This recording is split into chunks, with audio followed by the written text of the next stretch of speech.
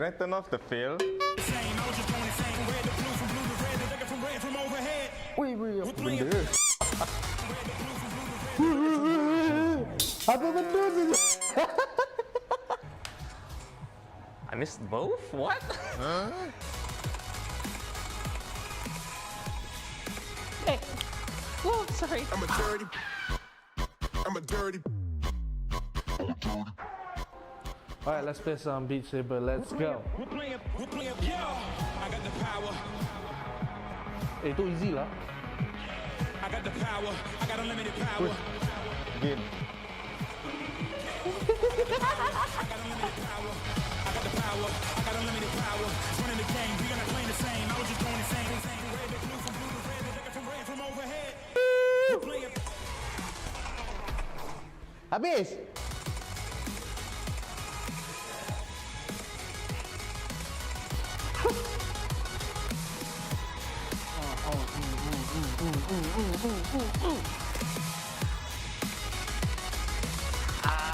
Missing way too many.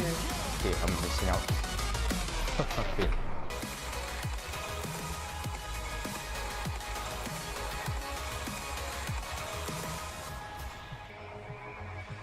I'm coming closer. Victory is mine. I'm making history. It's time. I'm living this moment. Living the. I'm a dirty. Okay. I'm a dirty. I think I'm colorblind actually.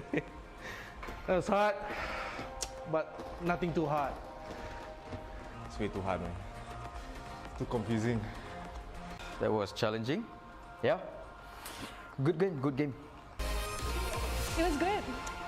I beat Lionel. Weh, sana. Asal aku tak lulus, Mat. Serius ah. Tapi serius, susah. Tak boleh. Sebab dia bagi aku hard. Aku tak boleh nak main. I'm a dirty. Okay. I'm a dirty. I'm a dirty. Bulk accelerator. I'm a dirty. Look, mom, that's a dirty. Nah, you ain't never heard me swerve. Swing by the swing. Je suis intéressée par les affaires.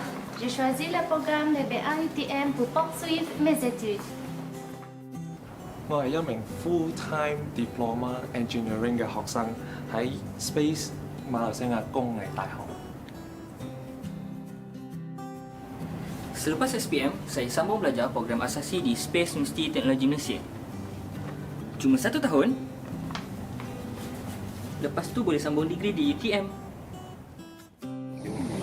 நான் space university technology Malaysia என்ற bachelor of general study BGS பட்டப்படிப்பை மேற்கொள்ளும் மாணவி நான் விரும்பும் துறையை நானே தேர்வு செய்யலாம். Di hari biasa, saya bekerja di sebuah syarikat. Tapi, di hari Minggu, saya merupakan pelajar program separuh masa di Space University Teknologi Malaysia. مع الصف الكلي 270 أنا أستطيع أن أواصل دراستي في برنامج UTM IVP وجابان IVP.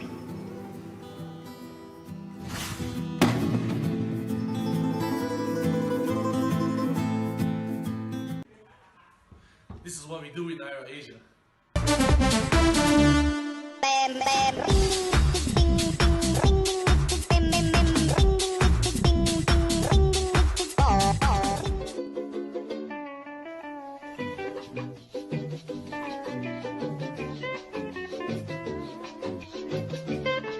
shoe on the planet. You know, sometimes you look at the steel and say, huh, I could do that. But sometimes there are just steels that say, oh my God, and you have to go nuts. Hey guys, I'm NeonFaith, and right now I'm going to take a look at the top 5 steals in the Summoners Odyssey. Let's go. Here we see Ardent's Ryujin trying to steal the Cloud Dragon from NeonFaith's 4-man stack. Look at how he just charges in, smites it right in front of NeonFaith's face. From Ryujin, the ult in just to try to get... Now this is what I like to call a balls to the wall play. Look at how Nova Orange charges in with Olaf to steal the dragon with ease. Walking in with the Gaga Sword, he's going to be so taken. Now Unstoppable coming for Olaf. A little bit too early, so you'll be taken out. But in the meanwhile, he will steal the Ocean Dragon. It doesn't stop the damage on him, and Braum won't be very low. They will kill him away in the Ezreal. Noah's Aron is back yet again with another iconic Olaf steal. This time, he charges in to steal the Rift away from Ardent Esports. Rift is so low, of course no jungler yet, but now it's here and he's stalling us just a little too early. The smite and Unstoppable Force come. They get the kill on the Graves, the taunt all alone, Kiko in the back. Here we have Mango's Vi landing a perfectly timed smite to steal the Mountain Dragon away from level up. But now they will get the charm onto the Galio, but they'll steal away the mountain as they were stolen away. Now the fight will break out. Of course, they don't have all the ones, but Diana ulti will land. Featherstock will come out. No members are dead on either side yet. But finally, Seraphine does go down. The Vi flies in, but will be taken away by Xayah. And finally, the #1 steal in Summoners Odyssey goes to Caballeros Gemguin with a rather unexpected Baron steal using Kai'Sa's Void Seeker.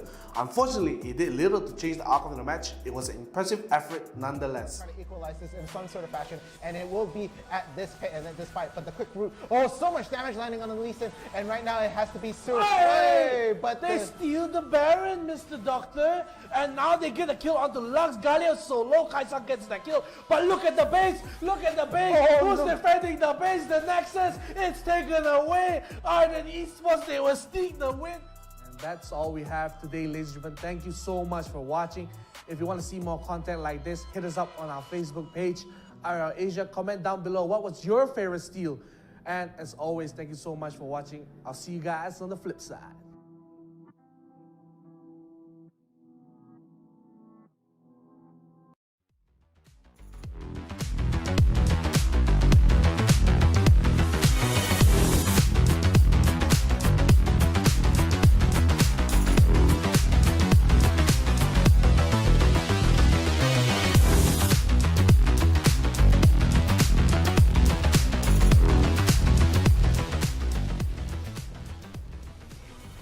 Welcome back to Warrior Summoners Odyssey. My name is NeonFaith. And I'm downright fierce. And this tournament, Warrior Summoners Odyssey, yes, it is organized by IRL Asia, with us also partnered with HOMIEE, SKOB Solutions, and Fen Education. Not to mention sponsored by UTM, Space Malaysia, and of course, Inch Theory. Of course. Can't forget my good friends over there at Inch Theory, my favorite place. Yeah. Every inch matters. Yes, in terms of interior decoration. And you know, one more thing I like to say is, we got something special coming up. Ooh, tell me a bit more about it. What is the special thing coming up? It's our PUBG Mobile tournament called EMVP. So instead of me just, talking to my slang, it's time for me to show you a little bit, especially about the video coming up for EMVP. Let's take a look.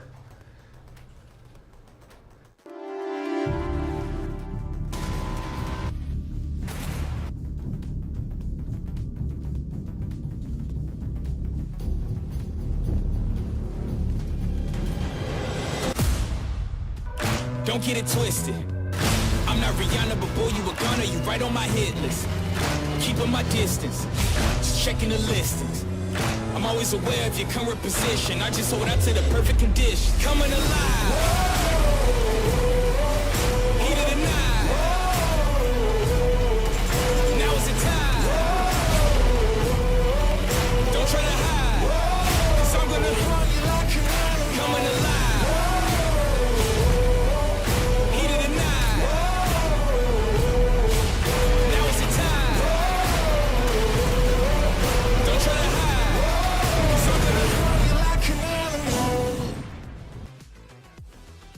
Hopping like an animal. That was nice one, yeah.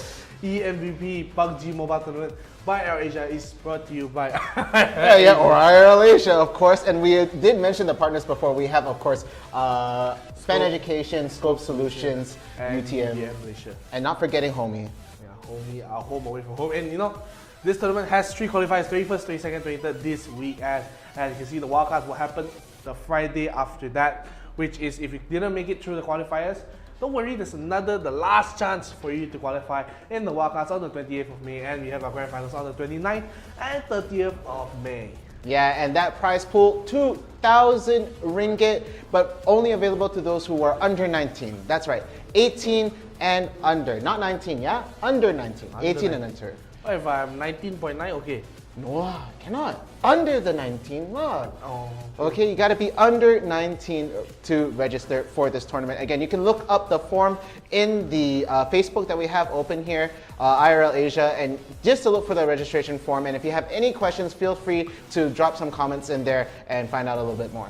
Yeah, and you know, we are always happy to take your questions. Anything, you know, I don't know, man, what's this all about? Make sure to hit our tournament operatives at IRL Asia. Just PM the Facebook page your questions. Maybe you can even go to our Discord and ask us questions. But we are ready for the records to see what teams are ready to be playing in the tournament today. Up to 32 teams. Let's see how many teams are here today. We have, of course, on the top left, Finesse Sigma from the Philippines. They will be going up against the strongest team in the tournament. That no, that's just a bug. it's just a dash right there. And I think G4BO. I'm just calling Gabo Esports. I think that's what it is right there. JMG, their opponents. Mad Dogs T2 having to fight against MJF Aces, a very strong team. NXG Academy having to fight the Ace Esports team. Yeah, and of course we have Pelas Silangan 𝐒𝐮𝐬𝐬𝐿 from the Philippines. We have Ace Esports T. I got T now, you know. Last time no T, now T. Yeah, some got T, some don't. Some have something before the Ace. All interesting right there. There is Sabong Samurai going against One Bro Kings. I haven't heard this name in a long time. One Bro King, they're back to reclaim their throne, the Kings. We also have Imperial Vega going up against S4Viz. So 2 new names I have not heard before. Maybe just for me personally, I haven't seen the name before. We have Hamster Esports. Yeah, I was just about to say, what about the one below? Hamster Esports. 𝐼𝐼𝐿 Alliance, of course. We've seen them, yeah.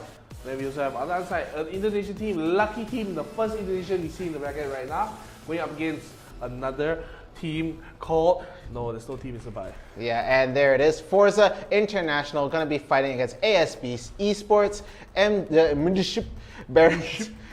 Barons, yeah, MDSHP, Barons having to fight Apoy Esports. Apoy. Right there. Leo Knights fighting against Pseudonymous. Yeah, right there. Pseudonymous. So 𝐒𝐮𝐬𝐬𝐿 and Pseudonymous. Both teams. The Pillars Newbie from Indonesia as well, another Indonesian team going up against Vigorous from the Philippines. Shot Glass, we heard the name yesterday, going against the Joker squad. Today, not the Joker song, so unfortunately, Joker don't have the buff.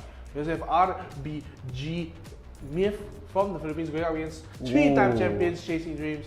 You have 𝐼𝐢𝐥𝐝 from the Philippines going up against Caballero Rises. And I believe that last match that you talked about, I think that's the match we're going to be seeing on stream right there. So Caballero, I'm pretty sure it is. I'm pretty sure. Pretty Okay, sure pretty sure. Okay, but the job or not? No job. No job. Okay, so still pretty sure, but not certified. Yeah, at least I justify. You certified? Okay, so that will be the next match on stream. Again, we've seen Caballero Rises do very solidly. I think yesterday they did pretty well. But Alumnum Puso, you know, I don't think I've seen them in the grand finals for a while. Actually, I know they've been able to make it to top 4. They got champions once actually. Yeah, but after that it has been a struggle in terms of form for them to reclimb to the back of the top. But today is their chance. But Caballero, they are hot in the heels. They just got off a 2nd place finish yesterday for Warrior Summers Odyssey, so they are arriving. They say yesterday 2nd, today 1st, maybe. But before we talk a little bit more about everything that we have going on here, again, I just want to reiterate that we have the IRL Academy. You know, yeah. So if you guys are interested in trying to figure out production, you know, on how we do this sort of setup and everything like that, or even just trying to become a shoutcaster like NeonFaith or myself, feel free to look up the Facebook page IRL Academy, IRL Asia Academy, IRL Asia Academy, and over there you can just figure out how exactly to pick up all these skills that are needed to be in the industry. Yeah, it's not only for the behind the scenes. If you want to be a player as well, like I said many times, we have so many good players. We have players that gotten challenger. Like if you're not from Malaysia, if you're Philippines or like Thailand or Vietnam or Indonesia, you say, I wish I could be a better player, but I'm not from Malaysia, how are you going to teach me? But we have a player all the way in the Philippines called Rod. Or his name is Rod Ma. Yeah, from the Philippines. Ooh. He is now challenger and he is made all the way. Of course, he's playing under our team RTZ under rank. So look forward to seeing him perform even more. So if you want to be a better player or you want just like generally just be a better thing in esports, head over to IRL Asia Academy. Our Facebook page will be somewhere in the search bar with IRL Asia Academy. You gotta look around for that. But anyway, if that is really just for the people who have, you know, that trouble of getting their first step into the esports industry or just trying to figure out how do I get there, you know, I like video games and all, but I don't know about making it a career or anything like that. IRL Asia Academy, they're the people to look for to try and get you that start ahead. But now that we've said all of this, I believe it's time that we get into the bans of the first game. Yeah, because we did say 𝐼𝐸𝐸 and 𝐶𝐶𝐬 Arises will be the next match. So let's just see what they do ban out. 𝐼𝐸𝐸, they have the first ban. They're going to ban out the queen in the Ayrton lane. It's the 𝐿𝐼𝐸𝐸. Yeah, so no 𝐿𝐼𝐸𝐸, no ADC, no tip-top form ADC coming in. Because it's over there, the ban over there, right? But now you try for 𝐶𝐶𝐬. Oh, you okay. Hiya! Diana ban coming from the side of 𝐶𝐶𝐬. So I'm going to take out the Diana very strong pick. But there's another ban. Let's see. What do you want me? Nah, I think I'll leave it to you. Okay, my side. So Brom will be the ban coming in here for 𝐶𝐶𝐬. I think you quick fire, you quick cast. I automatically think I'm going to retract. Smart cast. My turn. Okay. 𝐼𝐸𝐸, their final ban. Let's see what's going to be. Oh, Rengar. So Rengar, of course, is allowed as well as Kha'Zix, but Renekton, no. Renekton is not allowed in the tournament yet. So Kai'Sa and Renekton, it's a very weird ban coming from 𝐼𝐸𝐸. Normally for 𝐶𝐶𝐬, you want to ban out their Lee Sin, you want to ban out their 𝐶𝐿𝐼𝐸𝐸, you want to ban out, I don't know, Ziggs. But 𝐼𝐸𝐸𝐸, they immediately pick up the Gragas. So Gragas, Gragas still in the pool. We have Ziggs as well. Galio still in there. 𝐶𝐿𝐼𝐸𝐸. So very good strong champions left in the pool right here. But maybe that's just all 𝐼𝐸𝐸's plan right there. Wants to keep those strong champions on their side. But they're making 𝐶𝐿𝐼𝐸𝐸 Arises really think right here. But right away, Akali 𝐶𝐿𝐼𝐸𝐸 coming in from that side. Lee Sin, no hesitation being picked up from the side of ANP. Yeah, just like that. I like your snap. I just want to snap. Oh, okay. Get that strong snap. But Akali will be in top lane with 𝐶𝐿𝐼𝐸𝐸 in the jungle most probably. And now 𝐼𝐸𝐸𝐸, they have the Gragas most probably going top, the Lee Sin going to the jungle. So the top side of the map is done, and they will secure the Janna probably for the side of 𝐼𝐸𝐸𝐸. So the only good support I could say right now for 𝐶𝐿𝐼𝐸𝐸 is probably, actually I think will fit in this comp is the Alistar, because you want someone to follow with you. Or you also go with Galio support. Yeah, Galio is still in the pool right there. You're going to leave that combo to 𝐶𝐿𝐼𝐸𝐸 Arises. I'm pretty sure they're confused. It's like, you're giving us a Galio? But you could have picked that right there, and then maybe we take the Janna. But maybe okay. Delicious picks. So they say we don't want the Galio, man. We don't want Galio. We're gonna go with Leona. Okay, so there it is. The Leona is going to actually be the support on that side. Support is already locked in for the side ANP. They could try to play Galio mid if they still want to try and take away the Galio, but no. They are going to instead lock in the Tristana, and they're hovering over Orianna. I like the Orianna pick right there. That's going to be a lot of explosive damage coming in from the side of ANP. Yeah, and also they could go for double ADC for the side of 𝐶𝐿𝐼𝐸𝐸, because they could go for Corki mid and the Ezreal at the bottom side. So we're going to see what they're going to pick up here. And I really like the Galio mid right now. Look at the comp, because Galio goes pretty decently against Orianna. We see how many times he get caught out. But there's going to be a Kali mid here for the side of 𝐶𝐿𝐼𝐸𝐸. They say, okay, we need a front line to back up my Leona.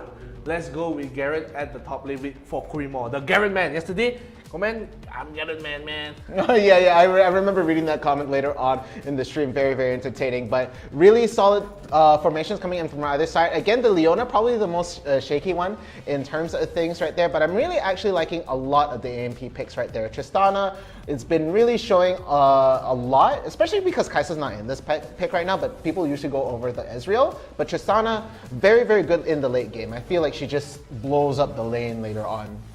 I agree, and Tristana, like you said, scales, but Xayah as well, that I thought they were going to pick it for the side of, originally for 𝐶𝐿𝐼𝐸𝐸, I thought it would be a good fit with their comp, but they go with the Korki. Oh yeah. So Korki, we saw how well Korki would play, especially with Yanagi. Yanagi played extremely well on the Korki, but this is not Yanagi. Yeah, and we'll just 𝐿𝐿 𝐿𝐿 did pretty solid yesterday. But 𝐿𝐿 is more of a Xayah player. If I recall correctly, he always prioritizes Xayah. So this time he goes for something a little different. He says, let's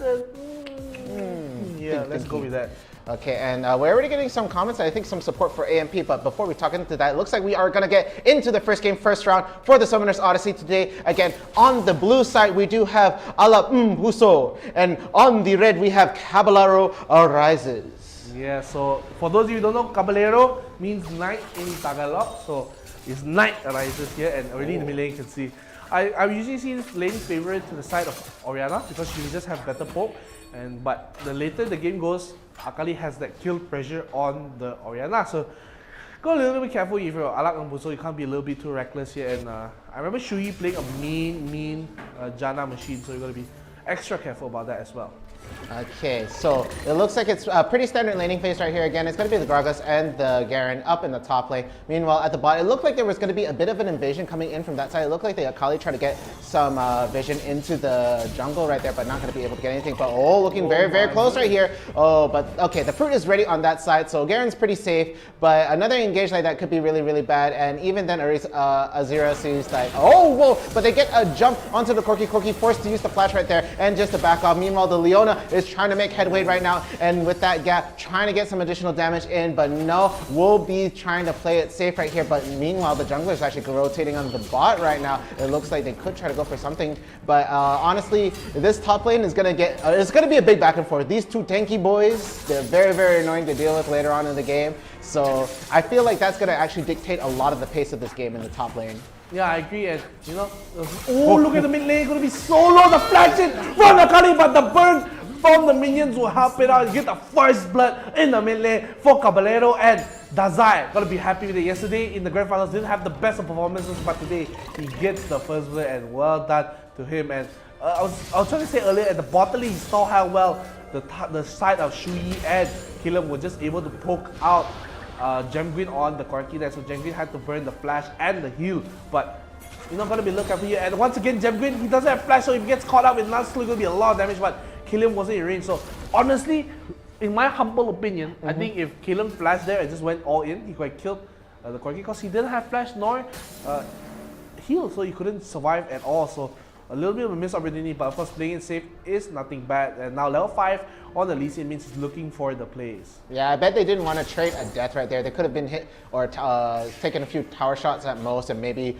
thought they would be risking death right here. But honestly, it still looks like Caballero is looking to try and keep on top for this lead right here. It does seem like the Leona is hovering around the mid. Oh, lots of damage coming on top of Orianna right there. Dazai really working on this newfound momentum after that first blood right there, trying to keep the mid laner, the Orianna, on her shoes right now, and it's on the tip of the coolers, is what we say.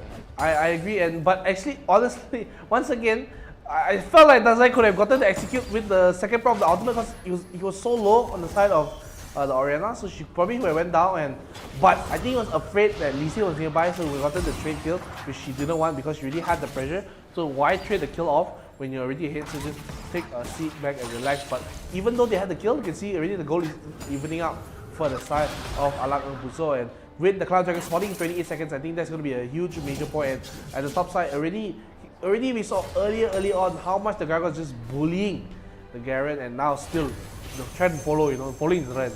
Yep. TikTok trend right there. 15 seconds until the dragon is going to appear right here. Again, as you said, it is going to be the Cloud Dragon. It's going to be Holly. Hexa ultimate is going to land straight away onto, but no, going to get pushed off right away. Force the flash. The Leona has to disengage, but not going to be able to make it out in time. There it goes. The first blood coming in from the side of Alan Umbuso. So they get 1 for 1 right now. And with that, they know that Belhor is actually very low on health. Might not even try to go for the challenge right now, but instead goes for the Rift Scuttle. So they will be able to see if they do try to go for the steal. steal right here, but no, it does look like 𝐿𝐿𝐿𝐿 might go in. A lot of damage going down. The sweep is not going to be able to land the disengage coming in from Janna. The ult going to be able to heal everybody up. Meanwhile, 𝐿𝐿𝐿𝐿 is forced to retreat. Meanwhile, there's still an onslaught coming into the mid lane, probably trying to get a tower, but that Cloud Dragon is already going to go into the pocket of 𝐿𝐿𝐿𝐿, and with that, it looks like they're going to try to disengage the...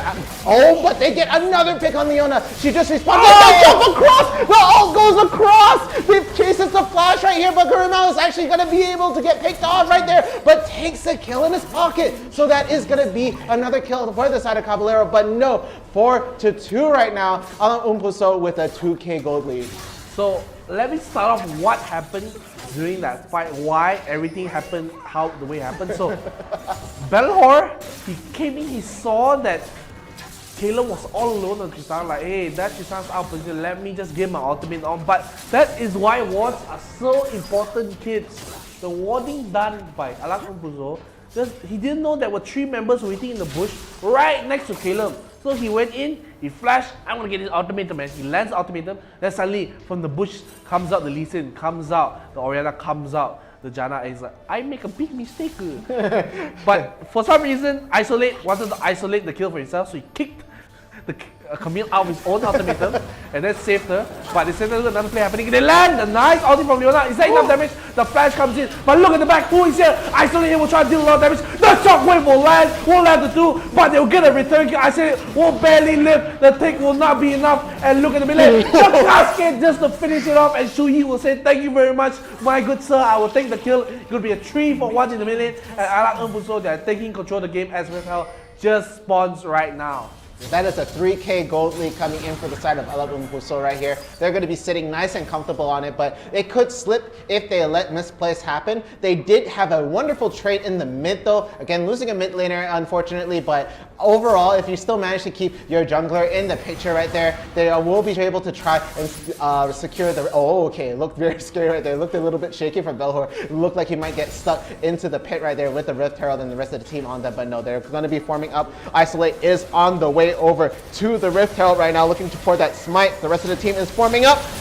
Are they going to land the ult? But no, straight to the back line. They're going straight for it. No, the 𝐿𝐿𝐿 is going to be getting a lot of damage, but it's going to be the Zhonya's being burned for the side of 𝐼SOLATE right here, but he's looking to go back in, but the peel off not going to happen right there. But the pick up at the back, they managed to get 𝐿𝐿𝐿. Down goes the ADC right there. They're trying to get another pick. There goes the Leona. They're still jumping Tristana, trying to get the pick on 𝐿𝐿𝐿, and down they go. But on the back line, 𝐷𝐷𝐼 trying to get a lot of damage, but a missed flash. It flashed back in instead of over the wall, and there it goes. It is going to go in favor of 𝐿𝐿𝐿𝐿, but no jungler. Oh, the big play. There goes for the flash, but the damage over time, he's going to be able to heal over that, and looking at almost another solo kill down at the bot with this 𝐿𝐿𝐿𝐿 playing literally on fire with the Will of Fire. Yeah, and you know, I want to correct you that it wasn't a missed flash coming in from the Akali.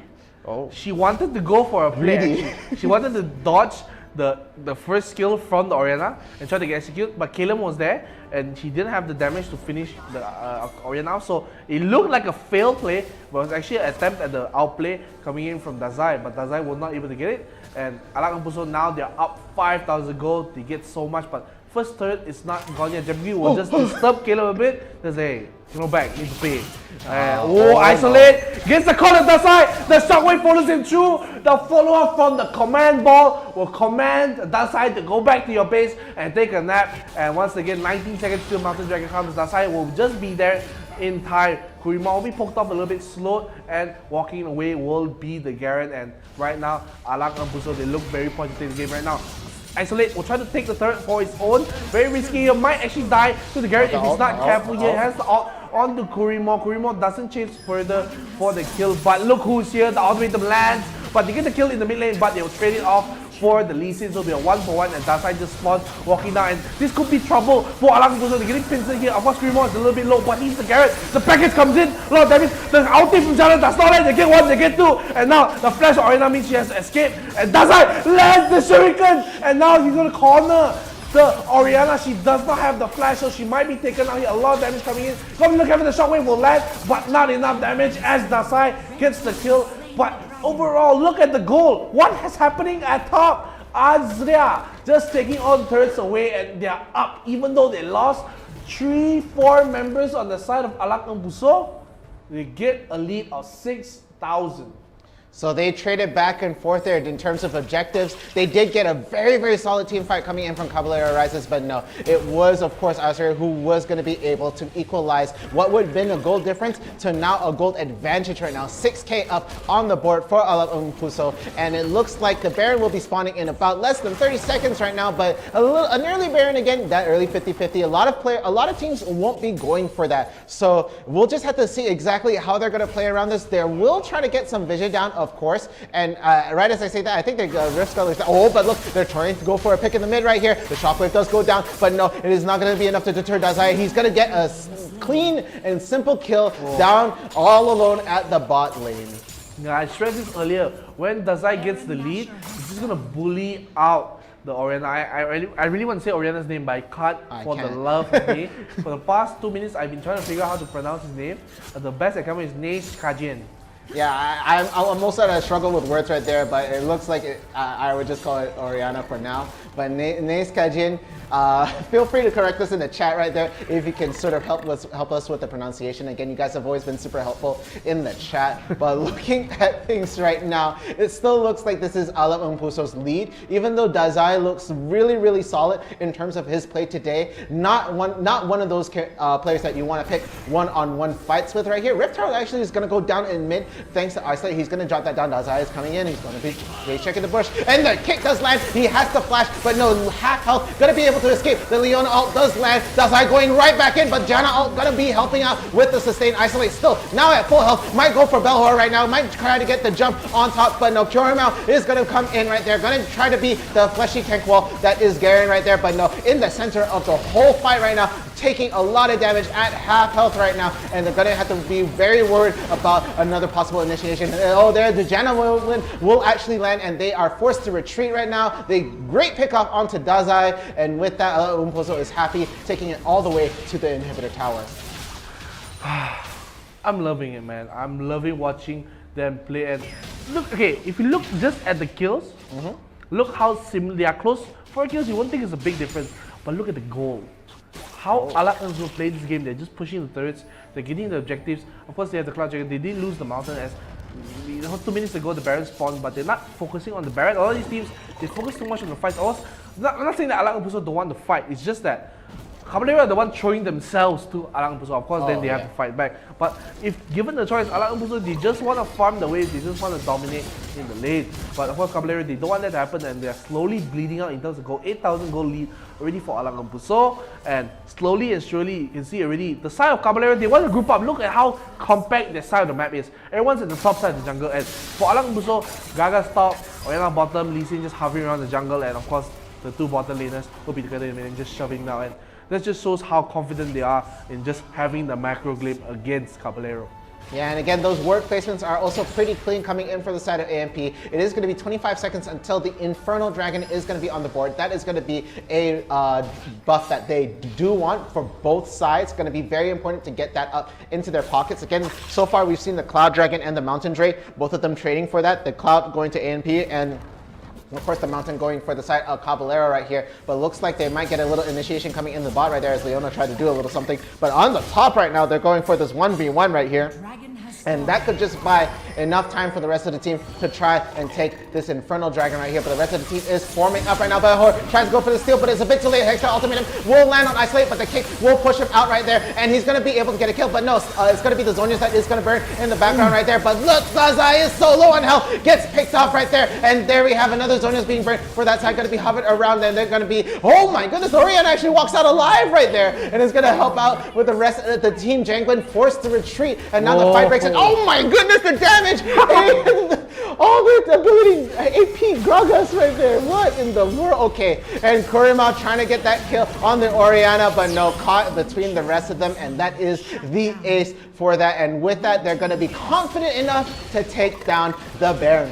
Yeah, 5 members there, an ace in 30 minutes in this game, and Alap Umpuso, they are playing incredibly well. They have 11,000 gold. They're going to grow even more with this Baron. And honestly, I think Alap Umpuso, they play this game without a fault. Even though you see, hey, but they touched the style, how is it a perfect game?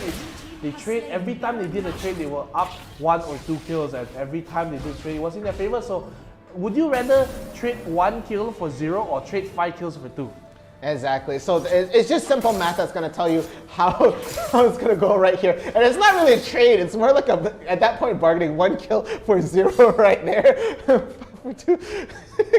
Just trying to get the math going on right there. But anyway, it was still not a very good trade in that last fight right there. That is going to be doing a lot. But look at that Void Staff going on to Gragas already. All that magic penetration coming in for the side right there. He's going to be doing a lot of damage. And we just saw that earlier against 𝐶𝐿𝐴. He was able to melt him down quite efficiently right there. Meanwhile, on the other side, Sunfire Aegis, it is going to be pretty standard right there. But going for the Spirit Visage. Not going for a Thornmail, actually, the Garen, which is, I think that makes sense because there's not a lot of ability damage in general. It's just going to be all in abilities right here. But it looks like it is going to be a split siege right now. They are going for the mid. Meanwhile, at the top, it's going to be the Gragas over there. But look, Isolate gets, no, it's not Isolate that gets hit with the Hexa Ultimatum, but no, immediately eliminated right there. Going to get taken out. Xingyi just holding that ult for so long, healing at the rest of the team. He is so low, and with that, 𝐶𝐿𝐴 is also going to fall. The split push still happening at that top side. Isolate actually behind enemy lines, gets picked up from the tower, but that is going to be it right there. 𝐿𝐴 running for his life away from his own base, knowing that Isolate's on the other side, and this is not the most hotly intense chase sequence ever, but I think this is going to be Tristana's kill right there. But meanwhile, that whole time, it is going to be the Nexus God right there, and there we have it. Game going to 𝐿𝐴. 𝐿𝐴, they play incredibly well. They get the win. Well done to them. And you're going to see the end? Well, it's okay, you know. Got to get the kill onto the Corki on 𝐿𝐴. We're just going to assume that 𝐿𝐴 died at the end there. I didn't even see it. I just saw the Tristana jump and it's like, I think we got the picture there. You know the meme where it's like, yeah. I was thinking of the "We'll Be Right Back." Exactly. Oh, that was the song you were doing? No, but exactly that's what I meant. But you know, right now we're gonna take a look at the stats of the match here. MVP will go to Xingyi on the Janna, so well done to Xingyi, and 𝐷𝐴 will be the MVP. Playing incredibly well. Not enough, not enough. Pretty solid work. 𝐷𝐴, again, playing phenomenal today, but again, having that rest of the team. 𝐿𝐴 was not a factor in this game at all. Every Hexa Ultimatum seemed to land himself into doom.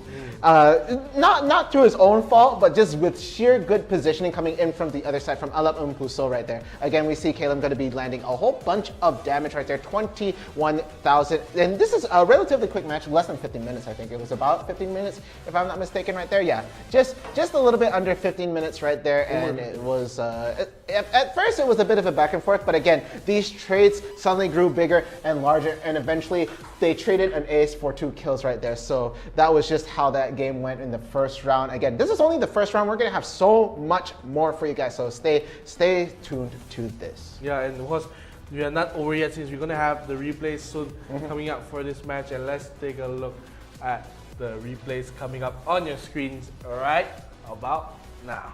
Let's take a look. So here we go. I think this is going to be the first pickoff happening in the mid right here. 𝐷𝐴 actually calling it so close. The burn going to be able to finish the job in the mid lane right here. And here we have the Cloud Dragon, one of the first dragons in this one. 𝐿𝐴 tries to set himself up for the kill. 𝐿𝐴 is going to go in for the support, but look how fast 𝐿𝐴 is going to get picked off right there. Not enough health to fight that, and 𝐿𝐴 is left to retreat after that dragon. Yeah, are you okay, man? I'm okay. I'm exactly, just wondering if you're okay. Exactly. Yeah. Right now, you can see how aggressive 𝐿𝐴 playing. So nice engage coming from 𝐿𝐴, but the cascade just pushes all the way. They get the finish off, and Isolate. It was a little bit too far, get killed off by 𝐶𝐿𝐴, but Xingyi will just be able to sidestep all that damage, and they get the kill onto 𝐶𝐿𝐴. It's going to be a double kill for the Asrai on the Gragas, and you're going to play incredible. And this is the nice attempt coming in from the side of 𝐿𝐴. So they get the package in onto the Orianna, and we thought, oh my god, Orianna, good night. But nice play. Yeah, Isolate. Actually, he's not that late. He's quite early. Yeah. Oh my goodness, NeonFaith, please. Making me irrationally angry with these dumb gay jokes right here. But but he wasn't late. This is a nice Rift Herald take from the side of 𝐿𝐴. They get the smite, and the Xingyi escapes. Of course, they do try to finish up the kill on Isolate, but he's able to just flash away through the redemption. And look at 𝐷𝐴 here trying to go for the hero play. He goes in, He does get the kill onto the 𝐒𝐮𝐦𝐦. The shockwave does land onto him, but he survives for so long. I don't know how he does this. He gets the kill on the Orianna. And now, this is the flash you thought was a miss. Actually, he was trying to go for the mid outplay. But, tak jadi. Tak jadi. Happens.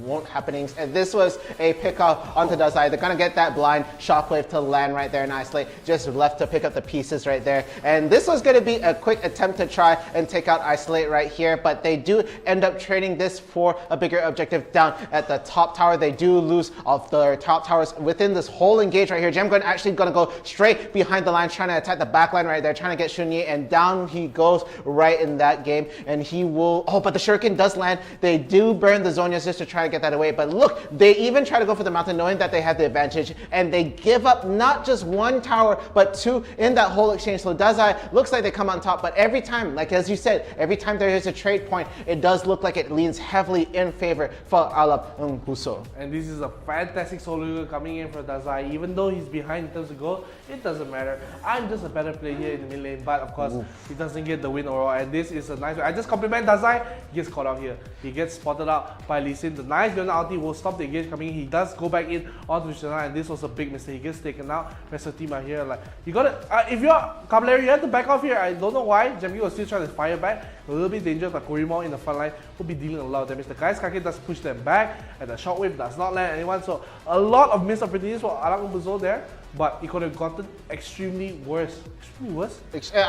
We'll use that because that very much defines exactly what happened down for Cavallo Horizons right here. And this was a really good seal the deal for the side of 𝐼𝐻𝐼 as they managed to take the Infernal Dragon. And 𝐮𝐦𝐦 is not afraid to just hold that Janna ult just to make sure that everybody is nice and healthy and alive, even though if she goes down right there. They get the pick off of 𝐻𝐻𝐼 close to the bottom right here, and the scramble to get the rest of the members over at the top right here. 𝐺𝐵 is going to be fighting for his life to stay alive right here, but look at that damage coming in right there. Again, we saw the iron build coming in from Gragas. It was no tank build right there. Radabands and Void Staff ready on the mark, doing a whole bunch of damage. Orianna does fall in this whole exchange, but the rest of the team does collapse, and that was the ace for this game. And it was 15 minutes in. They have the Baron buff, and they push it down. A Hextech ultimatum is at the attempt, but no, immediately falls down, and look how long he holds this ult. Long, and you see how well this 𝐶𝐸MAO just tries to buy time, but quadra kill for the side of Caleb, and they try to get 𝐺𝐵. I'm not gonna give the penta kill away. He runs for his life, but this is the clown show. I don't know how long I'm gonna follow this chase, but look at the minimap. The rest of the 𝐼𝐻𝐼, they don't care. They say, hey, what is this chasing all of the kill? Let's just end the game, and and there we go. That was round 1 of this game for Summoners Odyssey. We do have a lot more rounds. We have 5 rounds. The last round, of course, going to be a best of 3. The rest of the rounds, of course, best of 1. Yeah, I can't blame our observers for going for the They want the penta. It was a penta, man. You gotta give the benefit of the doubt, go for the penta. But of course, they end the game for the side 𝐼𝐻𝐼, so they take the game very convincingly, and they beat up my good friends, Caballero Rice. Yeah, and that's it for round 1. We do have more. We will have round 2 right after this short break. So guys, please stay tuned in the chat. We will see you all there after this short break. Yes. Exactly.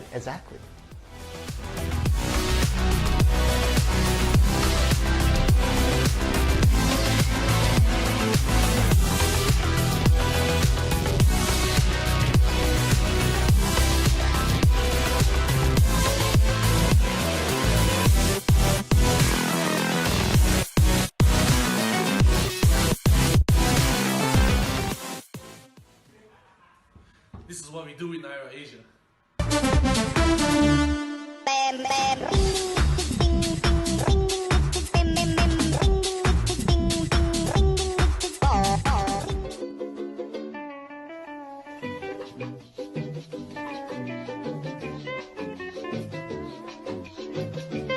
Put you on the planet.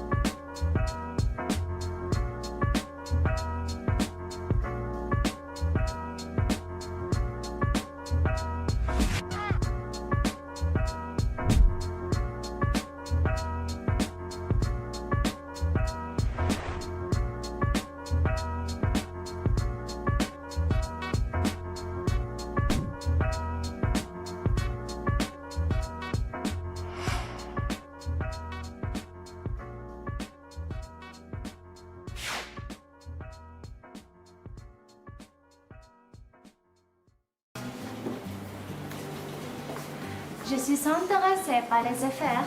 J'ai choisi le programme de BA UTM pour poursuivre mes études. 我係一名 full-time diploma engineering 嘅學生，喺 Space 馬來西亞工藝大學。 Selepas SPM, saya sambung belajar program asasi di Space University Teknologi Malaysia. Cuma 1 tahun. Lepas tu boleh sambung degree di UTM. நான் space university technology Malaysia என்ற bachelor of general study BGS பட்டப்படிப்பை மேற்கொள்ளும் மாணவி நான் விரும்பும் துறையை நானே தேர்வு செய்யலாம். Di hari biasa, saya bekerja di sebuah syarikat. Tapi, di hari Minggu, saya merupakan pelajar program separuh masa di Space University Teknologi Malaysia. مع الصف الكلي 2.7 أنا أستطيع أن أواصل دراستي في برنامج UTM IVP وجابان IVP.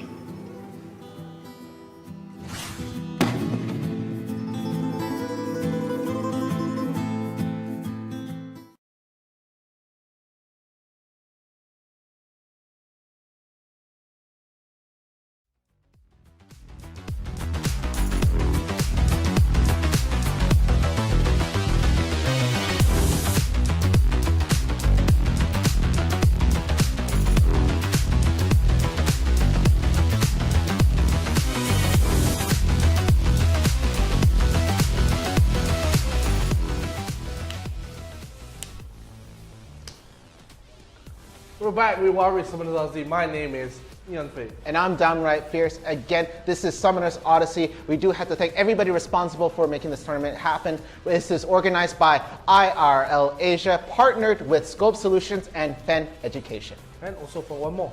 Oh, one more? HOMIEE. Yeah, we also sponsored by Sadis Malaysia, UTM Malaysia, and Edge Theory. Yes. So, with that, we already went through round number 1 for the tournament, Yeah, but full of amazing players. I mean, it was full of it. I mean, just amazing to watch for the side of so they just really put on the pressure, like just demolished 𝐿𝐴. yeah, and but actually, before we go into round 2, I think we should talk a little bit about something happening this Friday, really soon. Oh yes. Yeah. Yes.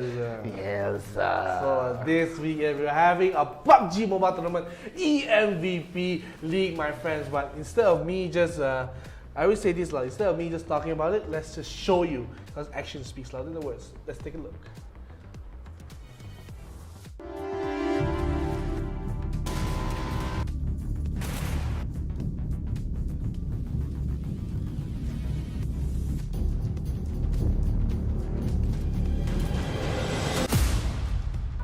Don't get it twisted. I'm not Rihanna, but boy, you a gunner. You right on my hit list. Keeping my distance, just checking the listings. I'm always aware of your current position. I just hold out to the perfect condition. Coming alive. Heat of the night. Now is the time. Don't try to hide, 'cause I'm gonna hug you like an animal. Coming alive.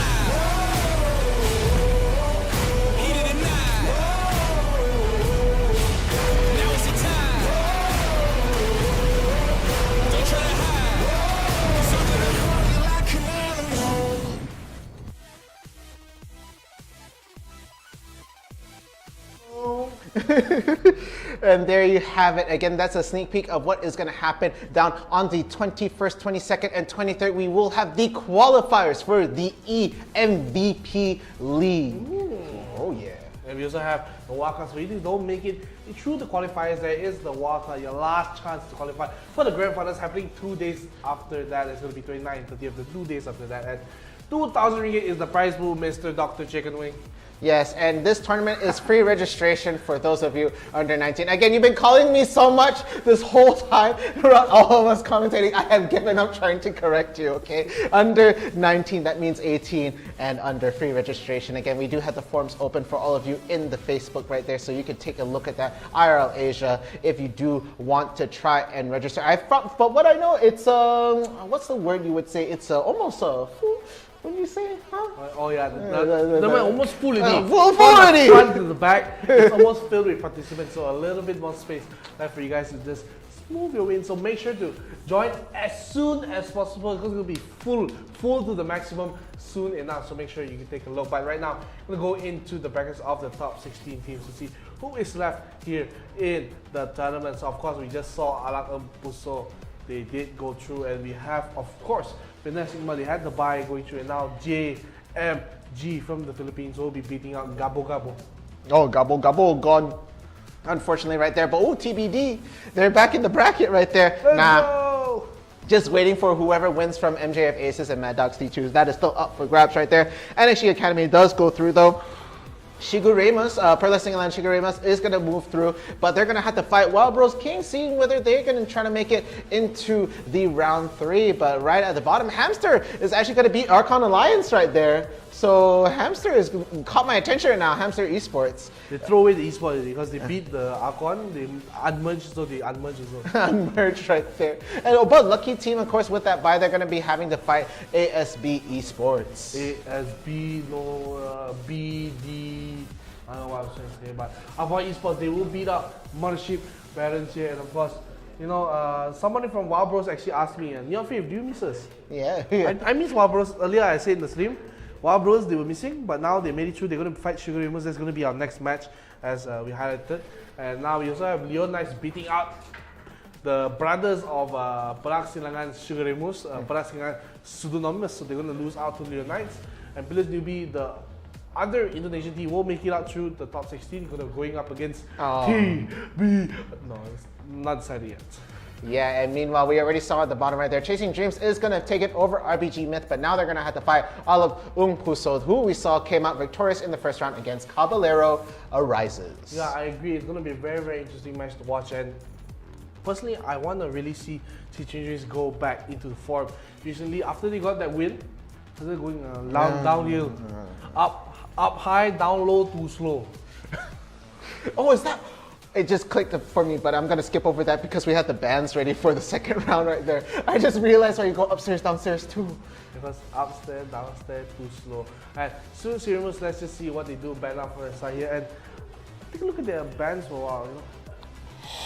Oh, what? Sorry, it's just the revelation that you hit me with. It's just so harsh right now. Down to? You know? I didn't know. Up high, anyway. Down low, too slow. Okay. 𝐒𝐮𝐬𝐸𝐸's first ban Braum, very, very solid. Diana ban coming in from this side right here. They have one more ban coming in. It's going to be the Camille right here. Very, very solid bans coming in from both of these teams right now. But what is the final one, huh? Oh, hit it with your hip. Oh. 𝐿𝐸𝐸. So actually, two men-centric champions going to be banned for this, 𝐿𝐸𝐸 and the Diana. Meanwhile, the Braum has been banned first, or at least a pick first situation coming in from most of these teams right here. But Camille being banned out right now. There's still many solid junglers right there. Sometimes we even see them opting to ban out the Lee Sin. So I'd say this just leaves 𝐒𝐮𝐬𝐸𝐸. They might try to go for the Lee Sin first pick. Exactly. Yeah. Let's see what they do pick. Of course, like you said, 𝐿𝐸𝐸 is still open as well. Lee Sin, you could say they might first pick it for the side 𝐒𝐮𝐬𝐸𝐸. They could also go for something very unorthodox, like maybe a 𝐿𝐸𝐸 first pick. Or a Rengar top lane. Very, very good pick. You saw that too much yesterday. Okay, I'm sorry I brought it up. We're only round 2. We're going to wait for all that stuff to happen, maybe later on in the grand finals again. Graga. First pick for the side of 𝐒𝐮𝐬𝐸𝐸. Again, very, very solid champion. Going to be able to flex in pretty much any lane right there. But Wild Bros Kings, they're going to be able to pick 2 in a row. And they do have the 𝐿𝐸𝐸 on that side. They do have strong champions like 𝐼𝐸 as well. But looking at it right now, they're hovering over the Rengar right here. And they might try to take the slot to seal off the top ADC, the Kai'Sa. Please tell me it's going to be jungle Rengar. I'm sorry I brought up top lane Rengar, okay? I'm very sorry. Maybe, but Wild Bros, you know, they do listen to the stream, they do hear us, you know, and they miss you too. I think purposely lah. They know I don't like Rengar, then they yeah, for 𝐒𝐮𝐬𝐸𝐸, they have, of course, Kai'Sa taken away, so we're going to take Tristana and Janna, very, very strong combo in the bottom lane, and of course, Gragas is just a flex pick still. Could go jungle, could go top, could go mid, we don't know yet. And for the side of Wild Bros, they're going to probably get off the Wu. If this is going to be a Wukong lock-in, I'm going to be very, very sad. I think they can hear you. Oh, okay. Okay, top lane, Fiora. Okay, you're good. All right, so there we have it. Mid lane Ahri, top lane Fiora right there, and hopefully a jungler Rengar right there. But on the other side, they did hover a little bit over the Evelynn right here. They do have a chance to seal their jungler right now. Again, it could be Graga's jungle, or it could be top lane right here. So it looks like with the hover over Garen, it's going to be a top lane Garen. Meanwhile, the mid lane being picked by 𝐼𝐢𝐷𝐾. Orianna's a very, very solid character, going to be able to do really well in the mid lane. Yeah, and let's see what they do pick up for the side of Wild Bros King. Wild Bros King, they have a final pick. Could be their support. Of course, Janna no more, no Braum, Alistar is open, Lulu's open, and they might go for Alistar because I know Wild Bros Kings, they like the Alistar, they play very aggressively here, so let's see what they do pick up. So Alistar will be the pick for Wild Bros. Kai'Sa, Alistar in the bottom lane, Rengar in the jungle, Fiora in the top, and Ahri in the mid. I can see Gragas will be the jungler for the side of Sugar River. It's a long time since we see a jungler Gragas. Garen top, Janna Tristana bottom, and Orianna in the mid lane.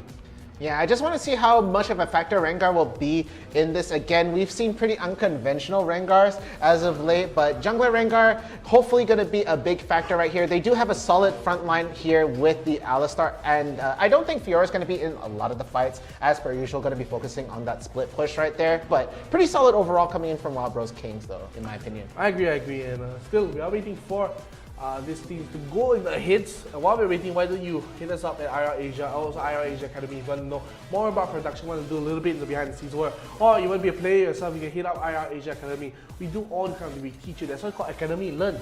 You learn, education. So you just take a look at IRL Asia Academy on Facebook, take a like our page, and also like IRL Asia as well. This page together, both combo package. Tapao one package done. Yeah, so thank you so much for supporting us, and let's get ready. I mean, I'm excited for this, but are you excited? I'm excited right too. This is going to be round 2. Top 16 already.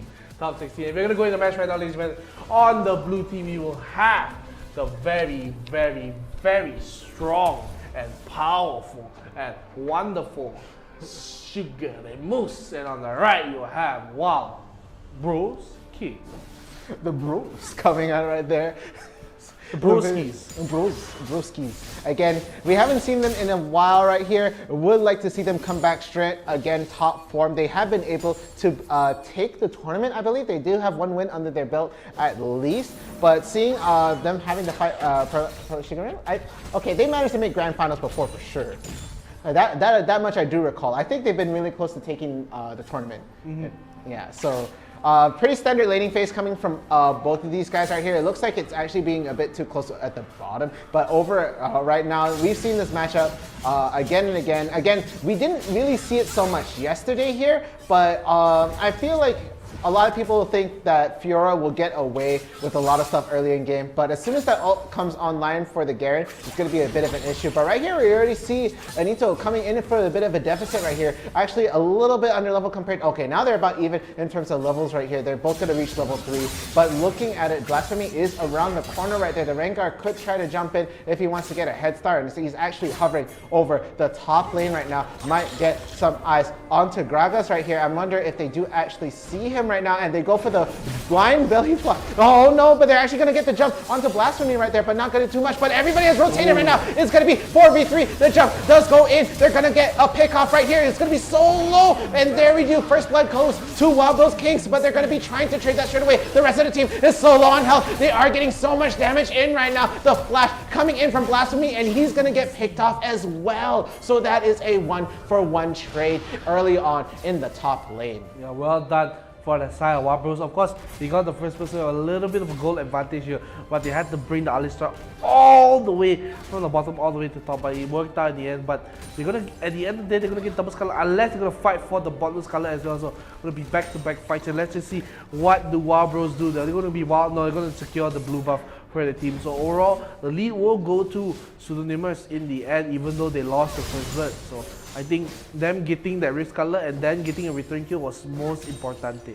Yeah, and there we have it, the trade of events right now, but it looks like it's gonna be a bit of a scuffle down here at the bot lane right now. Gragas is hovering over the bot, trying to just watch over his friends right now, just making sure that they can get anything started right here. And might try to catch Kaisa off guard right now. The jump does happen, the straight flash to the back, but no, Alistar is so low! They're going straight forward, and then we have Tristana gonna be able to jump in, jump out, gonna be cashing in on that kill, but Ahri's actually around. The charm will land onto Gragas though. Kaisa a little bit too far and too low health to be a big factor right here, and trading in half of the health for a trade attempt right here. But no, it's going to be a fight over at the top lane. An overextended Garen will be the dead Garen right there. And right now, Blasphemy looking back to trade back that last death from earlier on in the set. Exactly, and now still, the goal is basically even in this match right now. I think it does favor Wild Bros in terms of scaling, and look how aggressive Flaco is being. Will catch out Orianna. She doesn't have the flash, so might get punished here. The charm, will it land? Will be taunted up now. It will perfectly land,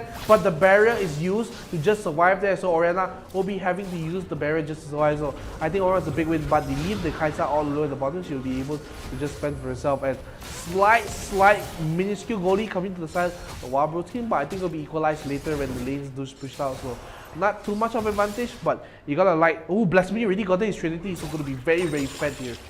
Yeah, he's going to be able to get a lot of damage early on, and just in time, it is going to be the Mountain Dragon that is going to be the one to pop out first right here. So late rotation coming in from the bot side right here, but Flaco is healthy enough to just straight away try to get some vision into the Dragon Pit right here. Meanwhile, the Janna is going to try to get a scanner down, just trying to figure out exactly where the rest of the team is right here. Meanwhile, it's a trade a little bit over at the top lane right there. They're just going to be trading blows. Meanwhile, Blasphemy does try to get a head start on the Dragon, but is going to get spotted.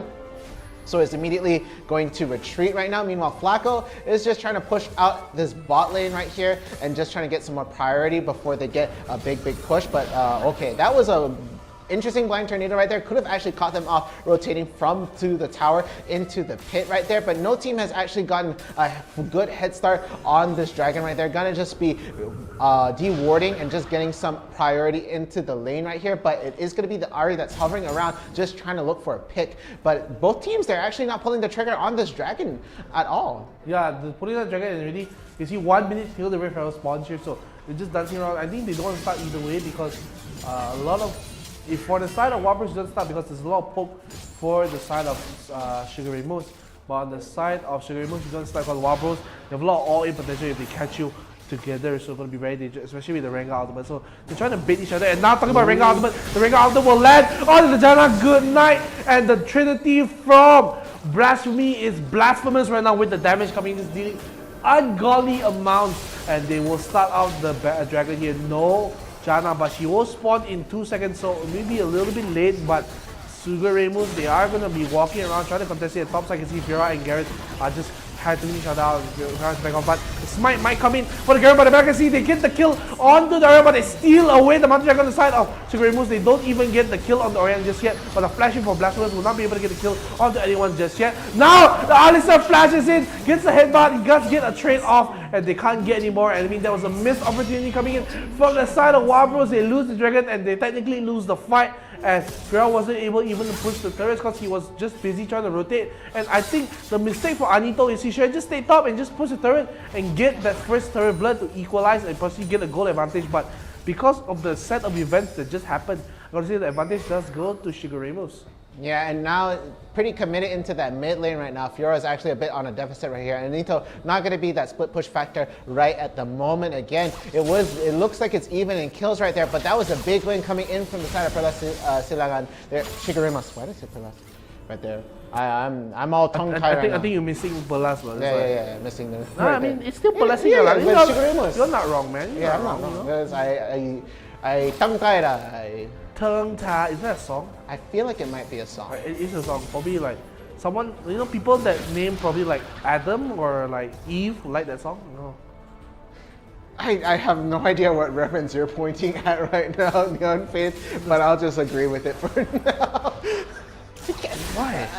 I don't know, man. I don't know. just I saying want to people- say that you could be right. People but that are named Adam or Eve, they will like a song called Tongue Tied for some reason, but right now the real hell is being started up here by the side of 𝐿𝐿𝐿𝐿𝐿𝐿. And Blasphemy, like I say, he's really strong, but he's not that good in the team fights. He's good in blowing a member out. The ulti does come out, they do know. Alistar does actually, he does not get the steal of hell, but now going to deal a lot of damage around. He has the blade of the ring. The stone play, but they get the kill already on to Tristana, so Tristana goes off, gets one kill, now looking for more, look at the damage coming, gets another jump in follow-up, will get the kill onto 𝐿𝐿𝐿𝐿, and this Tristana is unleashed, and it's going in for another, going to be another kill for the side of 𝐿𝐿𝐿𝐿. But at the bottom side, oh my goodness, it's going to be an ace coming in from 𝐿𝐿𝐿𝐿. my goodness gracious, we've hit scaling now with the Tristana right there, and with the solo pickup coming in from the Garen right there. 𝐿𝐿𝐿𝐿 gotta be feeling good about that right there. Gonna be able to take the top tower and the bot tower too, even though it's looking like the 𝐿𝐿𝐿𝐿's bot tower is really low on health. An overall great exchange of events coming in for the side of 𝐿𝐿𝐿𝐿 right now. Wild Bros really on the weak end of this fight, gonna be a 5k deficit in terms of gold right here. Gonna be looking really tough to try and get this game back into their hands. I think I know why Wild Bros, they were so weak in this match. Oh, why? Because they're playing on a Tuesday. Explain? Because it's a weekday. I don't know how many times you're going to make that joke in reference. It hurts me every single time. Stop with that laughter. You're hurting me right now. Okay, the jump on the ward right there. Oh, Anito. Thinks you owe me a soda. Yeah, it's just gonna be going away. No flash right there, and it looks like Blasphemy! Like I said, 1v1 he deals a lot of damage, but the flash is just in time, but the Ahri does follow up. The shockwave will land, and now who goes back in. 𝐿𝐿𝐿𝐿 will try to get a kill on the Ahri. He does get it. He will trade his life 1-for-1 here. Gonna be very happy with that. Gonna get that as ROTK on the Orianna. Say, okay lah, thanks man, saved my life. But in the meantime, look what happened in the mid lane.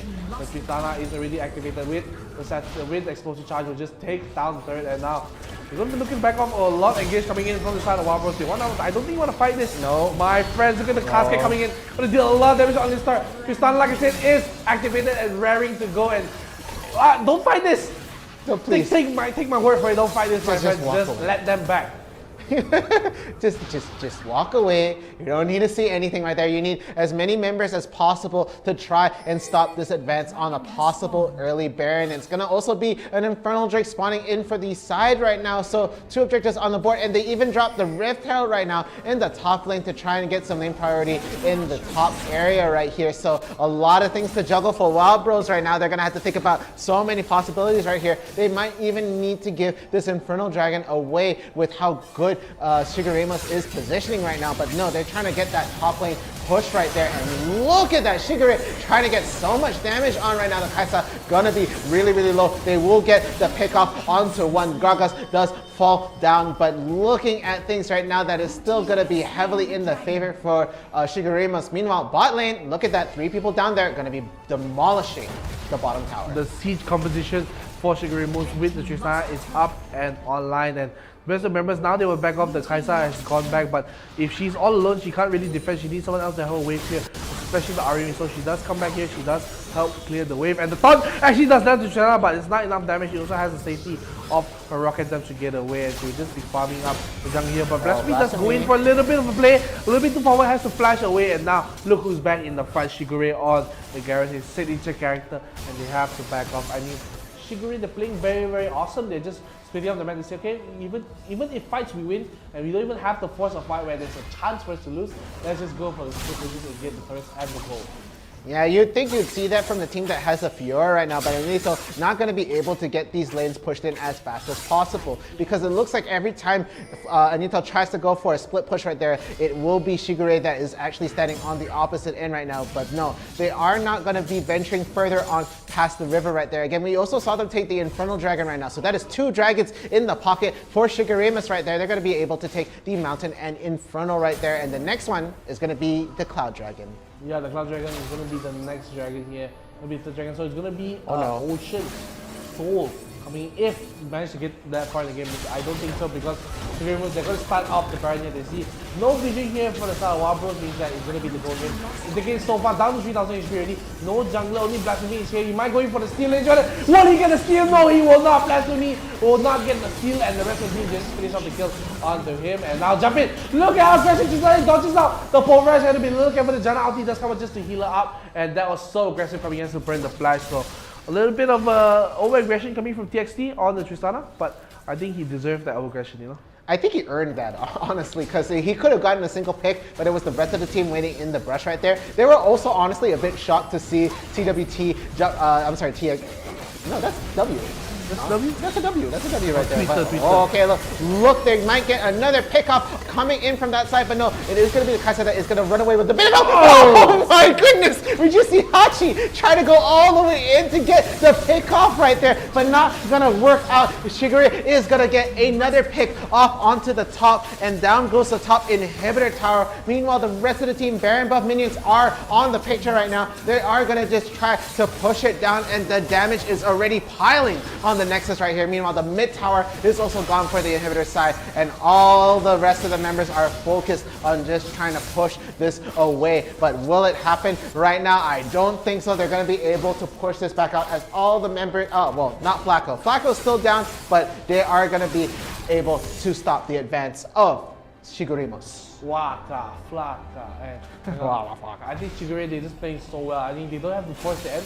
Just reset, you know, just wait for the next pitch. The first Baron will end in about a minute or so. So they're going to just reset, get some items. They got a lot of gold from that. 𝐒𝐮𝐦𝐦𝐨 is actually coming in for the Tristana, so a bit extra safe here. So she has the Blade of the Ranking, the Infinity Edge, the Rapid Fire Cannon, the Exuberation that's calling me. Executioner calling right there. I was trying to figure out what you were saying at the end. I don't know what's going on with my ears today. Can't figure it out. But anyway, it looks like it's just very much in the pocket for Shigurimos right there. The charm does land, and look how tanky Gragas is. The ult goes in the back. The crit onto the Ahri right there will be the death right there. Million gonna be down and out, but TWT's in the picture right now. The damage going on top of Flacco. Shigure is gonna be walking it up. They are taking it to the Nexus right there. No survival right there. Flacco goes down. 40 seconds for the timer right there, and they're going to just be able to push down this Nexus. But no, they're looking for more kills. They're going to be padding those delicious stats right there. Shigure does get ulted on, but doesn't matter, he's still alive, and they're even hurting this Rengar in his own tower, man. You know, Gold Fountain. Pity Rengar. Trying his best. So, Barbers, they come back after a long break, and little rusty on the side, so can't blame them too much. Yeah, so there we have it. That was round 2. Wild Bros not going to be able to go through. We will hopefully see them some other day. We do want to see them play some more. We always love to do this, see them play. Again, we're having this every single day, except for this weekend. I think we're going to be doing a little special something. This weekend, there's going to be something special. We really heard us talk about so much. Let's take a look at the stats for the match here, ladies and gentlemen. Yeah, and there we have MVP TWT. Twitter. Twitter lah. Okay, TWT, Twitter, or trigger warning. Okay, no deaths for the side of Tristana right there. And on the MVP side, for the side of Wild Bros Kings, we do have Milen, the Ahri, coming in right there. Only going to be able to finish off Leandries right there, and not going to be able to do too much. In terms of gold, they didn't really have anything going on right there. The most damage, also, of course, being dealt by the side for TWT. Milen was the one who tried to get a lot of things started right there, doing a little bit more damage than the Kai'Sa in his own team, but a bit tricky, you know? But on the other side, we have Shigure, managed to land almost 18k worth of damage himself. 80,000, but you know, I really admire Blasphemy. He played extremely well the early game, but it just wasn't enough to carry his old team through the match. And oh, very, very nice to watch the team just annihilate Wild Bros. I mean, really well done. You know, I think they deserve all the praise they can go and get. Yeah, but again, this is only round 2 so far. We will have more and more rounds. We have, again, there were 32 teams. We were down to 16, but we have so much more. Let's take a look at the replays of the second round, though, to see exactly what happened in the games. Shigure played extremely well, and early on you can see the first blood does go. A lot of damage comes.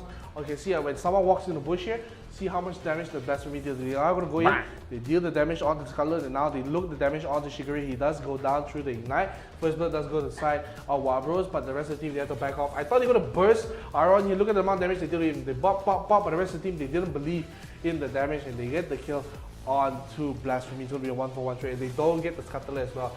And this is the bottom side of the map. You see Auron just chilling in the bush waiting. He has the cascade ready and raring to go. And now he goes in with the Janna. The cascade lands a little bit far. I thought he could just walked up and did it. But he does go for a little bit far away. And the jump in for Tristana gets 1 kill. Jumps out. Bye-bye. Yeah, and they managed to secure that kill. They even had the Ahri coming in, but all that was just the charm that landed onto Auron right there. Again, Gragas a bit too tanky to really burst down, so not going to be a return kill coming in from the side of Wild Bros. Meanwhile, a pickoff coming into the top right there, catching 𝐒𝐮𝐬 a little bit overextended to try and take Anito out of the picture, and unfortunately it will be his downfall. But now this was going to be the first dragon of the game right here. It was going to go to the side of Wild Bros here as they were getting the head start, but no, Auron is actually sitting in the middle there. He will get the dragon take right there. So they steal that up and they are trying to get a return kill coming in from the side of Wild Bros. They did try to get some of that momentum. The charm will land onto one. They do get the Gragas pick right there, but Rengar also fell in the back and Garen just doing the cleanup right there. Clean ult and just secured the kill.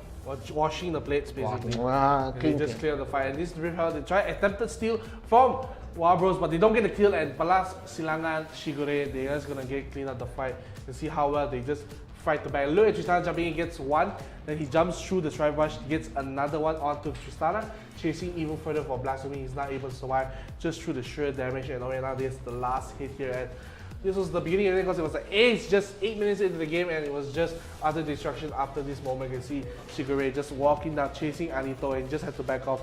And the rest of the game was just the Palas Silangan 𝐒𝐮𝐬 show.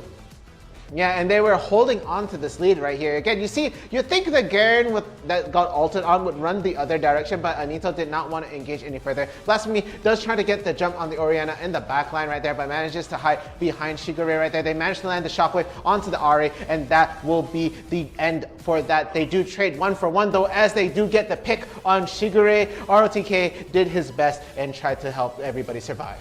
Yeah, and mid turret.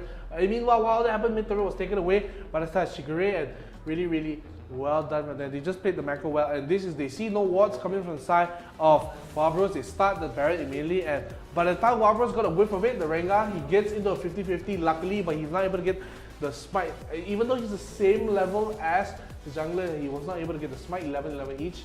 And then Tristana just jumping a little bit too forward, has to back off the ignite or land, so the healing from Janna is not as effective, but the damage is done. Look at this cascade coming in from Auron. The shockwave does land, but they were able to not get the kill. Look at Hachi. Oh my goodness, Hachi, look at this flash. Oh, yes. Oh, he went all the way in, and they're not going to even... Okay, they do manage to punish Hachi quite a bit at the top right there, but actually he's going to be able to walk away. The barrier coming in for Hachi himself, going to be able to bury himself and just walk away right there. But with that, they were able to siege down a lot of the towers right here, but not quite able to finish off the game, as they knew the rest of the members will be able to come back and try to push them out. So they wanted to keep this Baron buff for that faster recall, just to try and get out of here, but they knew if they stayed anymore, they could have potentially lost a lot more than gained. Yeah, and this is the nice cascade will land right here. 1, 2, 3, and they get the kill onto the Orianna, no escape. And this is the end of the game. Look how aggressive Tristana plays here. She goes in, PWT, tries to get the kill, jump into 4 members, deals a lot of damage onto Alistar, and 𝐒𝐮𝐬 is there to do the flash body slam will catch on Alistar. He will go down with the ultimate, and this is just the end of the days because Tristana is just so strong. She has all the items in the world to fight and end the game, and this is exactly what happens. Wild Bros, they weren't able to defend against this Tristana. She was dealing too much damage, and even though the Nexus was hitting on the Gragas, he didn't die, and they get the win here for 𝐒𝐮𝐬. And there we have it. That is round number 2 for the Summoners Odyssey today. Again, guys, we do see your comments right there. I see already some people asking, where's Chef?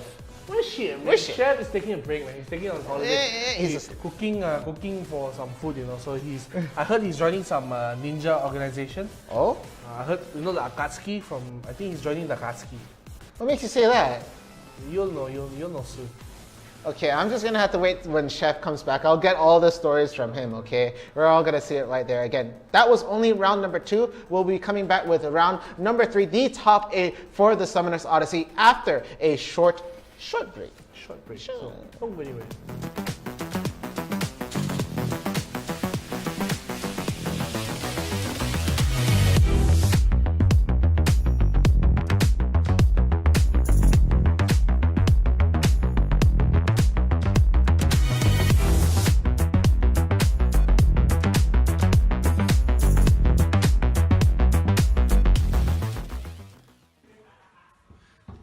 do in IRL Asia.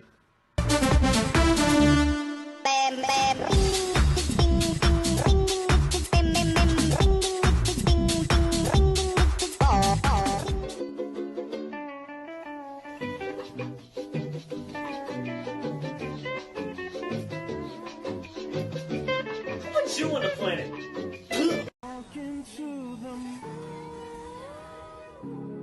You should know you can go.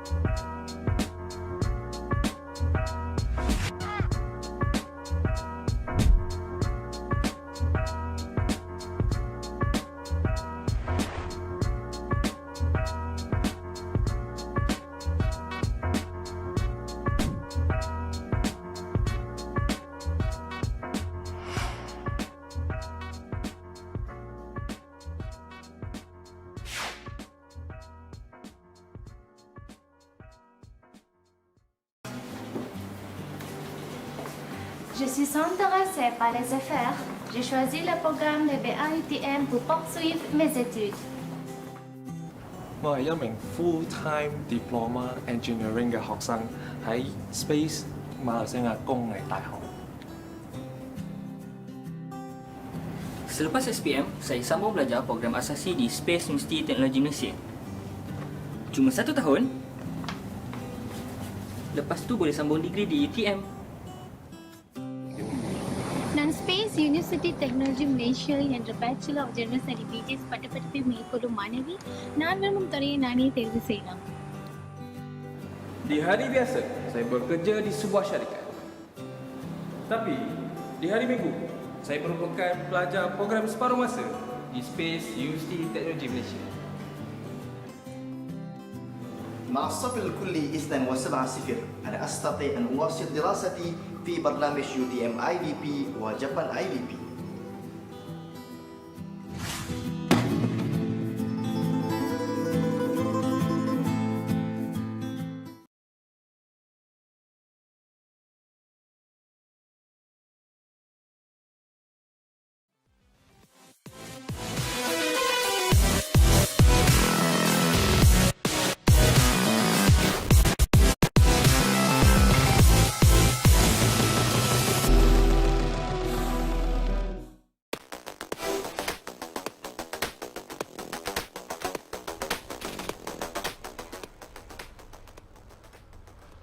And welcome back to Summoner's Odyssey Wild Rift. I am downright fierce. And I am downright NeonFaith. I don't see that in your name. What are you talking about? Oh, cannot lah. I have it. Like, I just you, you are doctor. There's 2 dots. Doctor double degree. We're not going to talk about this again. Double degree. Double specialty in 2 fields. Say some more. Say some more. Some more. Okay, I regret this. Anyway, before we talk anymore about the tournament today, again, we have a lot of people to thank for hosting this and for making this possible. Again, this tournament is organized by IRL Asia, partnered with SKOB Solutions, Fen Educations, and HOMIEE. We're also sponsored by UTM Malaysia, CDs Malaysia, and Inch3, where every inch matters. In terms of interior decoration. Yes. Just re-clearing things out right there. Of course, we did see earlier from our... Leave him alone, okay? We got the chat to talk to, okay? We got something else to talk about. Oh, okay. The PUBG Mobile Tournament EMVP region. There's going to be a big PUBG tournament happening here in this region. So for IR Asia, it is our prime jewel of love, our love. So, you know, crystallized form of our love for EMVP. And I gotta say, also if you wanna be very special here for EMVP, we have something special in store for you for EMVP, our PUBG Mobile Tournament. So, you know, instead of I always like to say this, it's my cash place now. Instead of me blabbering about just go, guys. Just it's okay.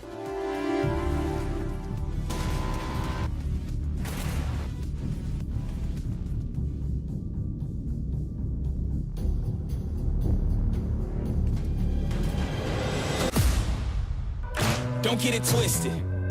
I'm not Rihanna, but boy, you a gunner. You right on my hit list. Keeping my distance, just checking the listings. I'm always aware of your current position. I just hold up to the perfect condition. Coming alive. Heat of the night. Now is the time.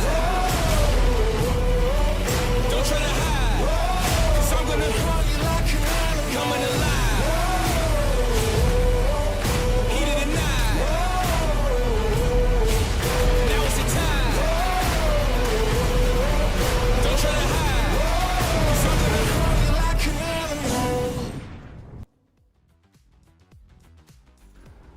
The MVP League for PUBG Mobile, brought to you by IRL ASIA. Also, they're partnered with HOMIEE, UTM, SKOB Solutions, and Fan Education. You can see all the sponsors below. But again, they are going to be fighting for a 2,000 ringgit prize pool. Again, it's going to be on the 21st, this Friday. That's going to be the first qualifier, followed by the 22nd and the 23rd. Yeah, that's the 3 qualifiers. And if for some reason, if you guys can't make the qualifiers, there's always going to be the wild cards that going to be for those of you that fell short. Going to be your last chance to get in the grand finals, which will be on the 29th and 30th of May. So stick an eye out. Stick an eye out. Keep an eye out. Stick an eye out for the tournament. And registration is going to be very, very limited, as a lot of slots are going to go fast, like me selling a sambal near the roadside. Vanilla sambal. Vanilla alliteration of what happened for dinner tonight. But again, this is going to be a free registration tournament. But guys, it is only open for those of you under 19. That means 18 and below. Not 19?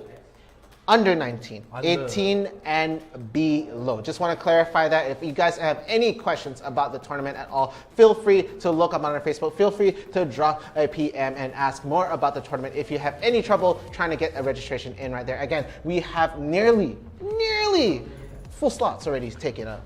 Almost there. Almost penuh already, you know, almost full. Penuh. So, you know, don't worry about that, but, you know, I think it's going to be very important to let everyone know. And, you know, at the same time, whether you guys head over to IRL Asia Academy, you say, I want to play PUBG Mobile, but I'm not good, man. You can head over to IRL Asia Academy. Or you say, I want to do these tournaments myself. I want to know how to do the TriCaster, like a cool productions, kind of ping, boom, boom, boom. Scene spaceship, you know, spaceship buttons. Special effects.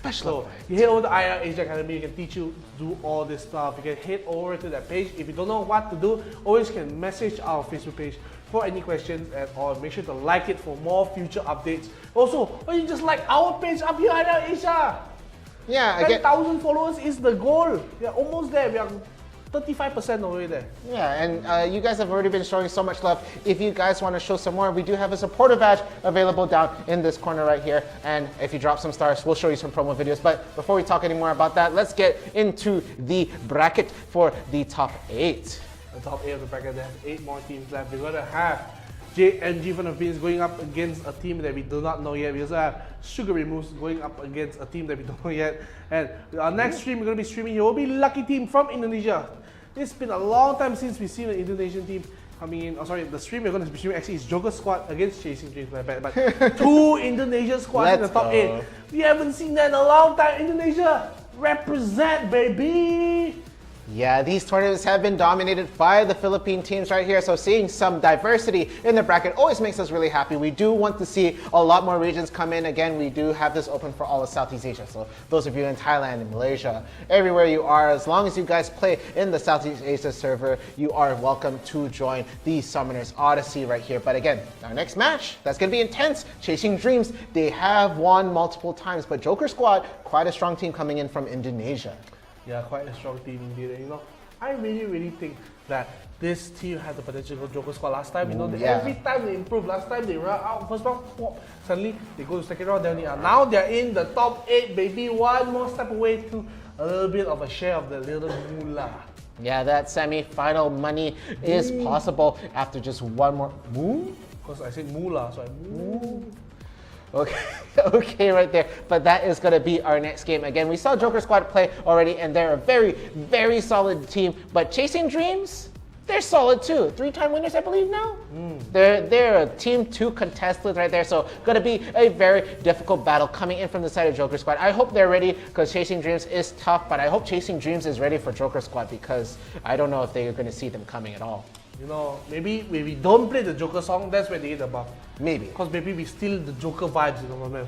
We're gonna go with the vibes here, but then, you know, I'm gonna be very impressed with Joker Squad if they do beat Chasing Dreams. Chasing Dreams, 3-time champion. Don't forget, 1, 2, 3, 4, 5. Not 5 yet, that's only logo because you got 6 times. And, oh, that's actually really well done. They actually had that song. Rap God, you know, Rap God. So, you know, while we're waiting for the game to start, I want to just talk to you guys in comments. Let me read the comments a bit. Okay, So pick up my glasses. Don't read with sunglasses on. It's bad for you. So let's take. So we had someone commenting earlier about Chef. We saw that earlier. Yeah, we did see that. And we have, some stars coming from Siti Aisyah. We need to see those dancers. So we have some stars set in by Siti Aisyah. So we're going to have to get a little bit of promo videos ready for the stars. But while we're getting the promo video ready, let me read a little bit more of the comments here. Yeah. Scroll. Let's look some more. Let's see. Kelly Xiao very sad lah. Oh man, Creeper. Oh man. Do you know that song? I do know that song. Creeper? That's what makes it. So we back in the mines.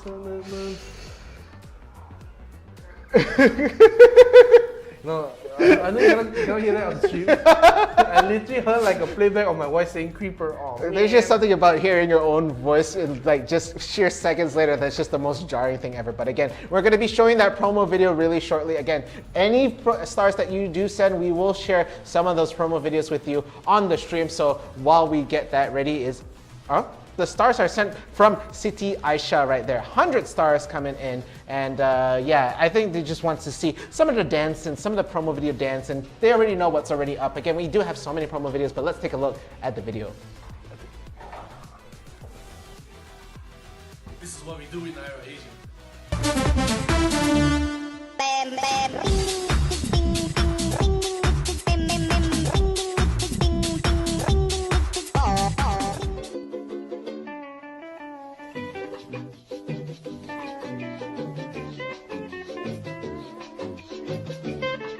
You on the planet.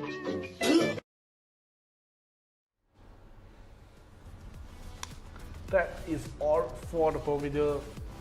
I think quite nice to watch lah. Quite nice. Again, if you guys like that sort of videos right there, feel free to look up our TikTok at IRL Asia. That's right. You go into TikTok, you look for at IRL Asia. We will be right there. You'll see a lot of behind the scenes and a lot of footage right there. But looks like we're done with that. We're going to be going into the bans and picks of the third round. Again, Joker Squad is going to be on the blue side, going to get that first ban, and Chasing Dreams on the red side. Yeah, let's see what they do by now. And comment coming in from Mal Perdil. Easy. He said, hey, that dance moves. So he said easy at first. I was like, hey.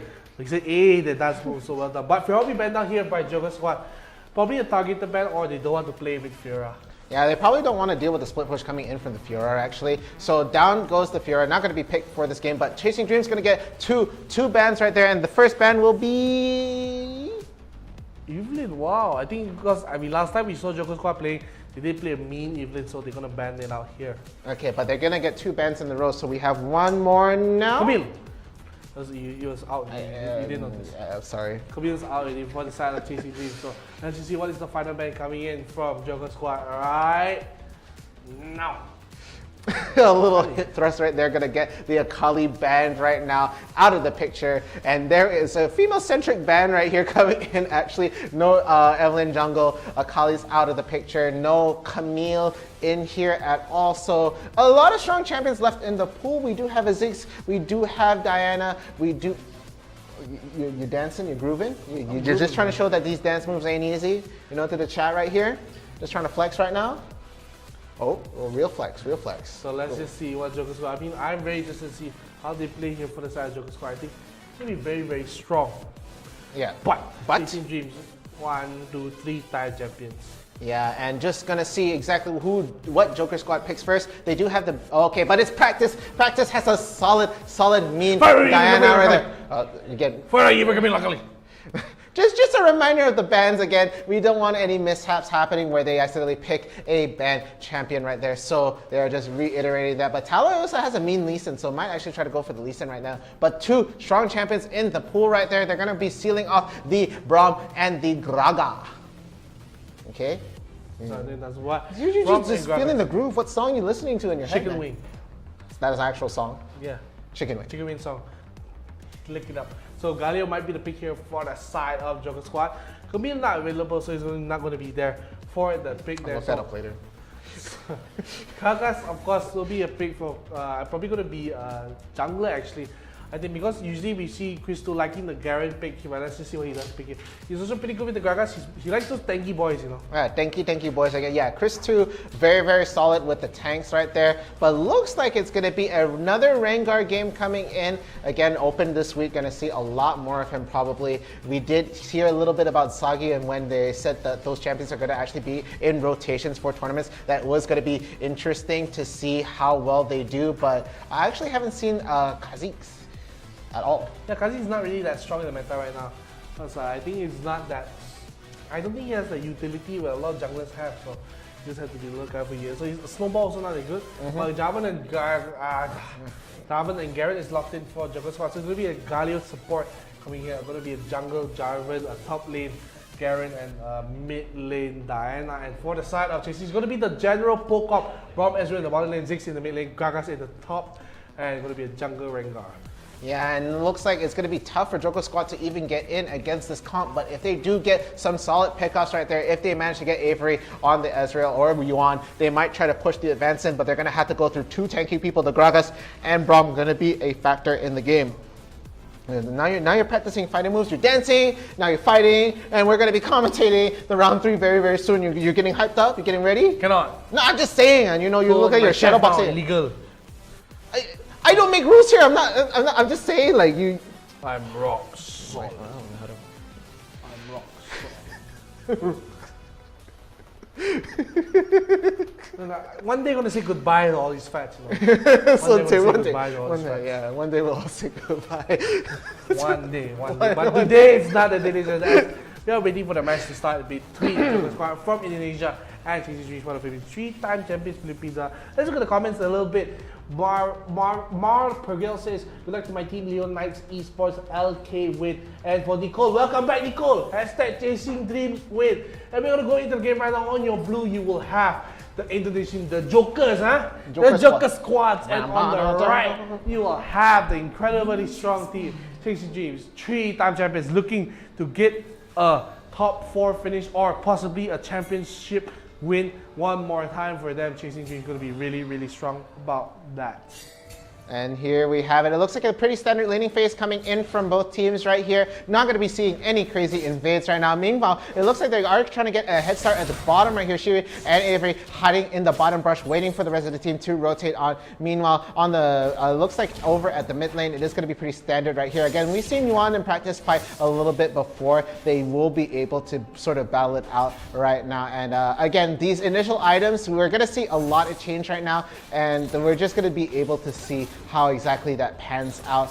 But at the moment, not too big of a factor until the core items really kick in. We're probably going to be sealing our first item only maybe around, I don't know, maybe 2 minutes or less as we go into the game. Meanwhile, looking at the top lane right there, 𝐷𝐻𝐻 actually putting on the paint onto 𝐻𝐻 right now. Gonna just try and get a lot of lane advantage right here. But they're gonna be trading back and forth right now, and it's gonna be pretty tough to say who's gonna come out on top unless one of them overextends. Yeah, and like you said, it's going to be tough to see who comes out on top, but I think overall it's going to be a big lead coming from the side of Joker. Overall, the laning phase, because they just have a better laning composition, but you can never count out 𝐶𝐶G. Every time I say, yeah, I think famous auntie 𝐶𝐶G from around say, NeonFaith, you know what you're talking about. We're the 3-time champions, so you're going to watch your tone with us. So I'm always very cautious of what I say about 𝐶𝐶G, but just on paper, it looks like Joker have a better laning composition phase.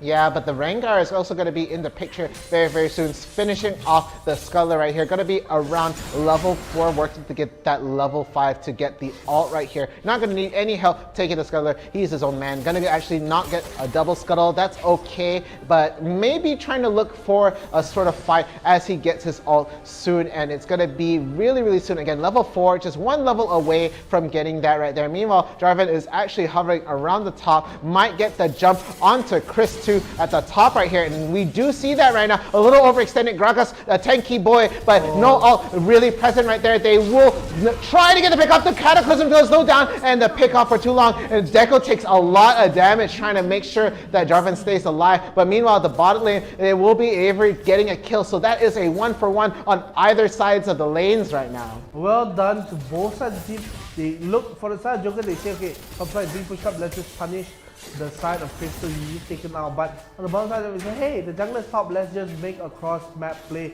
And now, look at Rengar, the jungler tower line. Gotta be look over here, has to burn the flash. All 3 members are around him.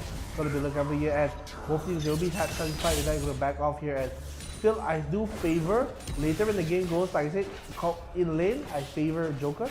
But when the fight comes around Baron or Dragon or whatever objective, it's going to be more towards TCG because they have such a good poke comp with good disengage and just good backline assassination partnered with the Rengar. So I got to think they're in the lead a little bit in terms of just that little thing, and rip-off taken away by the side of Joker, and Taloy just had to burn that flash, so not the best of days for him. Yeah, not going to be too great, and it's actually going to be a level advantage going in from the side of Chris too right now. 𝐿eKO looking, just getting the level 6 right here, but the ult is on the picture. You do not want to trade with the Garen for too long, knowing that the ult is in the background right there, so it does not want to get picked off any further. 20 seconds until the Cloud Dragon appears. It looks like they are trying to get as much vision as possible down into the bot lane right now, as the rest of the team is slowly trying to rotate into the lane right here. It's going to be Yuan trying to get eyes onto the Dragon Pit right here. They will spot out the Jarvan in the bush right there. Gonna de-ward right now and just making sure they won't have any vision in the Dragon Pit. And there you have it. The Cloud Dragon is in the picture right now. And it looks like both teams have fully committed into rotating down here. Gragas is just gonna come out of the Nexus. Yeah, and right now with Baron falling, this is how fast they know they're stronger in this fight here. Surprised to even go for it. Jarvan will try to go for a kill. The 𝐿eKO ulti will come, will land on the 3 members. The fight will ensue the top, and the Moonfall will land on the 4, but is it enough damage to get 1 for the side of Joker? They get the kill on the Brawl, but they turn around to get the kill on the Kai'Sa, get the kill on to Janna, they get the kill, sorry, on Janna, and they get the kill on to the Kai'Sa as well. Now they're chasing even deeper. Now going to be a little careful here if you're at the side of TCG.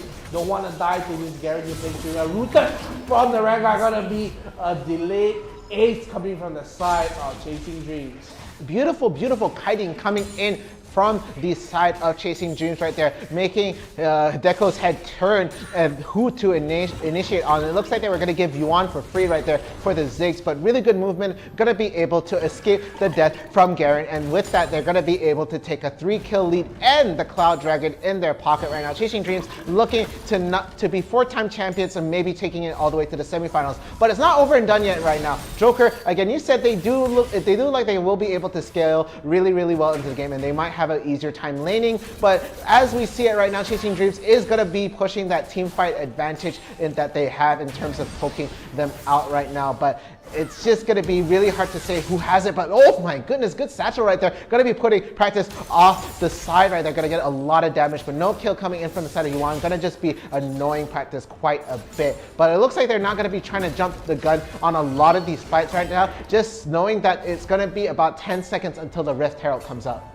Yeah, I think when the Rift Herald spawns, it's going to be very important for the side of Joker to try to fight it, because now, even though they're down 3,500 gold, they can't give this up because it gives a lot of momentum to the side of TCG. And a little bit of aggression coming in for the Baron. He does land the finisher for the Brawl. He does get low. The Cataclysm will stick him around, and Kai'Sa follows them to the back. Avery goes down as well, and I think it was a big misstep coming from TCG. Why were they up there so far ahead? And Jarvan gets to escape here. The Taloy does come to ultimate, and they're actually going to start the Rift Herald here because they see the Garrett at the bottom lane. Now the TCG does come in. I don't think you continue fighting, they're just going to go for it. The Jarvan is going to get the steal on the Baron from Kai'Sa of all people. And the Garen out after the 𝐒𝐬𝐿 ulti does come. Garen will not be able to get a kill. Garage does come across the screen, but he's not able to get a kill so far. Yen has to back off, dealing a lot of damage to the backline. Got to be a little more careful here. Even the side of 𝐿𝐿𝐿, don't be caught out here. See the rest of the team just going in. The 𝐒𝐿𝐿 is going to be fine here, walking away, and a big misstep from Chasing Dreams. They had a big play, but suddenly Avery and just Shivian just walking around and just getting caught, and now look like 𝐒𝐿𝐿 the same thing, just staying a little too long. Probably be caught out. One more hit will not go down. Will go down actually to the last hit. Probably the minions actually finish up the job here. And now they're looking for the turret, and Gary I'm gonna repeat the same mistake 𝐒𝐿𝐿 just did. No. Look how low Yen is gonna back off here, and now 𝐒𝐿𝐿 will be just spawning in the match here. Gonna be just spawning in 1 second here. So, look at the knockup coming in from Java, gets the kill on the wrong end. As well, the barrage will not finish off the kill. So close, but look who's in the backline. Moonfall will not land on either man, but Flash in will almost get the kill. But these two members just hitting the skill shots, and look who's gonna go down here. Nice, perfectly timed arcane shot here. Will finish off the kill, and Howard actually the backline does die. He does not get executed. Just like Chris is looking for the kills here, but I don't think it's a good choice coming from Chris. He thought maybe he could go for the fight, but the cascade is used to just disengage, and he will go down. So Chasing Dreams, I don't know what's happening. Playing a little bit funky right now.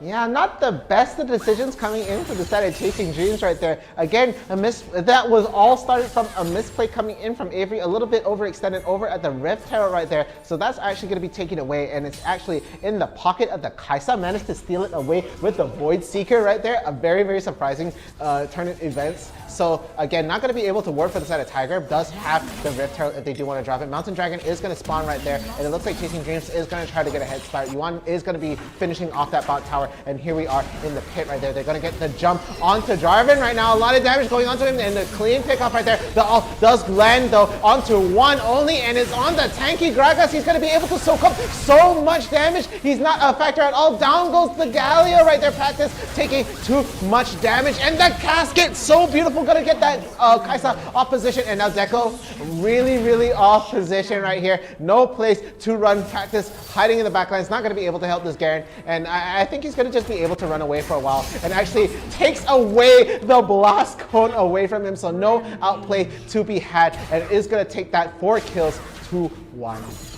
Now, this is the Chasing Dreams I like, not the Chasing Dreams every fail, but talking about that, Yen almost gets caught. The Sentinels will bring over, and Jarvan will try to get the kill. The Cataclysm will land, and the Flash was a little bit late. Configuration, he will go down, but look who's here to help out Avery. He's going to deal a lot of damage with Ezreal here. The barrage that's come out will not get the hit onto either 𝐒𝐿𝐿 nor the Jarvan, so they walk up safely, and another catch up to Yen. Just I was complimenting them, they make another mistake, but it's not game over yet, and you know, I think that was a much better stream when they get the dragon and they get out, and now they're going to be falling 20 seconds here as top is being shoved in, and I think Taorai has something to say about it. Ulti is proc here. We'll look for the jump onto the Diana. I think he has to solo to potentially the move does come out. Avery just there for moral support, and they get the kill onto Diana. So overextended practice is going to be met with death right there. They did try to push out the top tower, try to get another tower goal in their pockets right there, but not going to happen right there. They do have 2 towers down for either side of the team, so it's very even in terms of objectives right now. But looking at the buffs right here, Chasing Dreams managed to secure 2 dragon buffs for that side. Meanwhile, it looks like it is a bit of a scuffle down in the bot right now. Chris 2 actually going to be caught out quite a bit, but Deco is the one trying to lead the charge right there. Gotta be trying to get as much damage, but no, Shiri is going to try to come to the rescue. Meanwhile, Jarvan is hiding in the back line right now, but no, it is going to be an attempt at a disengage coming in from Shiri right there, but they're still pushing in. The tower doing so much damage. Meanwhile, over at the mid lane, they are getting so much kills right now. The 𝐒𝐿𝐿 is going to go down. Tiger goes down. 𝐻𝐸 not in the picture. Practice left alive, but no, it is going to be really, really close. Where is that true threat barrage when you need it? Not going to be in the picture right here. Meanwhile, they are still fighting this on the bot lane right there. There is going to be Chris 2 down for that side. Deco going to be trying to get the pick onto Shiri right now. Really, really low on health, and there we go. There it happens. They're going to be able to get that, but 1 more tower down for the side of Chasing Dreams, and they're looking for even more. I really think that Chasing Dreams, they got to be a little more careful, and once again, Avery going to be caught out here, and almost gets the kill, but I'm not liking what Chasing Dreams are doing. They're just splitting up too much.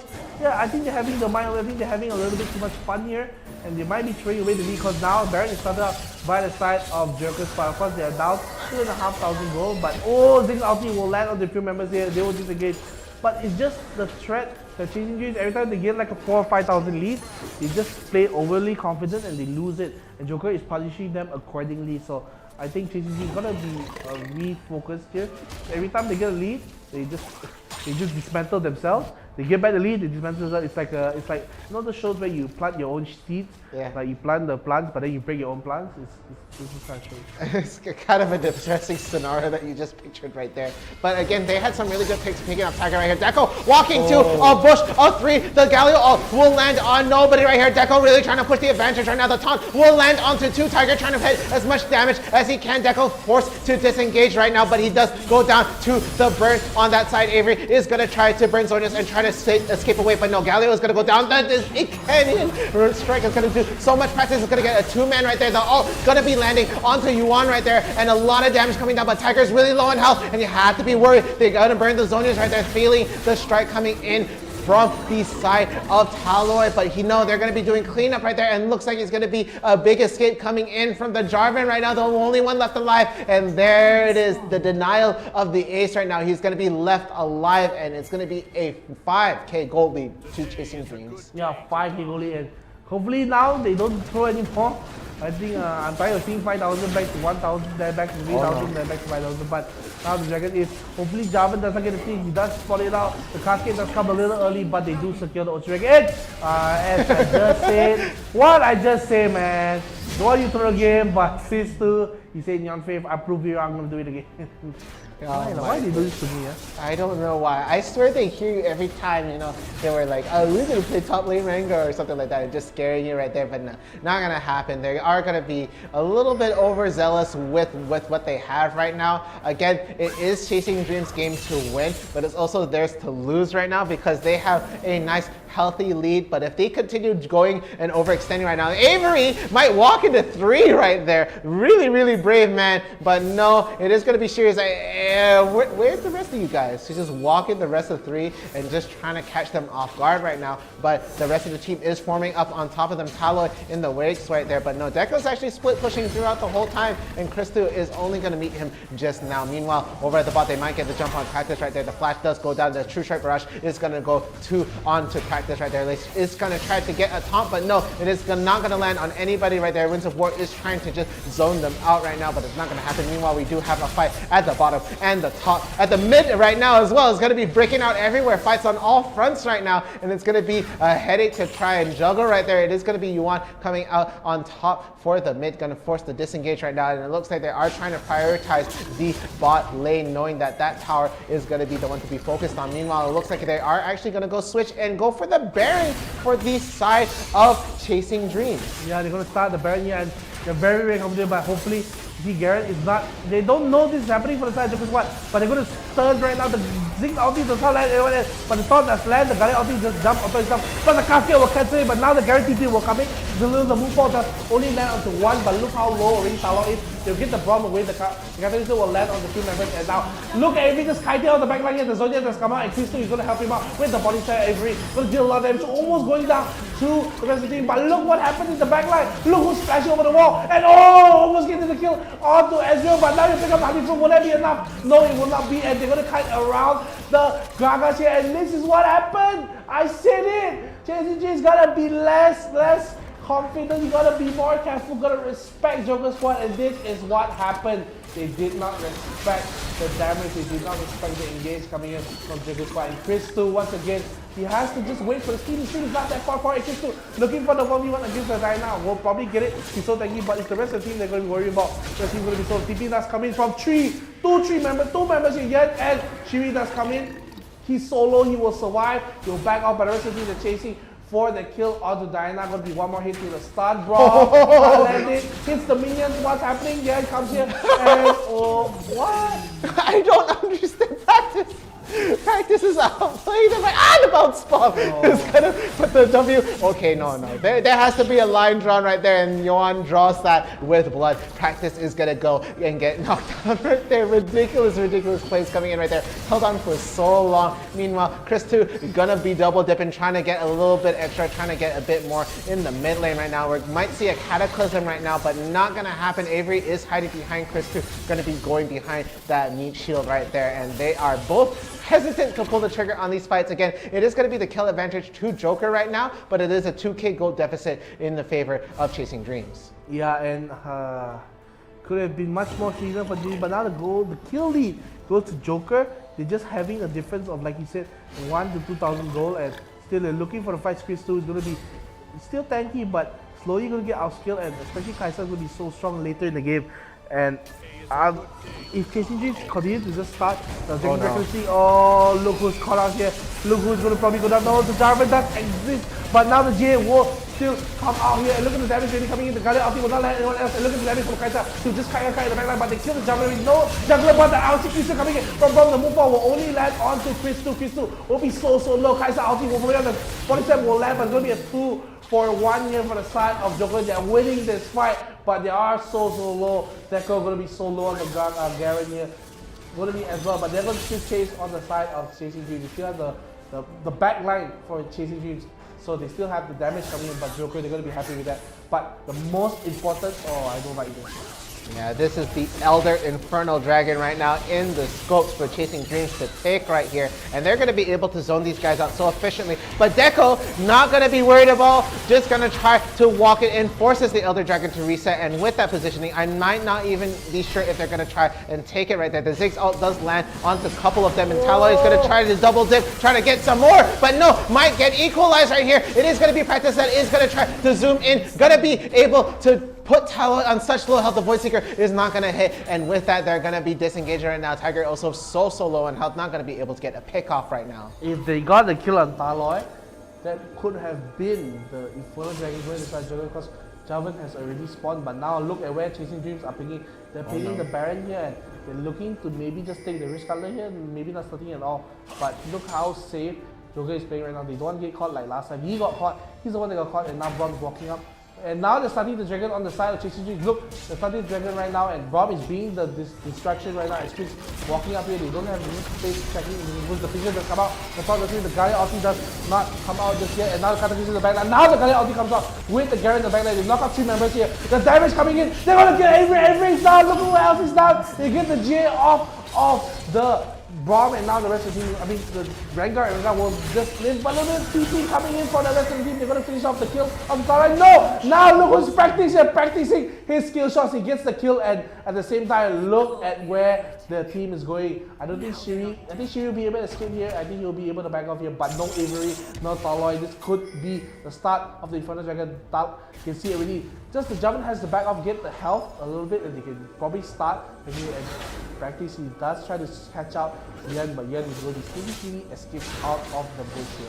So really good fight coming in for the side of Joker now with a 2-kill lead right here. Going to be bringing that gold lead nearly even right now, down at least 1.5 gold right here. But they are bringing this back slowly and ever so slowly right here. Practice is going to run into the full squad right there, but going to be avoiding all that nonsense. They still are going to be able to get the head start right now, because it's going to be 5 seconds until 𝐿𝐼𝐍𝐿 is in the picture right now. But it looks like they are not going to try to take this dragon out without a fight right here. The taunt might land onto the Gragas. They will be able to get it. The ult will go on. Glacial Fissure is in the picture right there. But no, it is going to go to the side of Chasing Joker right there. They're going to take the Infernal Dragon. That is going to help them out so much right now. The Cataclysm will go down. 𝐿𝐼𝐍𝐿 will fall yet again. Tiger is going to be putting on the hurt on 𝐿𝐼𝐍𝐿. And just like that, it is Chasing Dreams' game to lose. Chasing Jeans, huh? Chasing Dreams. Jeans? I thought they were chasing for jeans, but now... Denim. I thought they were going to end the game here 4v2, but they're all just so low. They're going to reset here. Probably going to go for the Baron next, because now they have the most important Elder, the Infernal Elder here. And look at practice. Going to just basically one-shot these people if he gets the chance to. So now, the risk color will be his practice dummy for now. Practice dummy. But anyway, Joker squad looking primed to take this right there. They're going to have 4 kill leads right now. The goal is still in Chasing Dreams' favor right there, but only by a minuscule amount of less than about a... Oh my goodness gracious! Yuan just walks into it, and there's the 𝐿𝐼𝐍𝐿 ult landing in the back right there. The True Strike is not going to hit. Practice, it looked really close right there, but that was a huge pick. They're going to even be taking the Baron right now. And oh! 𝐿𝐼𝐍𝐿 gets this kill onto Practice right there. That's like, you practicing? Why? I'm going to kill you. Bye. Well done to the side of Joker. I mean, even though Diana dies, I don't think it matters because they got the Baron, they got the Infernal Elder here. This is going to be too strong for this push. Unless a miracle comes out from Chasing Dreams, they need to defend, they need to shove these waves out. Wait till the Baron expires, then try to fight. But still, even though they want to fight, you can say even the goalie is still in the chase of Chasing Dreams. The amount of gold that Infernal Elder gives you is probably at this point of the game at least 8,000. At least 8,000. So I would say they are in the lead quite a lot. Yeah, if we were to translate that into gold, it would definitely be in Joker's favor by somewhat of a margin right there. And 𝐑𝐄𝐫 is actually pushing up so well over in the top by himself. Meanwhile, in the mid, it looks like it is going to be a split push coming in right there. It is going to be retreat coming in from the side of Shiri and Avery right now, just trying to get some space in. The teleport does go down. Practice is going to come in into the picture right now in the bot lane as they try to get the inhibitor towers right now. 𝐑𝐄𝐫 trying to put some work, trying to clear out the lane, but it has to deal with Yuan. Very strong clearing pressure right there, but it is a split push. Top and bottom are gonna be the they look like they got the root onto 𝐑𝐄𝐫 right there with the 𝐒𝐮𝐬. Could have been a whole bunch of damage, but no, they are gonna take out the mid inhibitor tower right now, and with that they might take out a little bit more. They're just wearing down these guys. Bot tower is gonna go down. No more inhibitor towers on the mid and the bot right there. All that's standing is the top. They still have the buff. The teleport will go down, and 𝐑𝐄𝐫 is back in the fight with the GA now. Gonna be working on the back line, and they all engage. They're all going in. The Zhonya's will go with the fruitful onto 4 right there. Gonna be doing so much damage, and they're gonna be able to just wipe the rest of the team and nearly under their own fountain. But being a little bit overzealous right there might catch them off guard. It is gonna be 𝐿 that's gonna be super low on health right there. Gonna have to wait for the minion waves to come back in to try and get some damage onto the Nexus. And 𝐑𝐄𝐫, it's over. It's over. 𝐼𝐸 has GA. She's just too strong. She just melts the rest of the team. And Joker squad, for a first time in a long time, we have an Indonesian in the top 4. It's been a long time coming. Now, that is your semi-finalists in the bracket right there, but we will have another 3 teams going to be making it through. We just have to see exactly who is going to come out on top. The next round will be the semi-finals, but it's still going to be a best of 1. Meanwhile, let's take a look at the stats for the round 3. Let's take a look indeed and see what is the stats coming in for this match. MVP will go to Pancasila. Pancasila. Oh, that's how you read it out. Okay, thank you for that. Avery, again, going to be the MVP for the side of Chasing Dreams. Did as best as he could, but it was not enough. And there we have it, 10-6-11. It was still a very valiant effort coming in from both sides, but again, oh my goodness, 62,000 damage coming in for the side of everything. But practice on the Dyna did a lot of work. But Tigger as well, I think he was for me, he was the MVP for the side of Joker squad because he played incredibly well. I mean, honestly, even though they were far behind, he was looking for the plays. Pancasila also as well looking for all those plays, so MVP will go to him. And look at the buff. I mean, every time they get a lead, they lose it, they get a lead, they lose it, get a lead, they lose it, they get a lead, then eventually it was just too much and they lost too much, and the high 6,000 goal and the game. My goodness. Oh my goodness. And there we have it. That is round number 3 of the top 8. Congratulations. We do have an Indonesian team into the top 4. Very, very exciting stuff. But let's get into the replays of that 3rd round to see exactly how it all broke down. Let's just check it out. It'll be an action-packed replay, I know for sure. And now this is the first kill on the American. Chris is a little bit too far, but look at the bottom side of your mini map. You see already for the side, CCG, they're making the counterplay, but they do get the first burst first. Then CCG get the counterplay onto the 𝐋𝐞𝐬 here. And now this is the dragon here. They are going to go in, attempting the steal, but he will not get the steal. It was very, very close, but CCG gets the cloud. Nice move for, but it just wasn't enough. The rest of the team were not here to follow up. The Garen was not there to have the spins to wins, but he does go in, try to get a kill on the Avery. He does manage to do so, but left all alone against 3. He has to back off. And I don't know, I think early on, Chasing Dreams played very, very well, but it was just them getting too confident, just saying, let's screw the steps, let's just jump straight to step number 4. You don't do step 2 and 3, and this is what you do, you pay for it. The Rift Herald stolen away by Joker squad. The 𝐋𝐞𝐬 does come in, does not let anyone, but the important thing is Rift Herald is taken away. They should have lost it, they were up goal. The taunt does come in, they get a kill, almost they get a kill on the Yen. He does back off, but they just have to go away here. They were still a little bit too confident trying to go in. Pancasila does escape here, 𝐋𝐞𝐬 will walk away and slowly. This is, once again, later you can see 𝐒𝐮𝐬𝐬 get the lead and they'll throw it away again.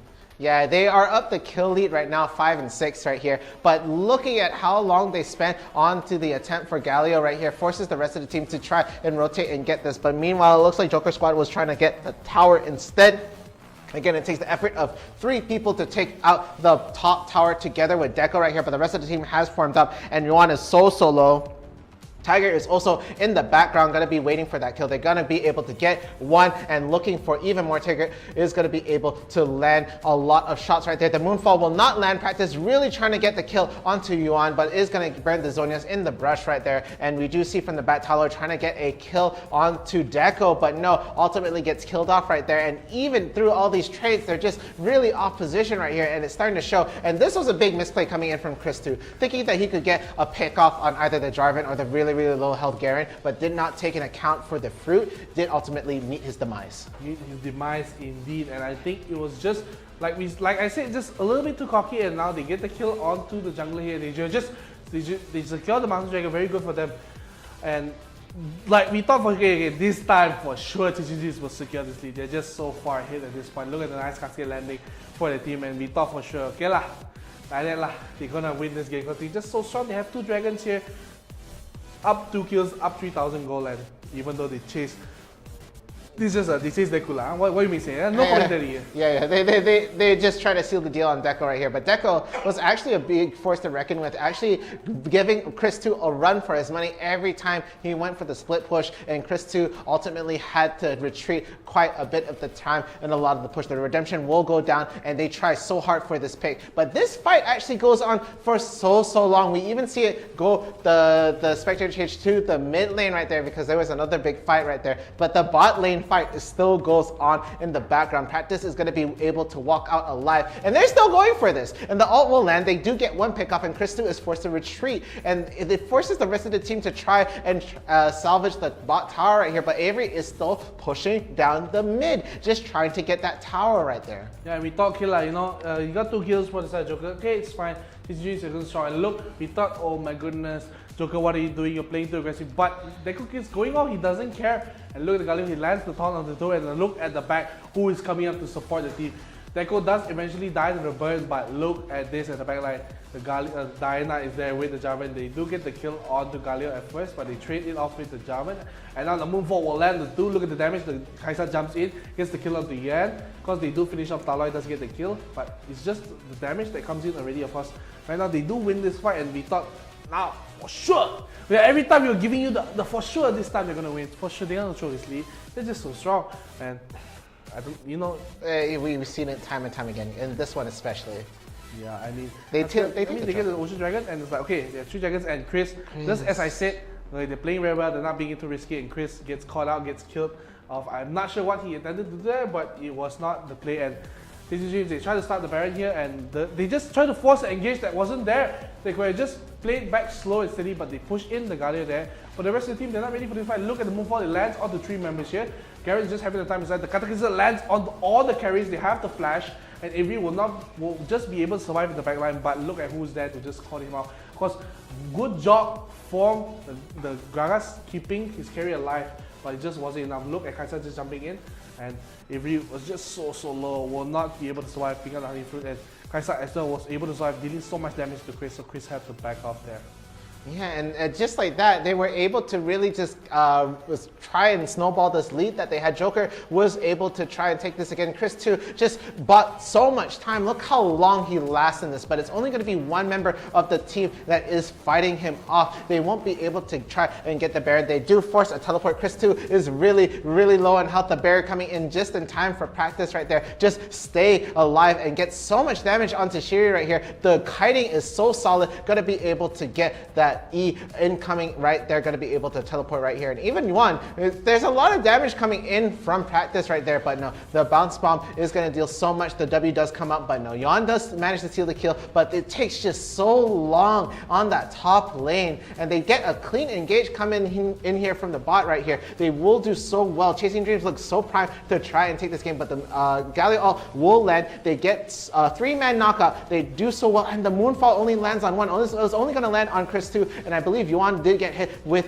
the Moonlight, so gonna be able to follow up on that, but no, it is actually gonna be Tiger that's gonna be doing a lot of the damage in these fights. Yeah, and this is Chasing Dreams. They want to start off Dragon, but you realize you're 2 men down. This is a little bit too risky, but Joker, they do fall into the little trap. They try to chase into the Ziggs and the Ezreal, which is not a good choice here, and they don't have the move already or the practice, so they have to just relax. Alright, let's get the ultimate here, and I thought this is just a little bit too greedy here, trying to go in for the kill, the Kai'Sa, but he has so much shields here, but finally the Star Gauge comes in useful, but practice at the backline will try to do as much damage. He will be taken down. Alright, will not take away to the burn, so it'll be very, very safe, and we thought, okay, still very vulnerable for Chasing Dreams. They're ahead, they got 3 dragons here, and this is a little bit walking up for the side of Chasing Dreams. They try to force the Barret again for the 3rd time, and this time they get punished really heavily for it. They stop the Barret, they turn for the fight. Look who's in the back. The Gala ulti comes together, it lands in the back line. The ulti comes in, they kill Avery, and now the main damage is dead. Yuan is stuck in the Cataclysm as well, and they just try to finish it off. Of course, he does survive, but is Avery dead? So there's no ADC, and the TP does come in from practice himself. He goes in, he gets the kill on the Rengar chasing for the problem. They won't get it, but already 2 members dead. Talon is still dead in the base, and they just start the Infernal Dragon. He has 9 Ziggs ulti, but he only lands onto the Jarvan here, and they will get the kill onto the Infernal Elder, and this is where it all turns around. They get the kill on the Braum. Just too much damage from the burn, the Infernal, and the Dragon itself, and the Cataclysm stucks the Rengar in there, and they just finish out the fight here, getting 3 kills. Only Avery and Yen was alive, so it was the perfect 2 members to stay alive, to defend, but it's what happens after this is the main problem. Yeah, again, this after that Infernal, it was looking really, really bad. The Moonfall from in the brush takes out Yuan without hesitation. So much damage coming in from that side, and a near pickoff on Avery forces them to retreat. They're going to be able to secure this Barret without any contest with that follow-up, and it was, again, Taloid manages to equalize it quite a bit, manages to take the take out practice, but it was not the thing to win this game right here. Just too many slip-ups for the side of Chasing Dreams was gonna cost them this game. And look at this relentless push right there. They managed to take out the mid and bottom inhibitor towers. All that's left is the top. They get the DP coming in right here. They know that this is all in right now. They don't have any time to hesitate or try and fight this out even longer. They want to end this game right now. 22 minutes and going to 23. The Moonfall lands onto 4. They get a lot of damage coming in right there. The Cataclysm does fall in the back, and members are falling before they can get into their towers right here. So they are just weakening at this point, and right here they're just delaying it for their minions to try and get into the base right here to try and take the game, and it was all for naught. They did not manage to make it. So Chasing Dreams,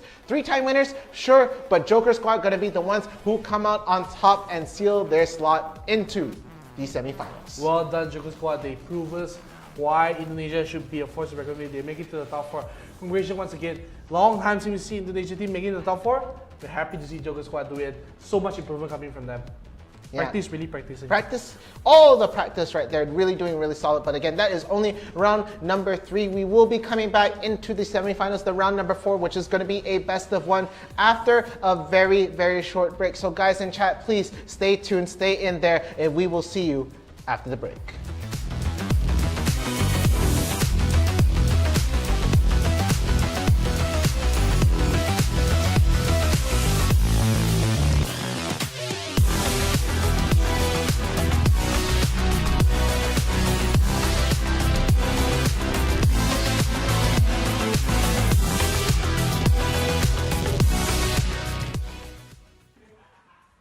This is what we do in IRL Asia.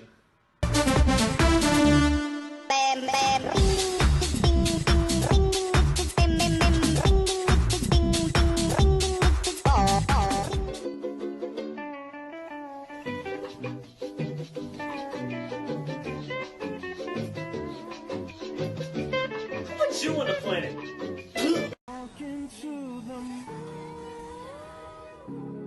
You should know you can go.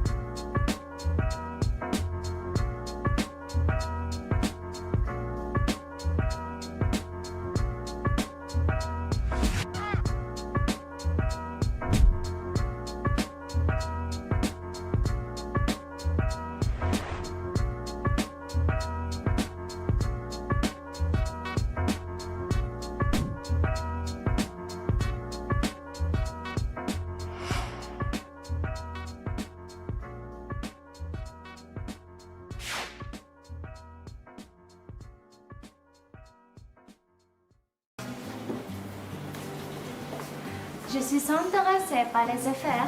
J'ai choisi le programme de BA UTM pour poursuivre mes études. 我係一名 full-time diploma engineering 嘅學生，喺 Space 馬來西亞工藝大學。 Selepas SPM, saya sambung belajar program asasi di Space University Teknologi Malaysia. Cuma 1 tahun. Lepas tu boleh sambung degree di UTM. நான் space university technology Malaysia என்ற bachelor of general study BGS பட்டப்படிப்பை மேற்கொள்ளும் மாணவி நான் விரும்பும் துறையை நானே தேர்வு செய்யலாம். Di hari biasa, saya bekerja di sebuah syarikat. Tapi, di hari Minggu, saya merupakan pelajar program separuh masa di Space University Teknologi Malaysia. مع الصف الكلي 𝐒𝐮𝐦𝐦𝐨𝐬𝐬 أنا أستطيع أن أواصل دراستي في برنامج UTM IVP وجابان IVP.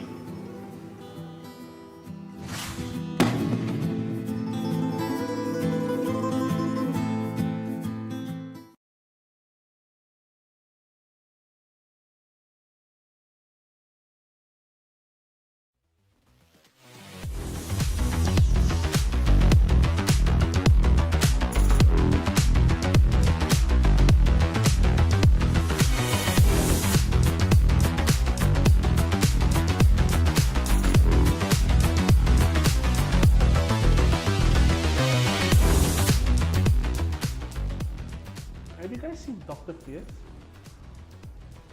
Can't find him at all. Wait. We're back. Wait, what? Summoners Odyssey lah. What do you think we've been doing? We've already done 3 rounds of this. We are back with Warrior Summoners Odyssey. Organized by IRL ASIA, we also partnered with HOMIEE, SKOB Solutions, and Fan Education. Yeah, and not to mention sponsored by Sadie's Malaysia, UTM, and Inch Theory. So here we are into the round 4, the semi-finals for the Summoners Odyssey. But let's talk a little bit about what's happening later on this week. Yeah, of course we've shown a little bit about the eMVP League, but you know we've talked a lot about it. Let's just show you the promo video for the Friday tournament.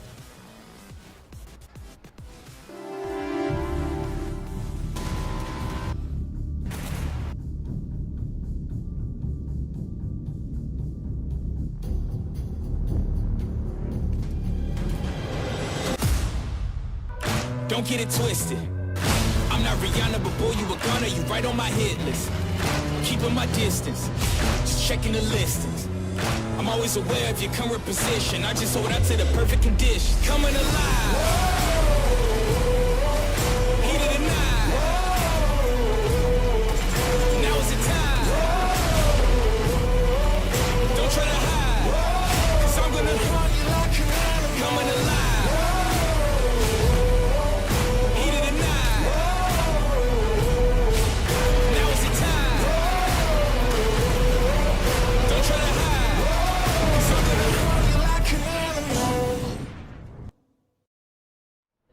eMVP League, ladies and gentlemen. Very, very interesting to watch here. So I think that is the major focus for me today. I want to talk a little bit about eMVP League by IRL ASIA. I'm going to be partnered with UTM, SKOB Solutions, Fan Education, and HOMIEE. Yeah, and that prize pool, 2,000 ringgit. Again, the tournament starts on the 21st to the 23rd. We're going to have 3 days to run the qualifiers. This tournament is open registration, free registration for those of you under 19. That's right, 18 and below. 18 and below. 18 and below. 17 can. 17 can. Okay, fantastic. And like you said, grand finals will be on 23rd and 30th of May, so don't miss it out. Free registration, huh? Free. Free. No need to pay lah. No need to pay. Cheap. Cheap. Only pay with your time. Pay with your time. Yeah. Come on the 21st, 22nd, 23rd. Okay.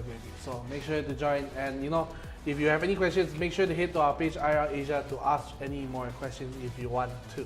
Yeah, again, PUBG Mobile, really looking forward to commentating with that. I'm going to be with you on all of the way for the commentary for PUBG Mobile. Again, we're going to be doing a little bit something special over there, but we're in the Summoners Odyssey right now. We're playing Wild Rift today, and we are into the semifinals. 4 teams left in the bracket and going to be fighting for that #1 slot. They already got a slice of the cake in the prize pool of 172 ringgit, but we have a little treat. We have an Indonesian team coming into the top 4. Top 4. Top 4. Who? The one we just saw earlier, Joker Squad. Oh, itulah dia. So Joker Squad will be in the top 4 of the tournament. Long time since we've seen Indonesia team go to the top 4, and you know, I hope we're gonna see them again. Yeah, yet again, there's going to be our next match on stream. But before we get really into it, I do want to see what other teams we have into the top 4. Again, we had so many possible candidates right there. Again, Chasing Dreams, they weren't able to take it over Joker Squad, right? In the last game, we saw a lot of TBD on the other side, so a lot of matches being finished on that side. I'm really curious on exactly who has made it so far. But any other calls, any other, No, sometimes people are saying, I wish I could be a pro. Come on, I wish I could be a pro. But if you want to be a pro, you can head over to IRL ASIA Academy. You want to get pro, head over to that side. We're going to teach you how to be a better player. We have also players from Philippines. Recently got Challenger onto the server, so we're going to be very proud of him. And if you want to not only be a player, like, I don't want to play, man. I want to be like a guy that does the TriCaster spaceship button. Head over to IRL ASIA, they're going to teach you here. So don't worry. Even if you're not from Malaysia, we can figure a way out. That's the way. If there's a will, there's a way.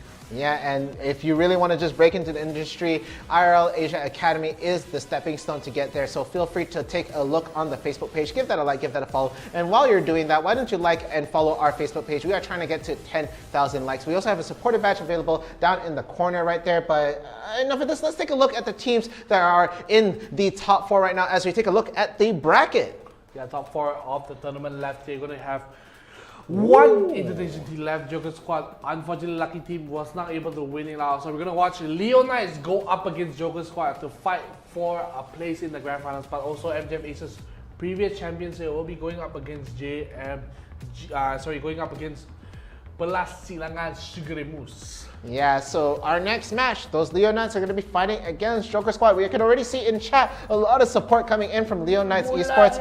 Even earlier on, we saw them cheering for the people in the tournament right there. Gotta say, like, even while we had other matches going on. So I do want to see a lot of that support coming into the chat. We will have a poll open guessing who is going to be coming out on top of the semifinals, making their slot into the grand finals right there. But feel free to drop a hashtag, you know, LK win, JS win, Joker Squad win, or anything like that. Feel free to drop those hashtags in chat. We do want to see a lot of that support coming in right now, but this is going to be a pretty interesting semi-finals. We do have a lot of returning champions going to be trying to make their marks in today's game. Yeah, so we're going to see how they're going to do it. And now we're going to take a look at the bans for the first match between Leo Knights and Joker Squad. I cannot get over that logo.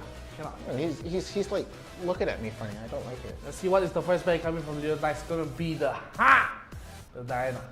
And Joker Squad, they're going to be able to ban 2 in a row since they're on the red side. And the first ban is? Camille, okay, pretty standard ban. They banned the Camille last game as well, so let's see. I mean, I think they like the Camille ban, but let's see what they do ban now again. Penuh. Akali going to be the ban here for Joker Squad. It's the same ban actually. They did ban Akali as well last game. So let's have one more ban here. I like their logo. It's the lion, but the knight, the sword, but also at the same time the clown. A bit confusing. I like it all. But the final ban coming from Leo Knights will be the Galio. Okay, Galio is going to be banned for that side. Don't have to worry about that composition.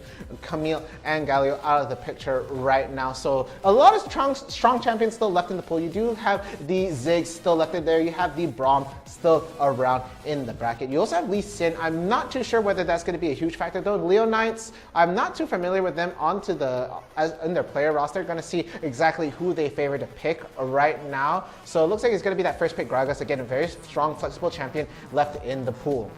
Yeah, Leo Knights, Gragas will be their first pick here. Because while they have a lot of choices, they have Kaisa open, they have probably everyone else would be the Braum. So Kaisa Braum could be a good pick here coming from inside Joker Squad. Let's just see what they do pick up here. Ziggs also left in the pool. We forgot that practice, of course, was playing the Diana last game. Now might shift over to the Ziggs. Okay, very solid coming in from that side. Very two strong picks coming in for the side of Joker Squad right now, but the Braum is still left in the bracket, and that's going to be the pick coming in from the side of Leo Knights. Meanwhile, they are going to also secure a Rengar jungler. I do see the smite there, and hopefully it stays that way in this game. But looking at Joker Squad right now, they have other possible picks. They've already picked out their ADC and their mid lane. Now they can try to maybe focus on trying to get a good top laner first and foremost. Amu? Okay. Amumu. Amumu boy. Sad mommy boy. Sad boy. That's literally an Amumu song if you guys didn't know, right? Really? Yeah, that is the Amumu song. Amumu boy, sad mommy boy. That's literally Amumu song. But he's picking up for the side of Joker Squad here. And Raka will be running out. And let's see the last pick for 𝐷𝐄𝐫, what would it be? But let's talk a little bit about Leon Knights. They're going for a double ADC composition. So a lot of damage coming in from the side of Leon Knights right now. So they're going to have to really work on trying to get that early rounds right in. And then they're going to have to funnel into the proper ADC first. Try to get a lot of damage coming in right here. Meanwhile, the sustain coming in from the side of Joker Squad might be a little bit shaky. Amumu going to be playing that front lane, and Raka going to be able to dance around that and try to support the rest of the team with those shields right now. But if I were to favor one side, I think Leon Knights might be able to take it if they do get that early game lead. They're going to just be able to amount to a lot of damage. And I don't think Joker Squad has the ability to really sustain all of that. Yeah, we have to wait and see how they do. But Joker Squad, if they get a nice team fight with the 𝐬𝐤𝐶 and Amumu with the Raka, deal a lot of damage. So let's just see how it does work out. But the thing is, if Amumu does not get rolling, he's probably just going to be a ball that's going to be pushed around. Of course, he has the CC from his bandage, pull, and his ultimate, but I don't think it'll be enough.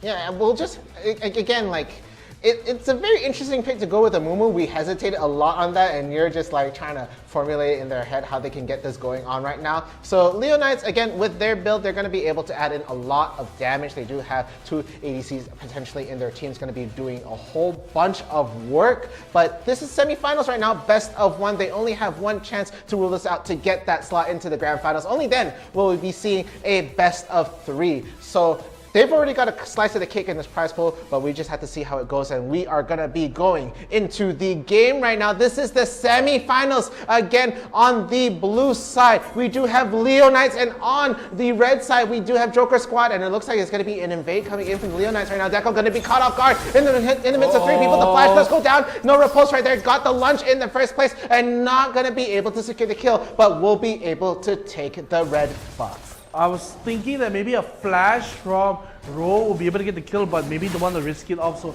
let's go with the safe place.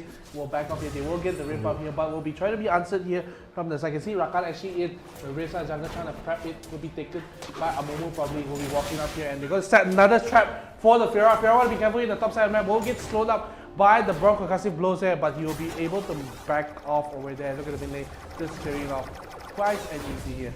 Yeah, again, really giving 𝐷𝐄𝐫 a run for his money right now. He's only at level 1. Meanwhile, looking at the top right here, it's actually going to be really hard to get any footing, any momentum right now, as they're freezing the lane in the top and they're making his life miserable. There's actually a rotation that has happened right here. It's only going to be, they actually switched out the top laner for their ADC role over here. So the bot lane's at the top lane's at the bot for the side of Leon Knights right here. Just going to give 𝐷𝐄𝐫 so much trouble right now. And they switched it up right now. Now it's going to be Kai'Sa alone in the bot right there, just trying to bully the Gragas. Meanwhile, over at the mid lane right here, they are going to be trying to get Scuttle on both sides right now, but it's just been an even back and forth right here as we see Practice just trying to get a little bit of poke damage, but 𝐸𝐻𝐾 really good at clearing the waves right now, and it's still an even game, but Leon Knights, they're up quite a bit in terms of gold with just delaying 𝐷𝐄𝐫 from getting anything done right now.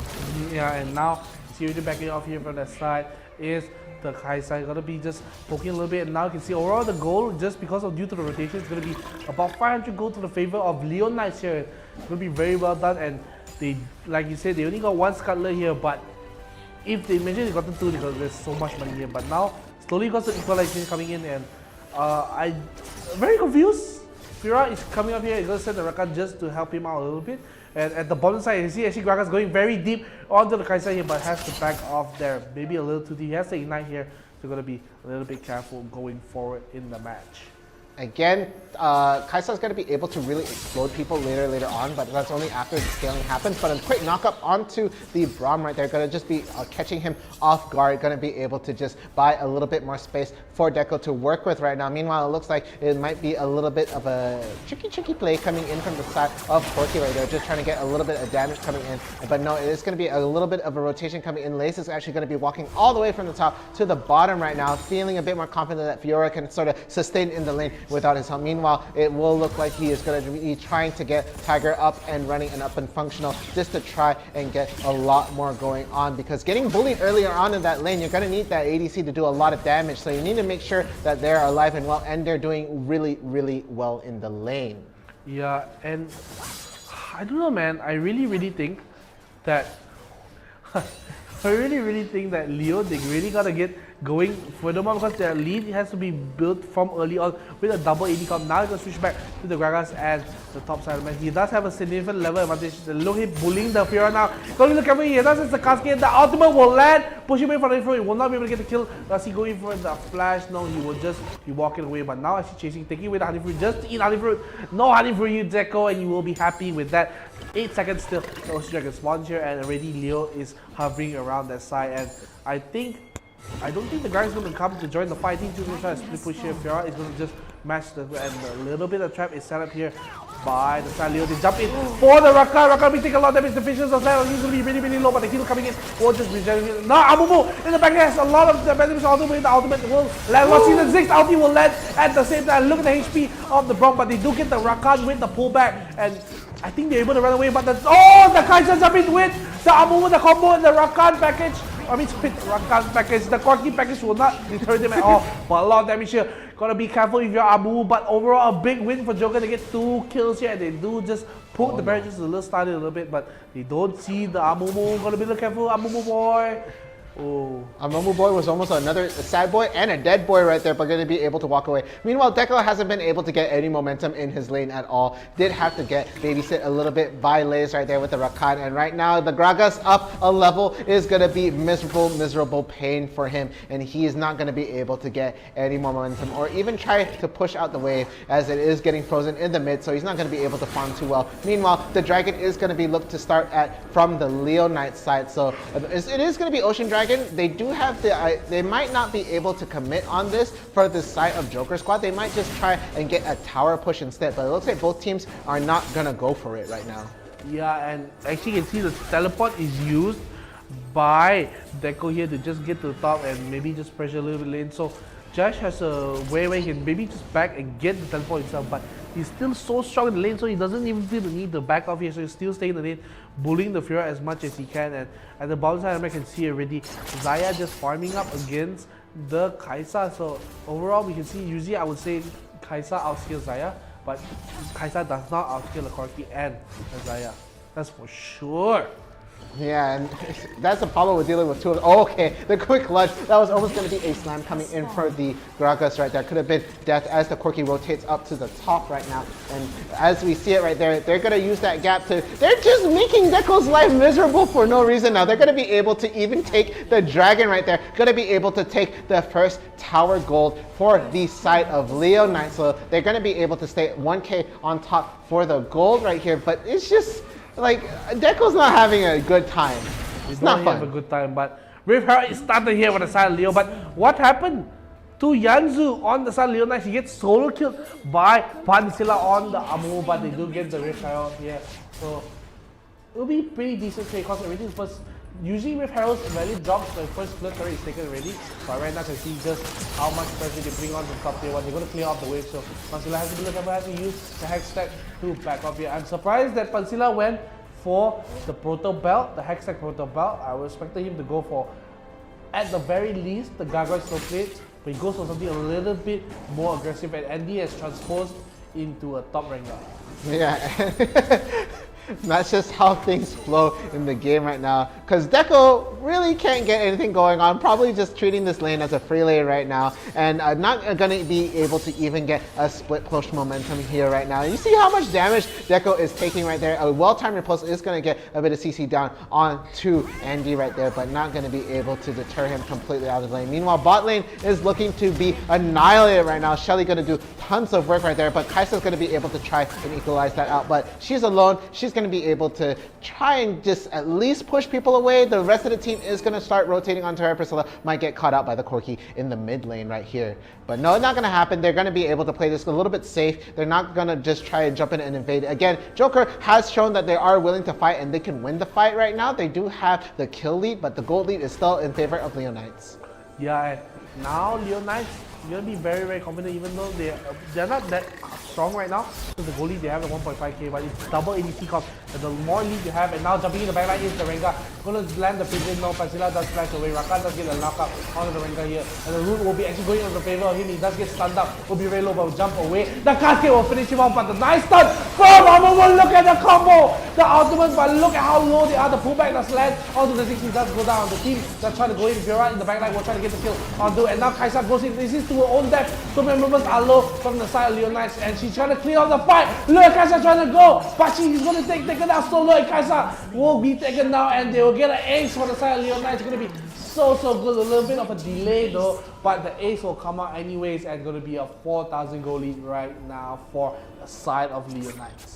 A really strong combo coming in from Joker, but they waited too long to pull the trigger on that, waiting for the full team to sort of combine and really force into the fight and get things started. And it took too long. They took too much damage. By the time the combo came down, sure, they were able to get a pick or two, but ultimately the rest of the team could not carry the rest of the fight, so they ultimately fell down. Again, a lot of damage coming in from the side of Leonites, and it was just enough to melt them down before they got anything going. So an ace for the side of Leonites. They're going to be very comfortable with that. 𝐿𝐸, again, going to be trying to get any momentum from the top lane, just trying to get his game started right now. Not a threat at all. We saw the Fiora ult land, but not going to be able to get the full vital procs and not going to be able to actually get any healing up for the rest of the team with that ult. So hasn't been effective right now. 𝐿𝐸 really on the short end of the stick in this game. Yeah, and really 30 seconds still, the Baron spawns, and 24 seconds still, the Inferno Dragon spawns. Going to be a highly contested pick here. So I think if you're the side of Leo, you want to fight for the because you have the double AD com, you have the front to back.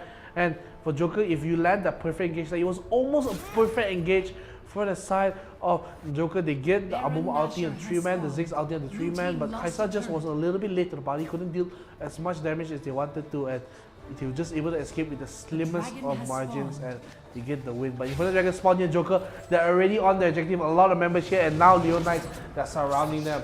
The Rengar ulti does come out. You can see the scar, the icon on top of Black's face. So they're going to try to attempt to steal all the dragons. Here it comes. It will not be the steal here coming from the side of Leo, but now the fight will break out. Look!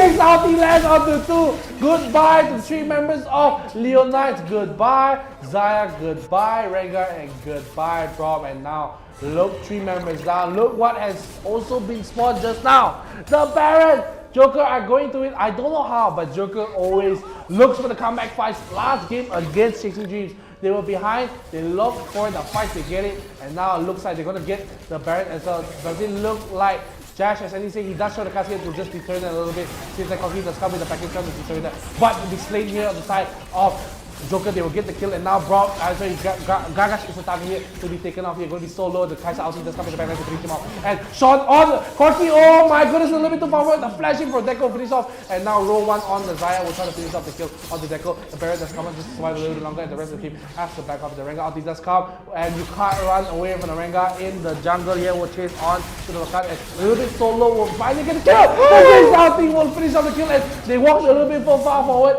Joker, they had the Empower recall, so they got back to the base a little bit quicker as they punished Leonites for just trying to punish them. You know what I mean? Yeah, it looked like a scramble to try and pick up the pieces after that big fail of a fight coming in from the Infernal Dragon, and they just tried really hard to equalize things, but they kept on falling into the hands of Joker right there, and exactly how they wanted to play it right there. So now Baron buff is alive on 4 of the members right there. Again, not going to be on 𝐿𝐸 right there. You really wanted it on him so that he could do the split push, but no, the rest of the team is going to be really healthy, going to be able to push this lane side, especially practice on the Ziggs right here, going to be doing so much work, and it's going to be really difficult for the rest of the team to get momentum right here. Meanwhile, 𝐿𝐸 might get caught out from the bottom side here, but the rest of the team is doing pretty solid right there. Going to be getting so much damage onto the Xayah right now. Has to flash away. The last punch won't hit. The recall does kill them, but no, 𝐿𝐸 is not going to be the big problem. It is actually going to be Practice right now that gets a pick off of the Gragas right there. So 1 for 1 right now. They are going to be able to even take the bot tower, and this Baron buff is doing,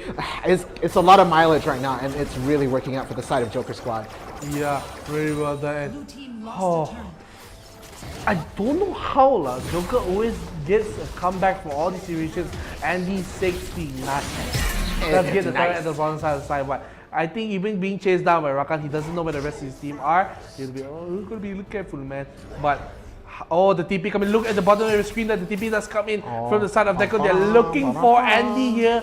𝐷𝐄 will now appear at the bottom of the screen. Andy will try to run away. He does not have the ultimate to run away. The ulti comes out from 𝐷𝐄. Look at the damage he deals on the Rengar, but has the back of the heal is expended here. But the Rakan goes in and says, hey, we're not over with this chase. Look at the damage dealing onto the Braum right now. He has to back off here as the Rakan. So a little bit of happy triggers coming from Lays on the Rakan.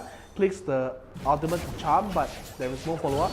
So a little bit of a big finger moment. Big finger. Okay, so that's what we're gonna call it right there. Joker squad again on the strong hand of this fight. They are almost double in the amount of kills right there. They were able to equalize that a little bit out. Leonites was doing pretty well, but look at the backline for Scylla's. Pansilla is actually in the back line waiting for them to try and jump in. Rengar all the way trying to get a split push right now. Andy really trying to get some work in right here, but might get caught out from the other jungler right now. Meanwhile, the rest of the team is really just making life inhospitable in their own jungle right now. Andy looks like he might get caught out as the rest of the team is forming up around him. 𝐷𝐄 might get caught out himself as well, being a little bit overextended in the river right now. But it looks like he might just meet with Andy right now on the top. But it looks like it might happen. The ult does go down. He does try to go in. The lunge goes down. 2 vitals are being procced right now. The rest of the team is collapsing in, but no, it's not gonna work out. And as they disengage, Andy is so low on health. Yeah, so low on health, and Mother Dragon does spawn for the side on the Rift, and Joker, they're really starting out here. A lot of damage here, just from 2 members here. Pansilla on the Amumu, slowly getting stronger because he does deal max percentage HP, and he will just be able to take the dragon on his own. And still they're maintaining about a 4,000 goal lead by streaking here, and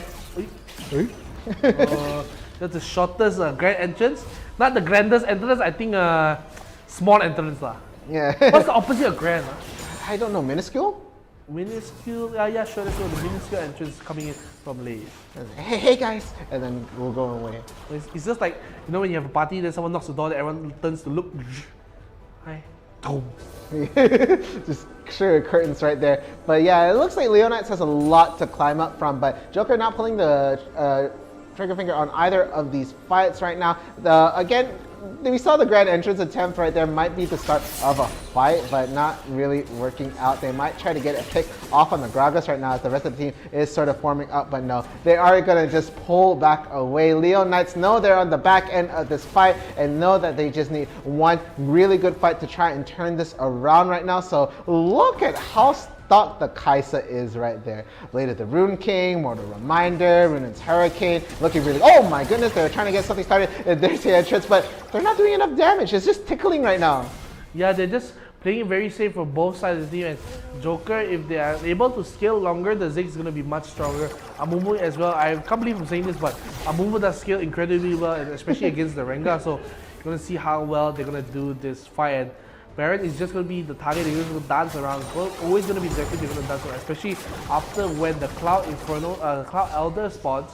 There's going to be no more objective to fight other than the Baron here. So 𝐷𝐄 is just always going to be, probably always going to be in the side lanes, and I don't think anyone can fight him at this point. He's just a little bit too strong.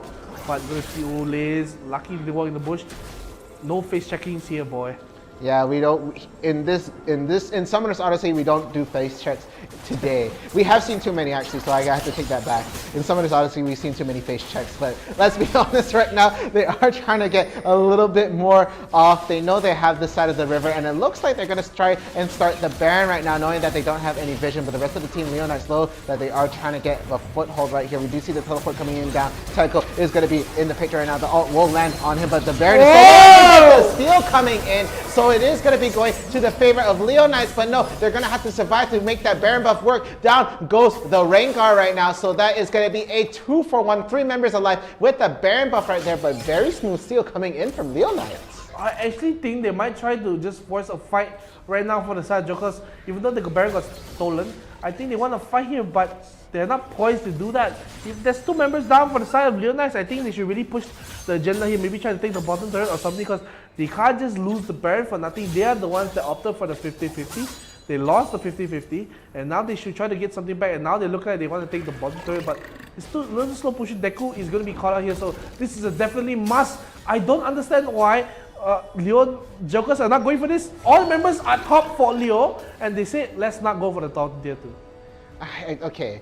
There must be something that's making them hesitate right now, because like again, like they could take this very well. Like maybe they want to wait for this Elder Dragon right here, but that's gonna be a long time from right now, and you're gonna have to worry about those Baron buff minions. Yes, they're alive on 3 members of the team right here, but it's not a permanent thing. It is gonna be less than 30 seconds until the Elder Dragon is gonna come up, and you definitely don't want to get that stolen away. But it is gonna be Joker who has 3 of the Dragon buffs in their pocket right now, and both of these teams, they just don't want to fight. They want to farm. Mining away. Mining away. Is that a song? I can't remember. It is a song, but it's a parody song. Oh, I see. So Pansila here going to be fun here. I think he did build a little bit of AP. I'm not sure. I know he has the Sunfire Aegis. What else does he have? Because the Cloud, the ulti from the Gragas was not the best, doesn't accomplish anything at all for the side of Leonites. And look at 𝐷𝐿, he's under ward here, so we'll be finally. Oh wait, there's a ward here. And Pansila will be stunned. Look at the amount of damage that Pansila himself deals to the Dragon just because he deals percentage max HP. But the side of Leonites, they know it.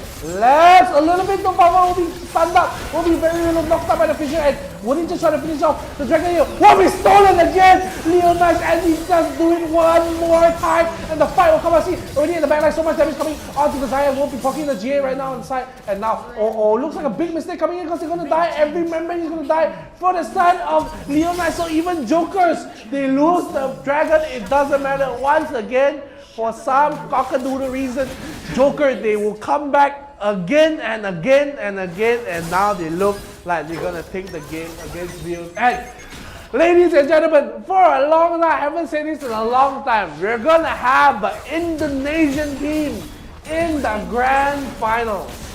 Man, I think I know why Joker Squad is why they're called Joker Squad right now, because like they literally turned the other team into a little bit of a joke right there. That was a great series of events. Sure, take the Dragon, take the Baron, we'll take the ace and the game.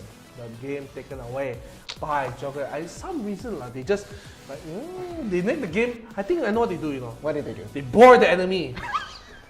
They go in. Then Leonite lah, kena tai lah. Then suddenly they wow. Just like the game. Randomly they were dancing around Baron for 2 minutes. Then suddenly they said, okay, I'm gonna do Baron. I'm gonna force Baron. Then Leonite's like, what's this lah? They steal the Baron. Leonite think they damn cool. You know?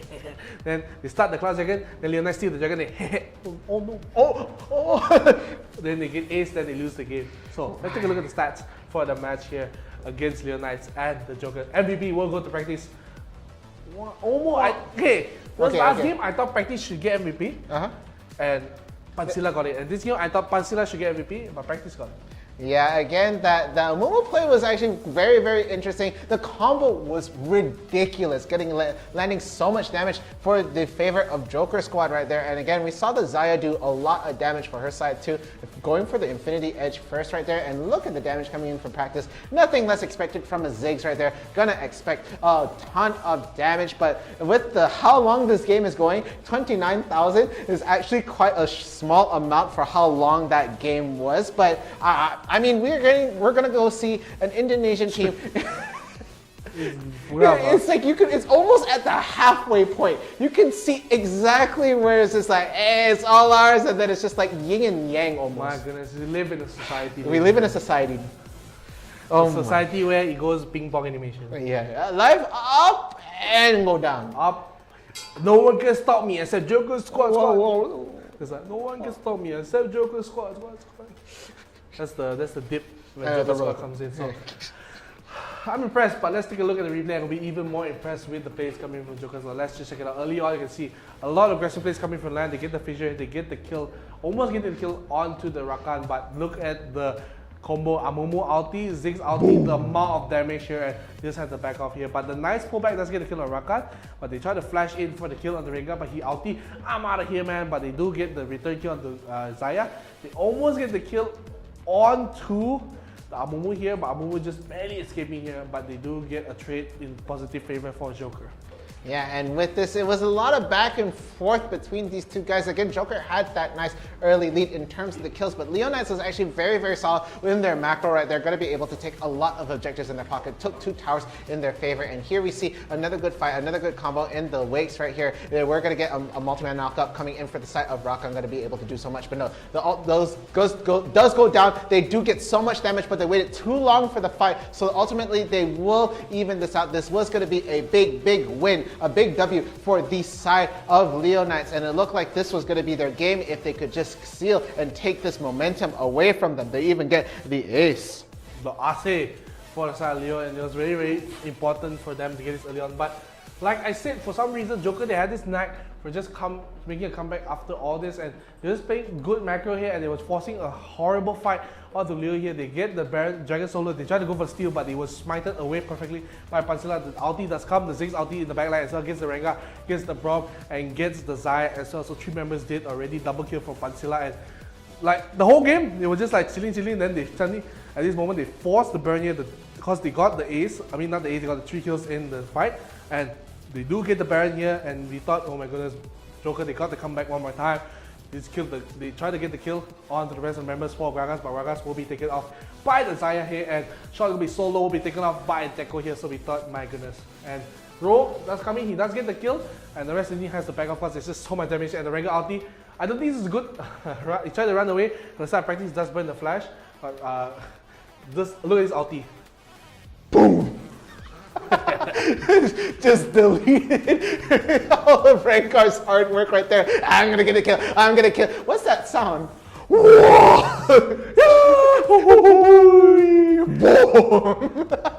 Pansilla ulti just to get the kill. And we thought they're gonna probably just push and get a lot of gold and gold adjective, but for some reason, after this, Joker decided to just sit back and relax. They wanted to buy a little time. Like I said, they wanted to bore Leonites to submission. Yeah, and it was working out very solidly. They were slipping out. A dragon? We lost. What? Yeah, so the rest of the team were like all over the map, and suddenly the dragon goes down. They're like, And you see nothing for like 2 minutes. Then Joker just, for no reason whatsoever, decided to start the Baron.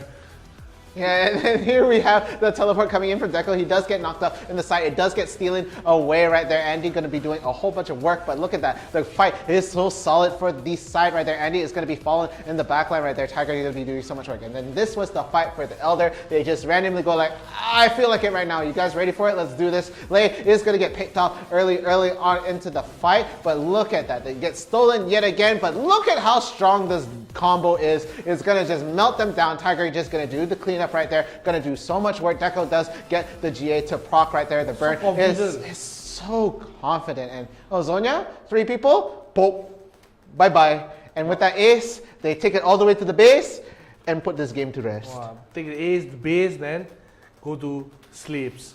And put the win in the face. Rub it in their face. So, congratulations to Joker Squad. They will be in the Grand Finals. Our first invitation in a long time. Last time we had invitation was Western G.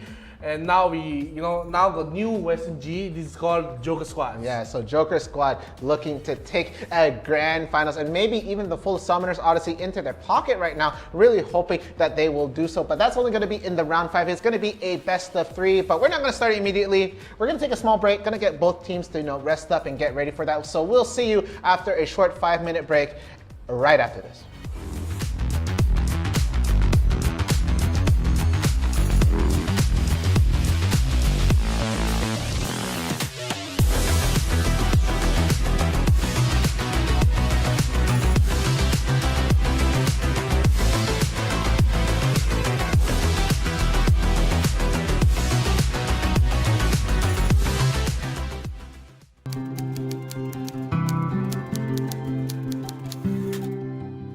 Saya Muhammad Iqbal bin Bazrul. Nama saya Faishalina Zainab. My name is Logan Ali. My name is Marwan Ihab Davis. My name is Lo Chu Tong. Hi, my name is Fan Willy. Hi, my name is Yuvanish, anak lelaki Gunasilan. Alina Sabiha.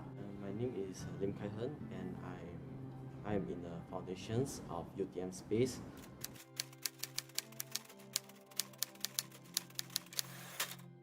My learning experience are great. I think it's good because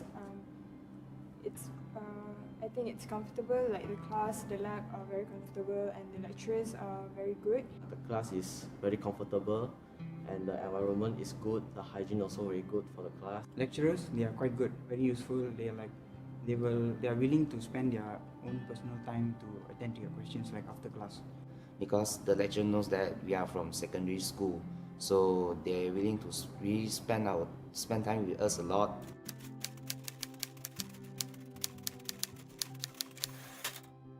Kami semua dapat mengakses semua kemudahan seperti Wi-Fi dan di setiap college juga kami disediakan dengan gymnasium. Other facilities like the library is very satisfying. Every hostel have their own basketball court and also mini mart. For the hostel is very comfortable. Every night I can sleep very easily, and the canteen also they have a lot of food, variety of food. And washing machine here is also very useful because we don't have to go out to the lobby and all that. So it only costs us 2 ringgit for washing our clothes compared to 8 ringgit outside. In UTM, we have 3 gyms and also 1 swimming pool and also badminton courts for us. So we can do some entertainment at that. We also have buses facility. If you don't have your own transportation, you can always catch up with the bus, but you have to follow the time. So it's very easy for us to go to our class.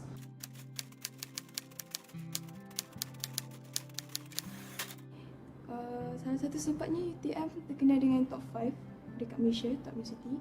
And saya nak jadi engineer. So UTM terkenal dengan engineering. So saya memang pilih UTM sebab saya nak jadi engineer.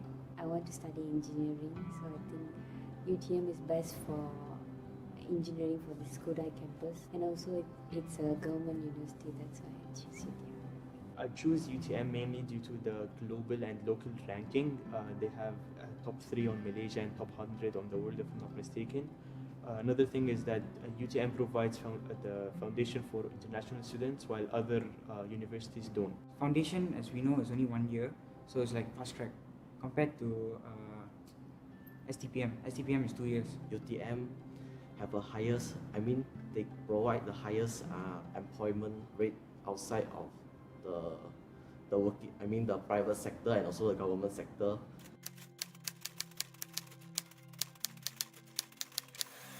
The reason why I think people should choose this program because if you compare with other university, like private university especially, the fee is very low.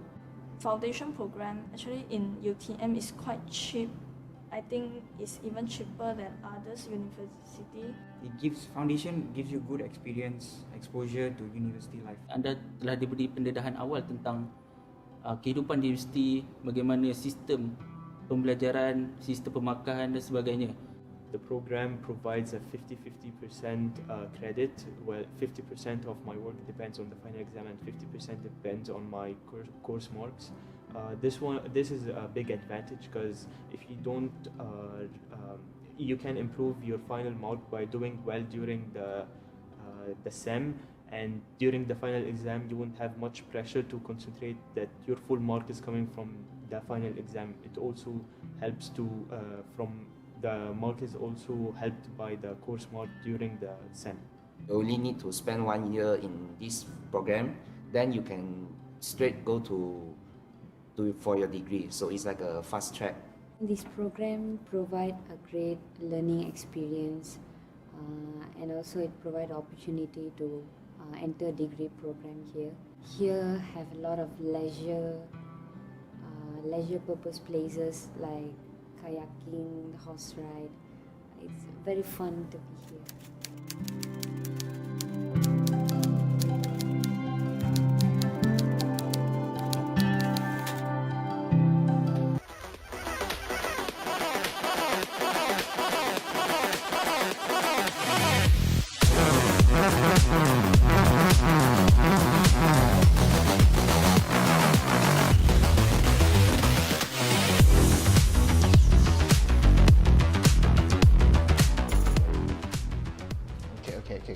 we're in the right place. We're right here. This is where we are. We're back with Summoners Odyssey. Robert, okay, you here? You good? I'm good. Okay, we're in the grand finals now. We have an Indonesian team in there, but before we go on any further, we do want to thank all the people who made this tournament possible. We do have this tournament organized by IRL Asia, partnered with HOMIEE, FEN Education, and SKOB Solutions. Also sponsored by 𝐒𝐮𝐦𝐬𝐨𝐧𝐞𝐫𝐬 Malaysia and UTM Malaysia. Yeah, so there we have it. Again, big shout outs to those of you who were able to make this tournament possible and happen. We've been doing it every single day, and we've had so many players, 32 teams, pretty much consistently throughout this tournament so far. So, but before we go into it, again, this weekend, this Friday to Saturday, Sunday, we're going to be doing something a little bit special. We have the eMVP League coming up. That's right, PUBG Mobile for all you guys. Let's not talk too much a little about it. Let's just show the video for all of you to see.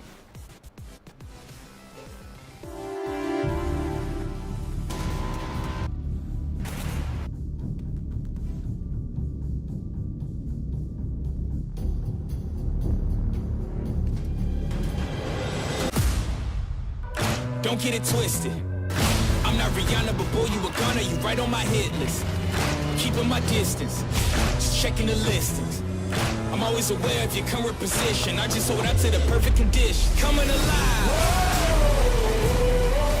Heat of the night.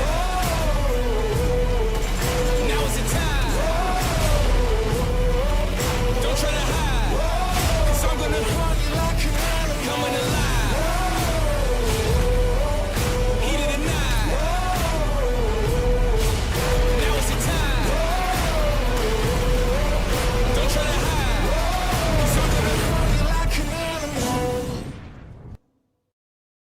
Animal.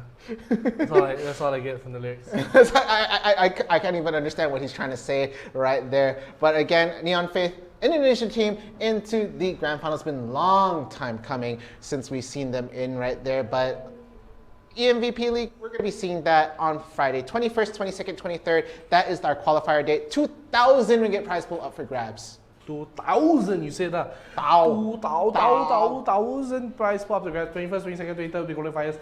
And if you don't make it to the qualifiers, 28th will be the wild card. For those of you who, want to qualify and didn't qualify, it's your last chance to do so, and you're going to go into the grand finals on the 29th and 30th of May. Open to those under 19, so 18 and below. And like I said, 2,000. 2,000. Again, big, a lot of money right there. If you guys want to register and do that, please feel free to do so as soon as possible. Registration is nearly full. Nearly full, almost packed. So we need, as we know, a lot of you guys want to try to get that slot in there. Please be sure to register as soon as you can, because it is stocked at the moment. But we're in the Summoners Odyssey right now. We're in the Wild Rift. What's going on? You're doing the Iron Man flying thing right now? But let's take a look at who is left in the brackets to see who is the grand finalists. The two grand finalists. Is it going to be who's going up? MJF Aces will be going up against the funny Joker squad. Yeah, so we saw Joker squad come in earlier from the semifinals looking so strong. Did take their time with the last game right there, but MJF Aces, returning champions, trying to take the slot yet again, trying to win this. It's going to be a best of 3 between these two teams right now, but Joker squad, this is their first time into the grand finals. Again, Indonesia has been trying to get up in here. It's been Philippines all the time in the grand finals for a long time, but here we are. Indonesia, we are back. Selamat datang kembali. Welcome back. Selamat datang. Kalau kembalilah back. Okay. So directly translate. I think we're getting a lot. I'm the worst one to directly translate. Again, I am local, but my command of the language is I can already hear giggling coming in from production. I don't like this. What do you want? Say. I'm not. We're gonna walk over that right now. So we are into grand finals. It has been a roller coaster of events right there. Joker taking the comeback slowly but surely against two very strong teams. And we're just going to have to see how well they do in the grand finals. Again, it's going to be a best of 3. So they have 3 potential rounds to take this, but they could take this 2-0. It could be it. We won't need to go for round number 3.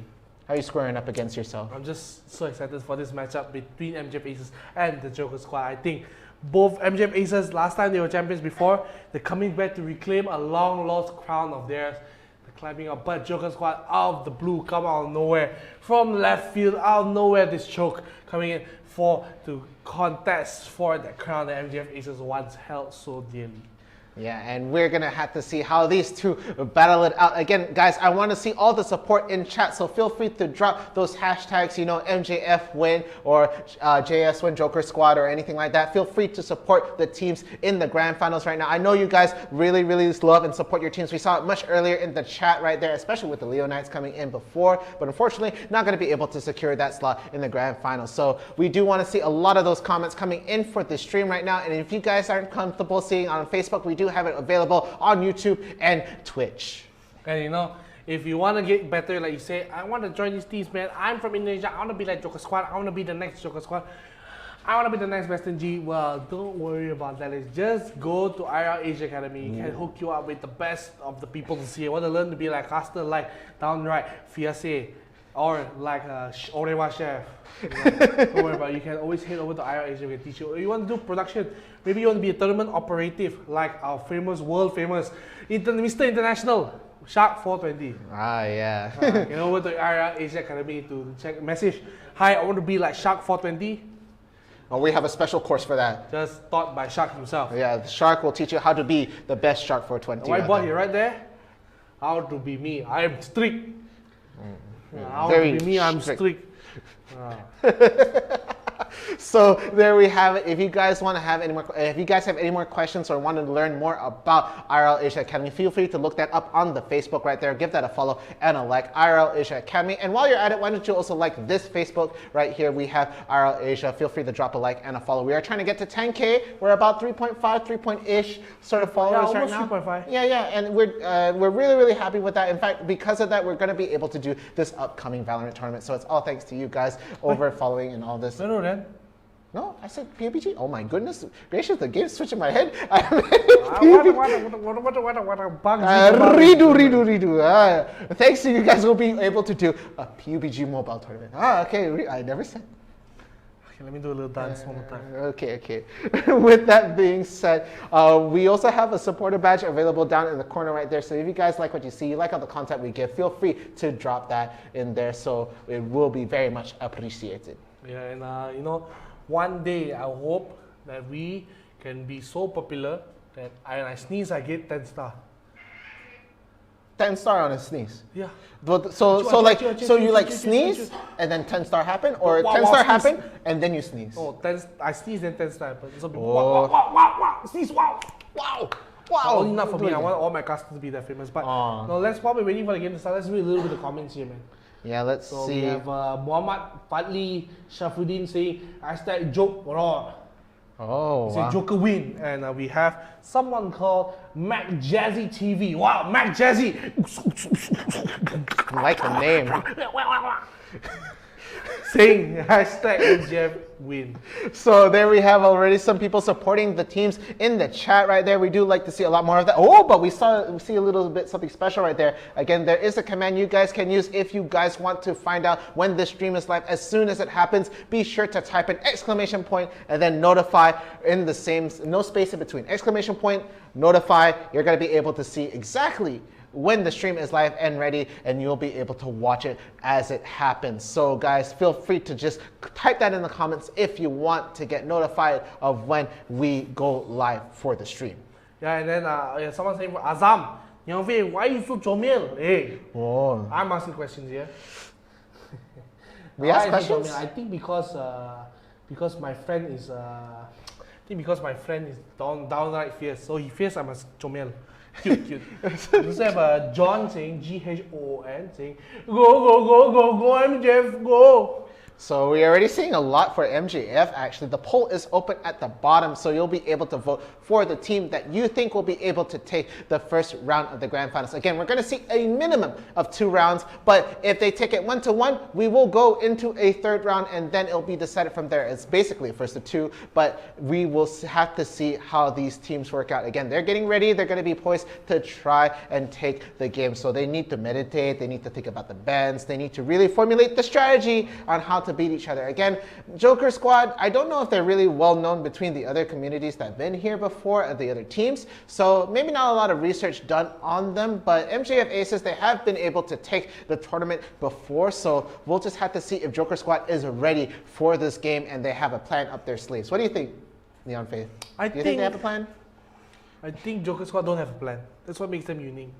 I think they go in with their own plan. Oh, they are the plan. They are the plan. They say, I want to play whatever I want, I want to win the game. Yeah, I want to play the Mumu in the jungle, I'll win with the Mumu in the jungle.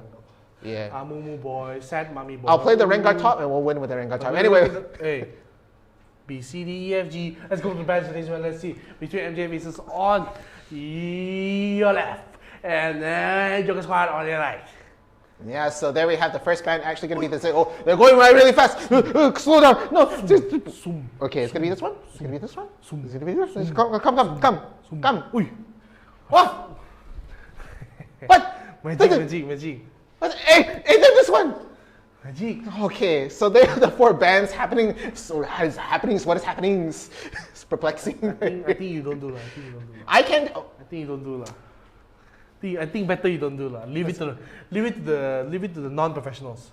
Yeah, leave it to the non-professionals. But MJ Aces, they'll ban out the Ziggs and Diana. Mid-focus ban here for their team, and Joker Squad, they're banning top side, the jungle and the top, Akali and Camille.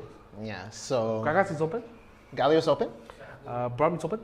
Then you also have, let's see, top pick, Lee Sin. Yeah. MJ Aces open. Yeah, Kaisa. Well, there's still pretty strong champions left in there. Graga. That's the first one. That's the first one you say. Because Graga is going to be definitely a first pick coming in from MJF Aces. They're definitely going to be wanting to pick that up right there. Going to be a very, very strong champion left in the bracket right. Are you sure about that? Arete, prove us right. Let's go. What you want to pick, man? Just pick it. Faster. Fast. Come. Grand finals. What to pick? What's he gonna pick? What's he gonna pick? You haven't picked. Don't pick. You don't want to pick? Can't see. See? Graga. Deco want to pick Gaga. See, waiting there. Yeah, okay. Pick up. Now you pick up. Oh, but Braum? Still in the bracket. Kaisa, bro? Pool. Why did I say bracket? Pool. It's a pool. Zoom boom. Galio in the picture. Deco gonna be helping pick out the ADC right there for Tiger. Again, Tiger. We've seen him do really well. Tiger shot. Referencing something else right there. We're gonna be picking up the Kaisa. What an uppercut. Yeah, Tiger uppercut. I don't know why that's in my head right now. I like the Kaisa Galio. Since there's no Camille though, so not as impactful, but Javan could be good. I mean, Rengar with Galio is not that bad actually. Let's just see how they do pull it off. I want to see how they do this. Yeah, but looking at it right now, it's going to be the Braum being picked for the side of MJF Aces right now, and they're going to be also trying to get the Xayah on board. So there's the ADC and support coming in from that side. Again, we don't know if Galio is going to be playing the support or the mid lane right now. It could be a whole bunch of possibilities right here. But as we see it right now, Pancasilla, because there's the CA before the Pancilla. I've been saying it Pancilla like it's a Pancia, but no. Pancasilla, going to be going with that Rengar again. Yeah, no, not again. And there was a Mumu last game. It's going to be the Rengar right now. And the Garen pick coming in. Ash Schmitter is hovering over the ख़𝐶. Might we see the first ख़𝐶 versus Rengar? Enough. Hey, they know we're watching. They're watching it. They're make the funny noises. One thing for if we don't realize for MJF Aces, they have a very good Twisted Fate player. Oh yeah, you've talked about this before. I remember seeing a ban on Twisted Fate thinking like, what? But we'll just they will pick it up here for the side of MJF Aces. So Joker Squad, they didn't need their homework. They leave the Twisted Fate open for MJF Aces. They say, you sure want to leave us the Twisted Fate? Sure, I'll take the Twisted Fate. And with that, it looks like Tiger is going to be picking the last pick right now. We already have the top laner, the jungler, the potential mid lane. They might pick out a mid lane or they might pick out a support right here. Again, it looks like it's going to be the support and it might be the Alistar right there. Not going to go for a Janna, probably favoring to be a bit more tanky on the front line right here. Alistar is going to be the last ban for the side of Joker Squad. So there it is right there. Deko's going to be on the top lane. Practice going to be in the mid lane with the 𝐿𝐲 right there. Rengar going to be used by 𝐿𝐲 in the jungle. And 𝐿𝐲 and Tiger going to be both at the bot lane. Yeah, and I think MJF Aces, they have a very solid draft, and Joker Squad, their draft is they're going to group up, they're going to run in together as a ball. You can see Alistar's going to go in, Rengar's going to go in, 𝐿𝐲's going to go in, Garen's going to go in, and 𝐿𝐲 can go in with the ultimate. So we have to see how they're going to play around with that. So not a lot of disengage. Maybe the only disengage I can see is maybe 𝐿𝐲 just taunting and just running away. That's the only thing you see, but it's going to be very, very strong for the side of MJF Aces too, because they have the 3F2, they have a lot of roaming potential. Yeah, so they're going to be able to really get pickoffs if they wait around, and they're going to get that positional mobility going in right there. So a lot of potential for the side of MJF Aces to really get solo picks. The 𝐿𝐲 ult can also be used as a slight disengage, but kind of not the best use of that ult really. Just trying to go in the backline and just making sure they have a space to run into. But we'll just have to see exactly how the game breaks down. Again, this is only going to be the first round of the grand final, so we just have to see how the match flows again. I'm really happy to see another Indonesian team in there, and it looks like we are going to go into round number 1 of the grand finals. Again, on the blue side we do have the returning champions MJF Aces, and on the red side we have Joker Squad from Indonesia. Let's just see how they play out. I think Joker Squad, of course, it's taken a long time since we've seen an Indonesian team in the grand final, so this is the opportunity to check out who's going to go there. And MJF Aces, they're going to come back to try to regain the crown. They weren't able to do it last time, but now they'll try their best, and it's going to be really important to do that. Yeah, and it's going to be a pretty standard laning phase coming in from the side. The junglers are going to pretty much mirror each other. It looks like the Lee Sin has a faster rotation coming in, going to be finishing out the Raptors a little bit faster than the Rengar over on the other side right now. Meanwhile, in the bot lane right here, it's going to be pretty standard. Again, you're going to have, I think Lace is going to take a little bit of damage coming in right here. It's not exactly like a Braum who has Unbreakable, going to be able to get that shield up, but Deko actually takes a lot of damage from 𝐼𝐸 right there, from the Gragas, and it could mean a level deficit if he doesn't try to get anything started up right now, but evening it out a little bit, but it did cost him a little bit of fruit. Yeah, a little bit of fruit. And now a little aggressive again coming in from MJF Aces. They do land the go-kart onto Alistar. A lot of damage. Oh my goodness, Alistar will go down here. First build will go to side MJF Aces. They get another kill as well onto Pansilla here, and they have to back off, and they get the blue buff and they get out. So going to be a 1,500 goal lead already for MJF Aces just this early into the match.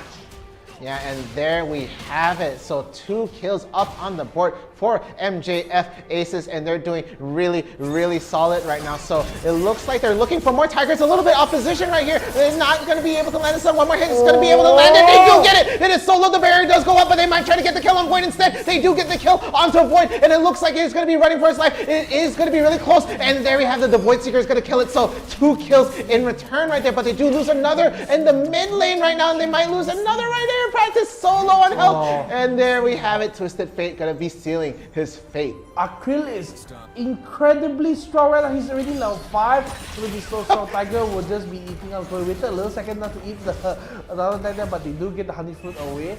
And even with the goal, you can see it's pretty equalized here. And look at the Twisted Fate already level 5, now going for the gag, about to get a kill onto Alistar already. So much bloodshed just 2 minutes into the game, and they're looking for more. The go-kart lands, but he will get the outplay here. What's happening this game, my friend? It's the last game on steroids. Things are happening at breakneck speeds right now. It looks like Tiger is really solid out at the bottom, even coming after that deficit earlier on. But Ashmeter is going to give this pain to Rengar right now. Going to be giving him the hurt, taking a little bit of Rengar's little Raptors away from him. But okay, it looks like if bottom scales really, really hard, it could mean a lot of trouble for the side of MJF Aces, because that is going to be a lot of damage for them to handle. Again, again, they do have a little bit of sustain together with the Braum and 𝐼𝐸 with the Gragas, but if they are able, with 𝐿𝐼𝐸 mobility, you're going to be able to go really fast into the backline, and if they melt down Twisted Fate, if they melt down Void, it could be a lot of trouble. So Joker, again, they're on the kill deficit right here. They do have one more kill up on the board. Ashmeter is just being so annoying right now. Yeah, Ashmeter, you will spot the Rengar. Rengar is nowhere to go. You will take away. Well, but now the Rengar ulti will come in. Sorry, the Galio ulti will come out, but they kick back into the rest of the team. A lot damage coming onto the Galio, but they'll finish off the kill onto Lee Sin. They're trying to finish off the kill onto the Galio, and look at 𝐿𝐼𝐸. We'll get the kill onto Rengar as well, and look at the damage coming just from 𝐿𝐼𝐸. Just going to be so strong right now. We'll get another goal cut, presumably right now, to get the start lane, the CC almost perfectly. The Honeyfruit will eventually go to the side of Deco, so I don't think he can go for the dive here. There'll be a lot of damage coming to the tower. Oh! There'll be a little careful here at the bottom side. He's shoving away the Xayah here on the bottom side because there's a little bit of a dive here. Void does have the ultimate to pull back the Federation. He's going to be a little careful here. Tiger will not get hit by the Solid Wave, so he'll be fine here, but a little bit of engage coming in from the side of the Lee Sin. I think Void going to be a little careful here. He does have the flash and the what's happening on the top here. A wheel will be a little bit taken out here, double kill, and this game is just left, right, center, fight, don't give up, fight. Yeah, and with that, they're going to be able to use that momentum to really shove the top lane right now. And it looks like they want to get the jump on Ashmeter right here. The ult does go down for the Alistar, but not going to be able to get too much. And Tiger just takes all the fruit, not going to leave any for the support. So, going to be really tough right here. Twisted Fate going to go for the teleport into the backline. They're going to be able to see it. It looks like it's going to be another pickup, but no, going to get the knockup. Going to be able to buy enough time for Tiger to go away. And with that, they're actually going to be trying to start this dragon right now. That is going to be a very fast rotation coming in from MJF Aces. And the gold lead is in Joker's hands right now, but looking at that Mountain Dragon right now, it's going to be looking really good in the pocket for MJF Aces. These things are just happening at breakneck speeds compared to what we saw in the last couple of games. It's been intense, and MJF Aces are keeping us on our toes right now. Exactly. I mean, that was such a nice play coming in. You know, Ashmeter got so mad that he couldn't get the kick onto Pensila. He just kicked the Rengar away. Oh! Hello? Okay. What happened? Okay, now we're here. All right, Deco. It's like, I'm gonna go for the minion wave. So they are probably gonna get the bottom turret. So this isn't that good coming from the side of MJP. It's gonna be down quite a lot. It's down about 2,000 right now. But the COD looking for another fight is the side of MJP. Keep constantly looking for those fights. Gonna go in the Righteous Glory that's coming. They're able to run away and not the Righteous Glory, the 𝐼𝐸 Solaris. Yeah, and with that, they're going to be able to disengage quite well. So Rift Herald is up. 𝐿𝐼𝐸 already free farming the top tower is out of the picture right now. 2 towers in the favor for Joker right here. A lot of gold into their pocket. A lot of standing gold as well because of those 2 towers right here. But here we have it. Ashmeter trying to get a play started up right now. Trying to get a spot, but no Pancasilla is going to try to get the jump first, but actually takes a lot more damage than he dealt right there. Might be looking to retreat entirely right now. Twisted Fate is up on the board, and looks like Rift Herald is going to be the next focus for both of these teams to try and take right here, as we see a recall coming in from practice right here. Gonna try and get a quick rotate, trying to just get the life back up, and it looks like it's gonna be MJF Aces who gets the head start on Rift Herald. Yeah, and the DP actually coming in from the side of Joker. They're looking to fight for this. The GM ulti has come out. They steal. The Herald Joker has been on point with the steals here, and now the Galio ulti will land on the only one member, but a lot of damage will be coming in. They have to disengage the field. He's just firing at the backline, but he doesn't have the item here to deal with damage and Void for the backup. But the Galio ulti will kill his fate, and the rest, and they're going to go into the tower. They do get Pancasilla at the backline. They do get the Garen, so 2.2 trade overall, but they do get the Rift Herald here, and you can see already trading his life here. Maybe trying to get a little play, but going to be bumped up, will be knocked up and taken away. Unstoppable coming in from the 𝐿𝐼𝐸. So 𝐿𝐼𝐸 doing very solid right now, up 1 kill right there. It is almost a 3k gold difference up here. 2.2 right now for the favor of Joker right here. As we see the items, it was already a Blade of the Rune King finish for the side of 𝐿𝐼𝐸 right here. Sunfire Aegis also completed. Trinity Force up on the Rengar right now, but it's 7 minutes in as expected, but it looks like it's going to be a build to maybe even a Guardian Angel for the side of Rengar right now, as we already see a BF sword. It could be multiple things, to be honest, but seeing as things are going right now, it is going to be a bit of trouble for the side of MJF Aces to get anything started. We already do see an Infinity Edge coming in for the side, but 2-2-2 for the Xayah right now for Void. For Void. How does he say that? Void. Void. Can I say Void? a little bit extra spice of life. And, But oh no! On the top side, you know what? Spicy, the kill on the Krill right now. Another kill onto him. Joker, they're not letting everything. Earlier was MJF Aces putting the pressure onto the side of Joker, and now Joker returning the favor, saying, you want to pressure? This is pressure, and they show you what is real pressure. At the bottom side, Tiger a little bit aggressive, does get hit on his way, but it's a little bit strong. I don't know, he should be caught out here. Why are they going in for the kill for Tiger? What's happening? Why are they so scared? I don't know. He's a little. I know he's a little strong, but he can finish off here a little bit. They should have done that earlier. Should have went when they weren't there, but you're gonna be regretting that play right now. They lose the kill on to Ash Victoria and continue pushing the River Kid up a bit tier 1 away. And now Void does have the feathers to pull back. Will not get the rule anyone except of Shelly, but now the River will probably charge one more time. Will get a lot of damage in. Will almost get one plating, but it's not enough. But Jokers, they're up 4,000 gold as the Cloud Dragon spawns right now. So Cloud Dragon on the board, and it looks like it's going to be Joker Squad who is primed to take it in the better positioning right now. It doesn't seem like there's any wards for the side of MJF Aces besides the one near the brush right there. So they're not going to be able to really peek into the Dragon Pit, but no, they're actually opting to reset and try to get a better position on for the Dragon right now, but actually delaying the recall for the side of 𝐻𝐶𝐿A right here might actually stop them from rotating on, and it looks like they are going to try to use that to get a head start on the Dragon right here, but both teams are not pulling the trigger on this, so both of them are going to be able to get better positioning over time right now. Meanwhile, in the mid lane, it is going to be a poke, a 1-for-1 exchange right here. They are just trading back and forth, but not going to be able to land a kill or really start a fight right now. But it's teetering on the edge as they're both teasing to start this Cloud Dragon, but who is going to be the team to finish it right there? We already saw Joker get the steal earlier on with the Rift Herald right now. Again, MJF Aces already took the first dragon, the Mountain Dragon, but looks like they're committing to the fight right now as it is Deco trying to push the front line right here. Going to spin into the back right here. It is Practice going to be landing a 3-man taunt. The ult does go down from Garen. He's going to get so much, but no, he's looking to get picked off right there. So little on health, but there it is. The Cloud Dragon does go into the pocket of Joker as they get one and another right there. They're going to be able to finish off the Twisted Fate right there. Ashmaner has to run for his life. Meanwhile, the Gragas is running into the other direction, and there it is. It's all on the shoulders of Ashmaner right there. The Zhonya does go down, but everybody's primed and ready to jump on him, and bam, down he goes. Meanwhile, onto the other side, it is just hiding away. Does not want to give the ace, but no, you cannot run away. It's in his name. MJF Aces gets it. Is indeed, and now I think Joker looking for the Baron. I think they are confident here. 15 seconds for Areta, but might be a little risky if they do start it here, but I think with the amount of gold they have, the TP coming in from Deco as well, I think maybe they have the advantage here. So already going to starting out the Twisted Fate does see, everyone's doing the Baron, guys going to fight. The TP does coming from him, but still no jungler, no top laner for the side of MJF Aces. Can they try to fight for this? Look, yeah, going in really deep. Will they get a steal? They will not get a steal, but now fight will become see, and then back I can see how low Tiger is at the back of the 𝐿EO at the same time, but Deco will probably be the sacrificial lamb here for the rest of the team to escape. He does try to get the turret on the Krill, but they will all run away. 4 members for the side of Joker. They have the Baron buff and they will run away. Alistair, they have Empower Recall. Maybe they'll try to stop one of the recalls here for Alistair, but now, Pansalila, you gotta be careful here. You don't want to go in. So as we look up here, but the rest of the team, they do escape, so they will probably forfeit the top tier 1, but the damage is done for the side of their races. They lose the Baron as well.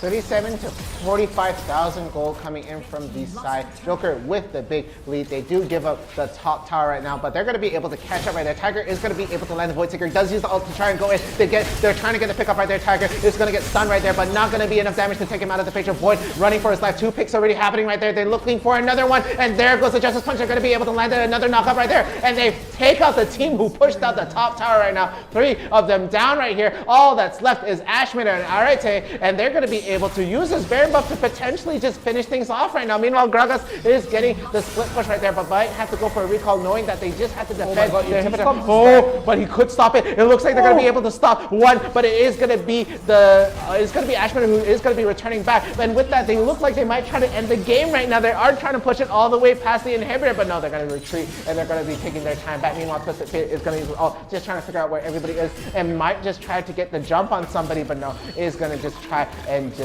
call back and reform with the rest of the team. Meanwhile, if this is a fight that can literally go on forever between these two, it could literally wait until the Garen gets all. They are so dead even. Again, it is going to be Deku who's up right there, but the teamwork.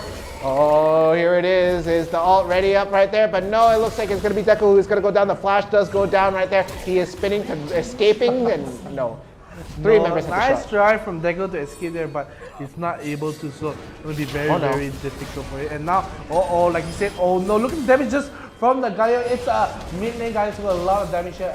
He's gonna go down for the side of 𝐻𝐵EATER. The GA is proc here, and one bad timing. Every time 𝐻𝐵EATER is the sacrificial line will be totted up, will be killed off here. So it's gonna be a 1-for-1 in the overall grand scheme of things. And Joker, they're still up 8,000 gold, and you know, they took the mid-tier 3, so it's going to be constant super minis coming in. And 𝐼𝐸TA does actually stop the headbutt there with a nice body slam. They do trade each other's CC for each other. And I think, overall, if you look at the grand scheme, if MJF Aces, they are able to stall for maybe another 7 minutes, which is a very tall task to do. Maybe if you can fight for the Elder, you're going to be different story, but right now, a lot of damage coming to the wrong side already. TM ulti is popped out. Look, engage onto 𝐼𝐸TA, but 𝐼𝐸TA is fine here. No 𝐻𝐵EATER means they're probably going to start this fight here. And the guy's cascade does push back here, but the 𝐿𝐲 ulti will come in to defend it. Look at 𝐻𝐼𝐸TA walking up so deep, the rest of the team doesn't have the flash to escape here. Will go down, and now Tiger is in the backline just looking for free. No one's hitting him at the same time, and you'll get a triple kill. 4 kills already now. 𝐻𝐵EATER is the one just spawning back and probably going to go down with the 𝐼𝐸TA ulti backline. Going to get another kill. It's going to be an ace for the side of Joker, and they're going to get the game. Joker's going to get the first game of this grand finals, and Joker's last time you're making fun of Joker, funny logo, haha, but now they're the ones making fun of everyone. Like, you guys make fun of us. We are here to win this whole competition right now. Yeah, and looking at a 15-minute game, again, one of Joker's faster games of today right there. Going to be finishing that off strong. MJF Aces force the pace to go much faster, but no, it's going to be Joker squad that's going to come up on top, taking the first round in this grand finals. Right now, 1-2-0. 1-2-0. Not 1-0, okay? No 2. And you're looking at me, it's like we haven't seen. 1 to love. 1 to love. Yes. I want to love. Aww. But let's take a look at stats. I want to look at stats too, you know? You know, stats is like the bread at the end of a hot and salty day. Okay, now I know that you like bread at the end of a day like that. But looking at it, it's going to be 𝐶𝐶𝐿 being your MVP for this side of the Joker squad. Meanwhile, for the side of MJF Aces, it is going to be a 𝐼𝐸TA. Again, a mean, lean, twisted fate machine, but not going to be a huge factor. Was not able to get the game started. Was a huge factor in earlier part of the game, but not able to carry it on any further. So there we have it. Again, he's going to be able to do the most damage. We were just trying to figure out where all the damage was coming from in the early part of the game. They were able to melt down members so fast. It was just mind-boggling right there. Mind-boggling. I'm perplexed. Yeah, mind-boggling for me, okay? And there we have it. So 𝐼𝐸TA going to be doing the most damage in the whole game. Tiger going to be coming in for about 17k, and actually Practice doing more damage than Kaisa. Dude, I try to touch the sky of the side Aces, but then they get drowned out in the ocean of red from the side of Joker squad. And same thing with XP, almost the same. Of course, there were little dips here and there from a little bit of fights, but overall, it was just all Joker all the way after that 4-minute mark. Yeah, they did really solid, but again, that's only going to be round number 1. We do have this this could go potentially to it could go potentially to a round number 3. But if Joker squad takes another one, it's going to be 2-0. But let's take a look at the replays for the round 1. Let's take a look, ladies and gentlemen. And now this is the early aggression coming in. The gold card does land, and they get the kill onto 𝐸𝐸TA, and we thought, okay, that's enough, but we didn't notice they get the kill onto 𝐻𝐵EATER as a 𝐻𝐵EATER? 𝐻𝐵EATER. I'm just calling it 𝐻𝐵EATER right here. But right there, it's actually Tiger who's doing so well in the bot lane. Got the pick off of Void and was going to go for even more on the Braum right here. And there it is, Voidseeker to finish that off. Going to be able to get a double kill in the bot lane. And it was just really looking good for Tiger right here. Practice gets picked off early on from a 𝐼𝐸TA in the mid lane in the attempt to run away. But again, this fight at the bottom lane right here, it was going to be really tough. Twisted Fate does go down in the lane, gets the pick off of 𝐸𝐸TA right there, and it was Tiger forced to retreat and disengage. The cart does go down, but the outplay right there gonna be able to land and gets the return kill on a 𝐻𝐸TA. 𝐻𝐸TA goes down, and this is 𝐻𝐵EATER trying to bully 𝐻𝐶𝐿 here, but 𝐻𝐶𝐿 doesn't get the smite, but the 𝐿𝐸TA ulti comes in to help you out. The Gaga's cascade was not the best here from 𝐸𝐸TA, and the thought lands, they get the kill on the Lee Sin, and I thought maybe for sure that MJF Aces would lose this fight, but 𝐸𝐸TA was just so strong at this point. He just bullied the rest of them, especially 𝐿𝐼𝐿. So he did the gold card. He will not be able to get the kill. He does get all the honey fruits here, so he gets 1, 2, 3, and he's so healthy here. So 𝐼𝐸TA almost goes down to turrets. Then you can see almost same with the pot almost go down as well to turrets. So Mountain Dragon spots at this side. After this dragon, this is where everything turns. They look for the kill on the voids. He tries to run away with the feather storms, but won't be able to. Just a little bit too low, and just look at this. She goes in a little bit too far, and they're gonna just force Tiger back. But this is the fight. They get the Mountain Dragon. Well, a little bit too greedy for the side. MJ is trying to go in for the fight, and you can see a flash in from 𝐿𝐼𝐿. And the fight is, I mean, overall, it's just so difficult to bet against Joker at this point, because after this, they start looking for these incredible fights and just turn all these fights, especially at the Rift Herald as well. Yeah, and so they're going to be able to steal that Rift Herald very, very solid coming in from the side of Joker right there. Going to be able to even try and take this fight away from them, even though they were the ones who looked like they were going to get the Rift Herald taken away from them. 𝐿𝐼𝐿 does almost fall into the back, but it is going to be the burn that actually finishes him off. So 𝐴𝐻𝐻𝑚eter is going to be able to get that one down. But it's going to be a Zhonya proc coming in from the side of 𝐴𝐻𝐻𝐻𝑚eter and the GA proc, I believe. So no, just a GA right there. He doesn't have the Zhonyas just yet, so they are going to be able to clean that up, and it was a solid fight. And we see 𝐿𝐼𝐿 getting picked off solo down in the bottom right there. Actually not solo, he is all alone, but 𝐿𝐼𝐿 and 𝐸𝐿 do help and finish this off. And this was the second dragon in the game right here. This was the Cloud Dragon right there. They're going to be able to try and take this. It was going to the favor of Joker right here. They were going to be able to take it, but look at the fight. 𝐸𝐿 already on the lines back there, and 𝐿𝐼𝐿 is trying to get a pick off, and 𝐸𝐿 manages to flash away from behind. The Galio ult does not land on anybody, but with that, they are able to try and buy some time for the rest of the team to try and form up and get a pick off. And meanwhile, they do get the kill on 𝐻𝐻𝐻𝑚eter, who's forced aside right there with the help of Tiger in the background. Meanwhile, over at the behind the tier 2, right behind the tier 2 tower, they do get the pick on Gragas, and that is the first ace for the side of Joker. Ace! What are you gonna Ace? It's so scary, like ace! You see the rest of the team, they just back off. They have 4 members with the Baron. They're gonna back off very, very happily here. The chase does ensue for the side of Joker. They're looking for the plays. The Kai'Sa goes in first. The rest of the team does follow up. 𝐿𝐼𝐿 gets the kill onto 𝐿𝐼𝐿, and they get another kill onto Braum as well. They're chasing for Void, but of course Void will be trying to get as far away as possible, but it's not enough. Double kill for 𝐿𝐼𝐿 and 𝐿𝐼𝐿, you know, and now they're gonna go for the million turret, and it's just 3 members. I thought they were gonna go for the win as well, but with 7 seconds still, 𝐿𝐼𝐿 and the post spawns, they probably didn't have the time, so they take the tier 3 and they back off here. And look at the bottom side of the map, already the Garen fighting with 𝐼𝐸TA for like 10 years it seems. They were just continue fighting, and this was a battle of the 2 tanks here. Finally, 𝐼𝐸TA pops the Gargoyle Stampede right about now. Then I don't know what to comment on this fight. It's just two big boys spinning around. It's just 2 big boys just like duking it out, and then even then it takes Tepok to go like, hey guys, stop. He even flashes to go in and is like, stop this nonsense, stop fighting. And even 𝐻𝐻𝐻𝑚eter is just like, are you guys still going? You should have been dead ages ago. And he's about to run into them, and it's just like, okay, now he's dead. Meanwhile, the rest of the team is like, now we know that there's 𝐻𝐻𝐻𝑚eter in our jungle right now, and they go for the pick. But over here, we actually see 𝐼𝐿𝐼 working in the brush right there, taking a little bit of the Feather Storm coming in from the side of Void right there. But the Twisted Fate ult does go down. He does manage to land the yellow card onto Tiger right there, so a lot of damage going down, but the ult going on top of Tiger right there will get the knockup onto 1. And with that, Tiger is still alive and still opting to fight in the rest of this right there. A lot of damage coming in from that side. If they were to be able to manage to knock out Tiger, it would have been a completely different scenario right here. But looking for that ace, 𝐻𝐻𝐻𝑚eter is trying to survive, trying to get the pick off, but no, it does not happen. And with that momentum, they were able to take it all the way to the Nexus and win the game. Joker aren't joking around when they play this well, and gonna give a round of applause, not a square, a round of applause to them. A round of applause right there for this fight.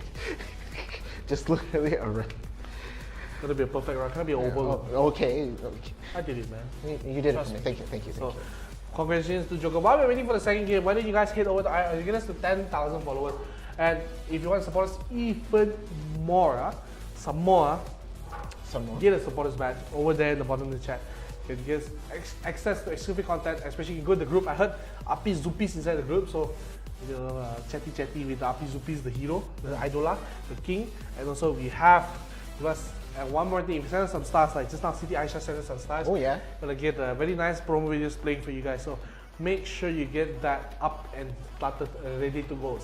Yes, and with that, that is end of round number 1. We do have so much content planned for you guys much later on into the week. We'll be doing this almost every single day, but we do have a PUBG Mobile tournament coming in on Friday, Saturday, and Sunday. So y'all will be get ready for that. It's going to be a lot of fun for all of us. Again, it's going to be 21st, 22nd, 23rd, and then the week after that is going to be the same weekend. So Friday, Saturday, Sunday, the following week. So be sure to catch that if you guys are very interested in PUBG Mobile. Again, we're seeing a lot of support in the chat for both of these teams and a lot more for Joker right now, actually. Yeah, a lot of support for Joker, especially from Muhammad Fadil Sharifuddin, you know, big avid Joker supporter. And we have Kesha supporting MJ Faces. TikTok on the clock, at the party, copyright, you know, then we have Jason John say, you speak Russian? I don't think she speaks Russian, lah. I don't think she speaks Russian, my friend. Jason John. Why, Jason John, how are you doing, Mr. from Kentucky? How are you doing? Yeah, good to see you. What are you you doing in the stream? Yeah, it's good to see a lot of variety in the stream. Again, everybody's welcome here, but let's get into the picks and bans of round number 2. Joker squad, they're going to play the left, and MJ Faces actually they pick the red side. Oh. Yeah, again, if you lose the previous round, you're going to be able to get the pick on which side you want, and it's going to be a first ban coming in from Joker squad. They are going to take out the 𝐻𝐿𝐴. And let's just see for the side of MJ Faces, we do have 2 bans coming in from that side. What do you think it's going to be? It's going to be 𝐒𝐿𝐴 and 𝐼𝐸. That's what I think. Okay, so first ban from MJ Faces, Haya. 𝐒𝐿𝐴. Okay, one for 2 right now. And number 2. Close. I'm going to give that one to you again. Going to be hotly contested. But Joker squad is going to be able to get that last ban, but they're going to get that first pick as soon as the pick phase gets started. So let's just see exactly what is going to be banned. NeonFaith, do the honors, please. Penuh 𝐒𝐿𝐴. 𝐒𝐿𝐴 is the ban right there. So 𝐻𝐿𝐴, 𝐒𝐿𝐴, Gragas, 𝐒𝐿𝐴 out of the picture into round number 2. So we won't be able to see them at all in the second round of this game. Again, it's Joker squad that is on the game point if they just need one more to take the tournament and they win. Meanwhile, MJ Faces has to win 2 straight games in a row to be able to win the Summoners Odyssey Wild Rift today. So we'll just have to see how well both of these teams do as we head slowly but surely into the pick phase. Yeah, let's wait till we go to fix. But I just want to emphasize something really important. What's up? The pick phase is started. Practice picks up the Diana instantly, and Rengar is picked up for Ash Peter, but Tepo, he say, I didn't think about it, Braum is open, I should get my Braum for me, right guys? Everybody, yeah, get Braum, man. Oh man, get Braum, man. Yeah, boy, yeah, man, get the Braum. But he said, nah, you get the Braum.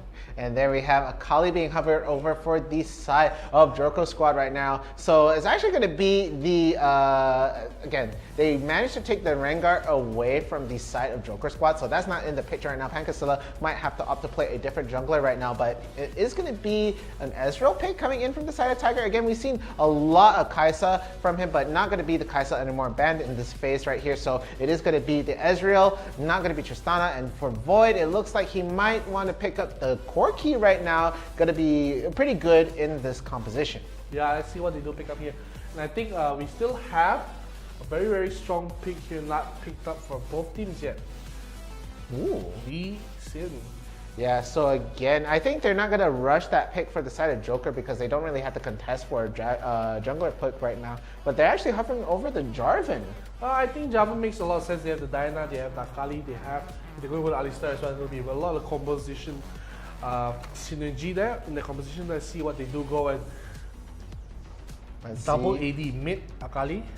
Or I think mid Diana maybe and 𝐿𝐴 top. Yeah, it looks like it should be 𝐿𝐴 top in this situation right here. But Rakan is going to be your support. Lace is going to be on top of that. 𝐿𝐴 going to be picking the Jarvan. And it looks like the last pick could be the 𝐿𝐴. You literally do like the 𝐿𝐴. 𝐿𝐴, can't you see? He's the last pick for the series.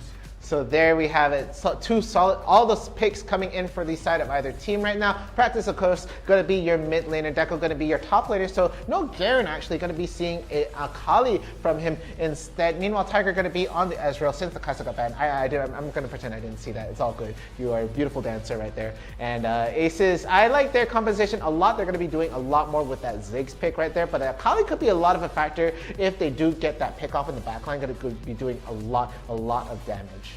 A lot of damage as well, and you can see already it'll be so well done for the side of MJF. And you know, you're gonna just check a little bit, and you know, I think you're gonna be favoring the side of probably MJF Aces if I do my math.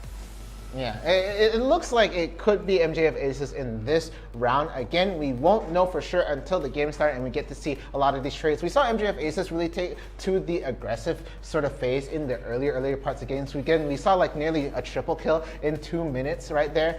But we just saw Tiger really scaling so hard later on in the game and doing so much work. So we'll just have to see how it goes. Again, this is going to be round 2 of the grand finals. Again, it was going to be MJF Aces on the red side. Meanwhile, on the blue side, we do have the Joker squad. Joker squad, and now Joker, they are up. They are on tournament point. Basically, if they win this match, they will take away the crown to the top. And now look at what they're doing here for the side of MJF Aces. They are just trying to get a very equal start here. Don't know 𝐋𝐿𝐻 evades coming in, but they will spot the ward here on the side for Lays. He will see there's a ward in mid. He will clear it out, and maybe looking for an early gank is him, but at the bottom already, Ezreal getting a little bit chunked out, but he has the range to just poke off, so it's going to be fine there. And Void does land a nice Proton Ball. Is it Proton or Hydrogen Ball? I can't remember. I think it might be Proton Ball. I honestly can't remember. Both are very dangerous in sort of standards, but it looks like the bottom lane could be quite a bit of a factor. Again, no Kai'Sa in this game, so Ezreal going to be able to really do a lot of damage, but the double knockup going to be doing quite a bit right there, but not capitalizing off of it. Tiger not ready for the knockup right there, but getting quite a bit of damage. Meanwhile, it looks like it's going to be a contest for the Scuttler right there, but Aces is going to come on top. They're going to be able to get the pick off onto Kai'Sa. Kai'Sa pula the Akali. Dekko a little bit far forward there, not sure what he was doing. Trying to contest for the Risk Scuttler when his jungler was not around, so he does go down. So it might be a double Scuttler start for MJF Aces. So it's still bloody, but it wasn't as bloody as the previous game. It was basically just a bloodbath that game, but I don't think we'll see the same thing. But now 𝐿𝐻, nice knockout coming from the Rakan, and that's the thing with Rakan, he can just go in, go out, no issues there. And you're going to look another fight in the mid lane. Practice does go back in, and 𝐻𝐵eater is knocked up, but he has a lot of healing, especially from the Rengar. And now we'll be jumping onto the Rakan here. He might get a little bit of damage onto the Rakan here, but the rest of the team is here. He does get a smite to heal up 𝐿𝐻 does safely, but the rest of the team is here to help him out already. 4 members here has to burn the arcade shift here from the side of Ezreal. I don't think it's a smart thing coming in from the Rakan going back into the Ezreal, because Ezreal is going to be taken out already, so going to be a little effort there. But 2 kills going off the MJF Aces, and already 1,200 lead going over to them. Yeah, we saw this last game. MJF Aces so aggressive, going to be going for those really hard and long picks coming in from the side right here. So it looks like they are trying to just push their advantage right now, but we did see a bit of a return coming in from Joker with a couple of botch fights coming in from MJF Aces. We'll have just yet to see a return. Again, it's going to be practice onto the Diana right there, and he's actually a very solid Diana player, but it looks it's still going to be really hard to tell. It's only less than 5 minutes into this game, and there's the only clear lead is just in terms of gold and kills. I agree, and I think what Joker can do on this team is maybe they got to slow down the tempo a little bit, because they have a better team fighting competition. They have the Diana with the Moonfall. Actually, they have around 80 damage on their team, so they're going to make sure that they do get back. 𝐿𝐻 maybe looking for a little gang on the Areta, but because he blew the Sky's blue, he's going to basically just announce to the whole world, hey guys, I mean, he does take away the ball. They're going to be careful, because you can see 𝐻𝐵eater is nearby. They're going for the fight on to 𝐿𝐻. Is Areta going to deal a lot of damage, but practice is here. The ulti from Akali is procced out. He's going to deal a lot of damage as well to Areta. He'll try to get a return. He will get the return kill onto 𝐿𝐻. Well done for him. I thought he could have just backed off there, but it's going to be a little greedy staying, so it's going to be a 1-for-1 trade, and the gold has shrunken down to about 1,000 gold as the Ocean Dragon spawns in about 25 seconds here, and I think Joker, they're going to reset just at the perfect timing. Practice also will just clear the wave as soon as possible. The Ziggurat will stop Practice from clearing up as quick as possible, but a little bit of a rotation coming in from the Braum will make sure that Ziggs will get a safe clear. Yeah, and with that, it looks like the team's focus have now shifted towards the dragon. It is going to be 5 seconds until it comes up. Again, it's going to be the Ocean Dragon. Not the most hotly contested dragon, not the most important one right now, but definitely really good to look at the pockets right here. And it looks like it is going to be spotted out here. It looks 𝐿𝐻 is in a very dangerous spot. The alt follow down a jungler right now. Very bad for the side of Joker. They can't afford to do that. They are going to get a head start on the dragon right here, and it looks very bad. It looks like MJF Aces might take this right now without any contest with their jungler down, face checking that brush. They waited for him. They knew he was going to come around, and it looks like they might have to scramble to try and get any momentum going on for the side of Joker right now, down almost 3K in gold. Yeah, down almost 3,000 like you said, and they're gonna just have nothing. They trade basically nothing for the OC Dragon, so you gotta be looking because they had no vision around the dragon, so it made no sense for the Dragon to just walk around. The package is used by the Corki, gonna do a lot of damage onto the Ezreal here. Will be almost stunned down, won't be finally stunned down, will be very low. The flash will only come out after he is stunned. So a little bit too late, and now going for the jump is the Rengar, 𝐻𝐵ITTER will get another kill, and this it looks like a very, very big storm coming from MJF Aces. 4,000 gold already, 5 minutes into the game, and now maybe, oh, the move forward will only land on the bomb and will almost get the kill, but he will finally go down, and the rest of the team will have to back off. The barrier is used by practice to just stay a little bit healthy, but Rengar going a little bit deep under the tower will try to get the kill, and you jump in the bush. I don't think you can escape this, my friend. It's a Rengar, it's the full point of his hit, but he's just going to be surviving just a little bit more, and he gets a return kill as well, so well done. And also in the backline, I can see 𝐿𝐴𝐶𝐿 gets the kill onto the Corki, so a little bit of a comeback, I could say, for this team, as 𝐿𝐴𝐶𝐿 also came all the way down to help as well. But meanwhile, all the way in the top lane, it looks like it's going to be already doing a lot of pain onto the tower. One plating left for that side. 𝐿𝐴𝐶𝐿 only going to be able to rotate in right now. But again, that level deficit is going to be a true factor right there. But only evening out right now. And it looks like 𝐼RTE is going to be able to walk out of that perfectly fine. Meanwhile, it's going to be 5 seconds until the Reptile is going to show his face right there. They do try to get the pick off the Braum right there. But no, he's going to be able to get to D.Ward. And with that, going to be able to recall right now. And the shift is going to... They're not going to actually try to get the bot lane to rotate to the top to try and prioritize the Rift Herald right now, but it is definitely going to be in the sights of MJF Aces to get a head start onto the Rift Herald right here, as we do see the Rengar gets into the pit right now. 𝐻𝐵ITTER is going to get that started, but it looks like they are just going to trade that one right now just to try and get the first tower gold coming into the pocket for the side of Joker. So lose the Rift Herald, doesn't matter, got that first tower gold, gonna be able to push that down, and it looks like they might try to get the Rift Herald here all the way down into the mid tower. Yeah, now the move will land the 3 members here, and looks like you're gonna fight here on the side of Joker. The Akali will try to go in, has the ultimate ready to go, but still on cooldown, so has the back of it. 𝐻𝐵ITTER will deal a lot of damage. The Zhonya does come out, so dealing a lot of damage to 𝐿𝐴𝐶𝐿 as well. Has the back of the Rakan, and backline will chop onto the members. They will get the kill on the Corki. Corki is down, but 𝐼RTE is now dealing a lot of damage on the rest members. Jumping in onto the Diana will get the kill, and 𝐼RTE will try to get the kill off of the 𝐿𝐴𝐶𝐿, but 𝐿𝐴𝐶𝐿 flashes away. Will be very low, the Rakan, but now the ultimate not coming out for 𝐼RTE. You're just saving it for a big. And the lands on the tree. We'll get 1, we'll get 2, but 𝐿𝐴𝐶𝐿 a little bit too far. We'll try to get a start onto a kill, but he will just survive with the barrier here. Going to be so low, and I don't know if that actually helped the Central Sun actually push Tiger nearer to the team, and he will make the kill. And now 𝐻𝐵ITTER will not get the kill on the Pessimin or Flash, but the Rift Herald will be summoned here, and now the gold deficit has shrunk it down to about 1,300 here. Yeah, looking very, that was a very scrambled fight right there, but Joker coming out somewhat on top, now 8 to 9 right there. The mid tower does go down, but the first tower gold has already gone into the pocket of Joker right there, but they are trying to expand on this gold lead right here, but it looks like Shelly won't be able to land quite a bit of damage, but not even getting a full plate off of that one charge right there. So, oh my goodness, 𝐿𝐴𝐶𝐿 could have looked to get picked off right there. 2 members are going to go, and he's going to face check it. 𝐿𝐴𝐶𝐿 can't face check the brush right there. You have to know a Rengar is in the picture right there, and there it goes, another pick off, and there it is. MJF Aces looking to take this back and looking very solid. That was a very good pick off right there. A big mistake coming in from 𝐿𝐴𝐶𝐿. Can't afford to do that right now. It made no sense. 𝐿𝐴𝐶𝐿 say, oh, someone in the bush, I can't go in. Then, never mind, let's go in. Yeah, you can see the hesitation. I'm going in. Was there. He's like, oh, there's someone there, man, I can't go in. Then he goes in anyways. The Skyro's boom was plopped. So there's at least going to be 1 person there. And now going to be starting on the side of the side of Joker. The turret is taken off the bottom side, right? They're going to chunk it really low. Where go for the steal here, will not be able to. But they're really looking for a fight here. A lot of damage onto the backline. You can see they're going in. The Fission does not land anyone, and Practice has to flash over. So will they be happy with just, very aggressive coming in from Void. He's going to be a little careful here. And the rest of the team will back off. They're happy with the important take, but maybe a little caught up here is the rest of the team. Lies just flash over the wall. We'll just take a lot of damage from Ziggs, and 𝐿𝐴𝐶𝐿 will be happy with that. And they're still down for it. It's 4,500 gold here, so it'll be a lot to consider here while they're going to defend this mid here. Meanwhile, it looks like it's going to be a split push down at the top right here. The rest of the team is sort of forming up in the mid right there. Practice is going to be working on the backline. The Moonlight does land. He's going to get a Moonfall onto only one right there. Not going to be able to capitalize too much off of it. The Cataclysm does go down, but the Guardian Angel is going to get off right there.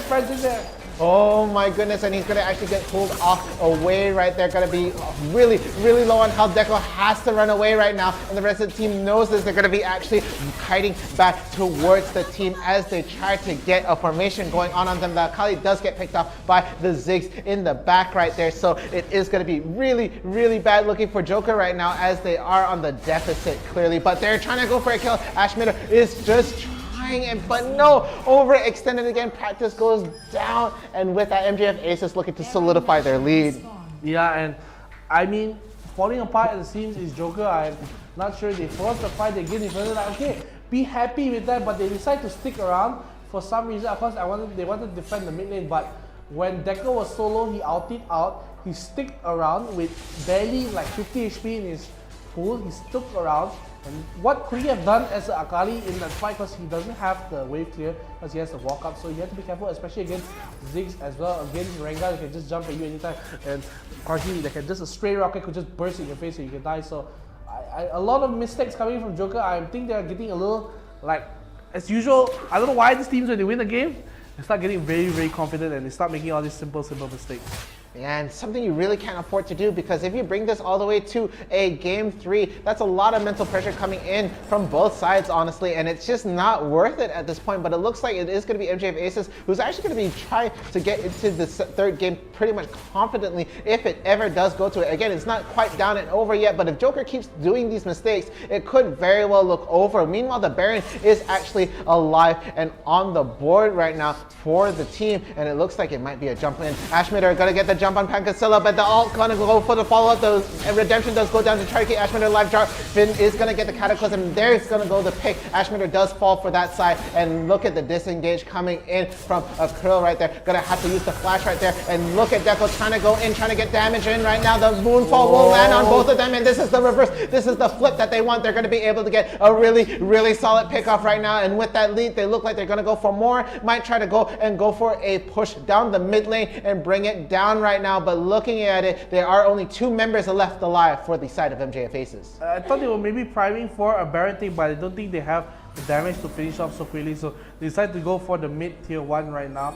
And just checking if anyone does start the Baron here. I don't think Garrett and Corgi have damage to finish off there. So even though they get 3 kills, they only can just, because they're so far behind, they only can settle with the mid lane tier 1, and now 𝐻𝐼dr has the ultimate, will be the target here, will be Tiger, and immediately taken out the team, and this is the strength of the team. They don't have the ultimate here, no ultimate from Practice here to get the nice moonfall.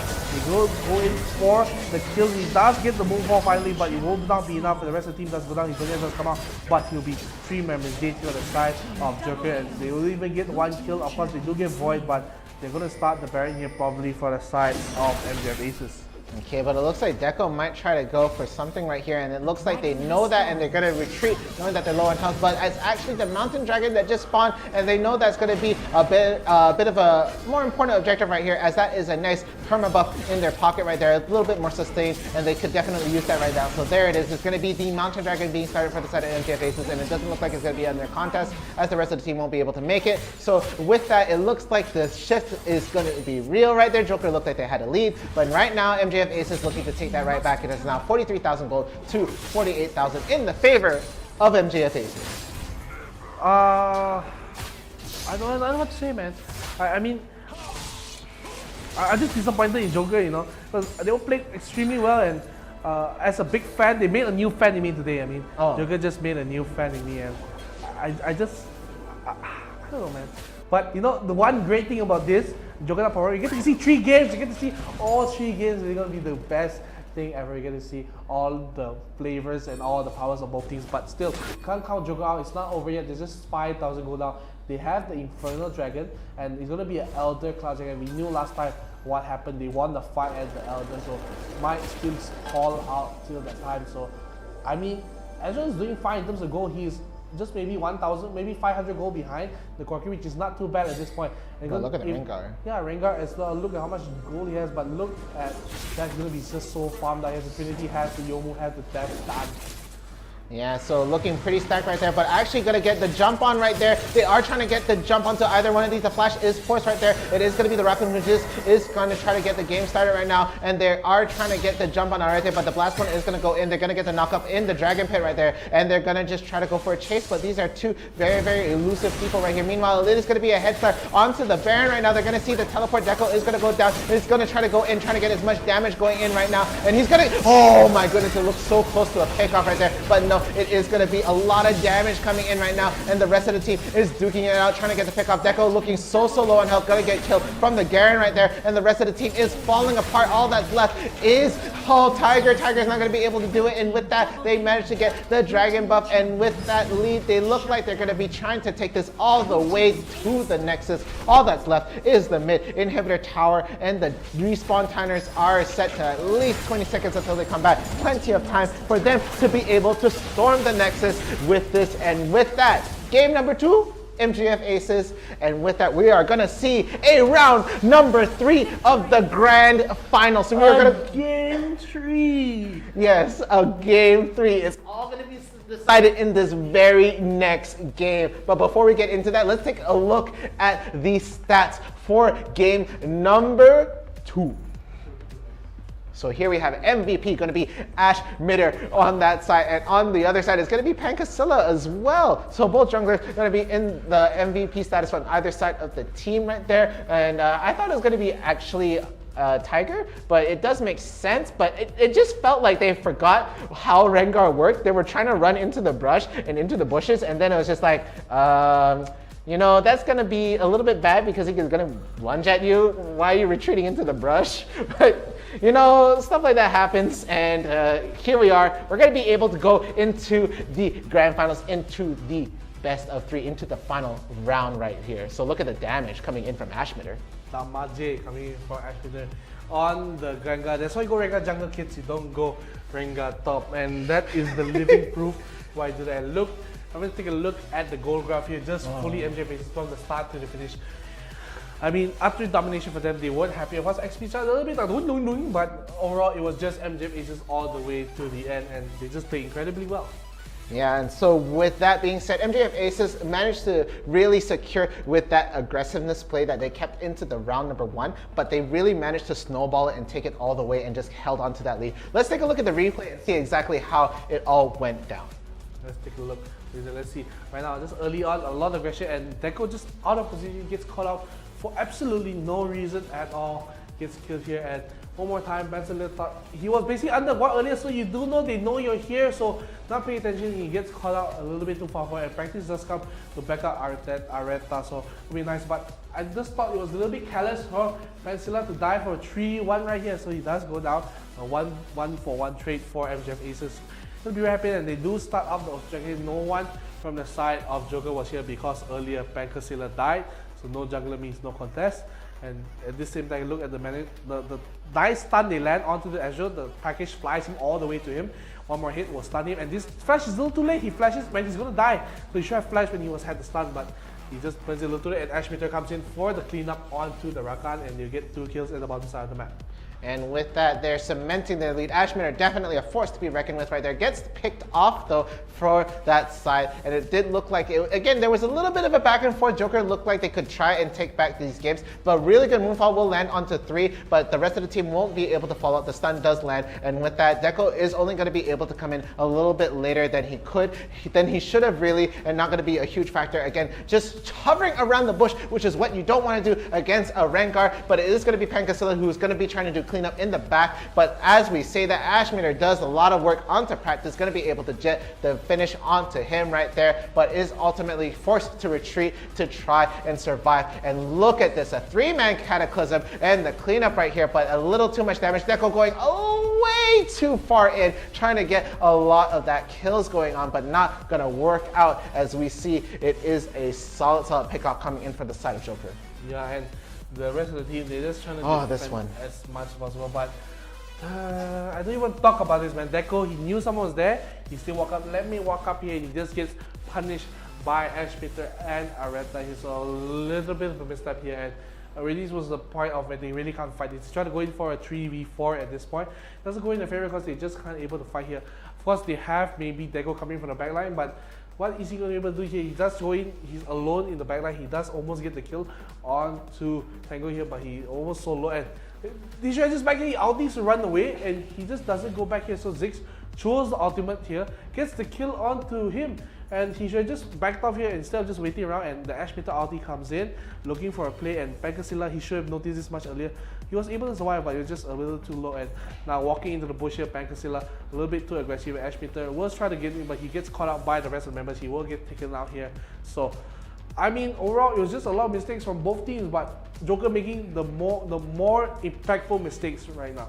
The more impactful mistake. Something you don't want to hear in an evaluation right there. This looked like to be a sort of comeback coming in from the side of 𝐿𝐴𝐻𝐼𝐸. They were able to take a lot of the objectives right here, but they were just caught off guard multiple times, and it just was not working in their favor. Again, going to be a misplay coming in from the side of 𝐿𝐴𝐻𝐼𝐸 right there. Going to be hurting them so much. They get the pick off onto the 𝐿𝐴𝐻𝐼𝐸 right there, and with that, down goes the main damage dealer, and it was going to be hard work. 𝐷𝐄𝐄 is in the picture right now, but can't afford to do too much right there. Gets picked off so easily right there. Practice in the backline manages to do a lot of good work, but all for naught. The rest of the team is not there to follow up, and they weren't able to sustain a lot of it. And it was just, they fell apart right here. Even here, a lot of missed skill shots coming in. They weren't able to really lock down these guys, and with that, they should have just tried to disengage, but it was not working out. They tried to chase them down even further, and they realized, hey, these guys are just buying so much time for us. Why don't we try to get a head start on this Baron? The teleport finally goes down, but the Baron is already at half health. And with that, 𝐷𝐄𝐄 is the only one who is able to try and get into the line, but not going to be able to get the steal. And with this, they were able to seal the fate for the rest of the team. Meanwhile, looking at the back, Garen is just sweeping up the competition right there, gets the pick on 𝐷𝐄𝐄, and the rest of the team falls apart. Sweeping it up here, and well done to the side of, see, all noises, just noises right there. And this is what we see. MJF Aces just sweeping. Clean.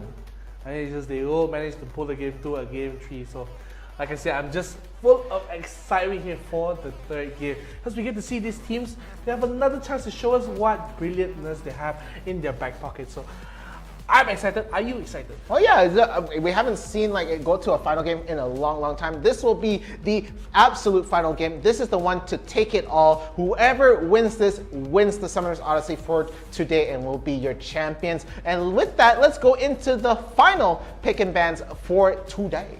Yeah, so MJF Aces, they will be on the left side, and Joker Squad, they did pick the red side. So some reason these teams, they like the red side. Being able to pick 2 in a row might be nice. Being able to ban 2 in a row might also be good. But the first ban, Kai'Sa, yet again. Again, but different team this time. Different team this time. Meanwhile, Joker Squad gonna ban out the Brown. Wasn't even picked in the last game. Yeah, I don't know, man. I don't know. But Graga's ban coming in yet again from Joker Squad. MJF Aces does have the last and final ban. What will it be? And there we have it. Those are your bans right now, but very powerful champions left in the pool right there. We do have 𝐼𝐸 still up. We have 𝐬𝐧𝐶. We have Diana. We have Wu.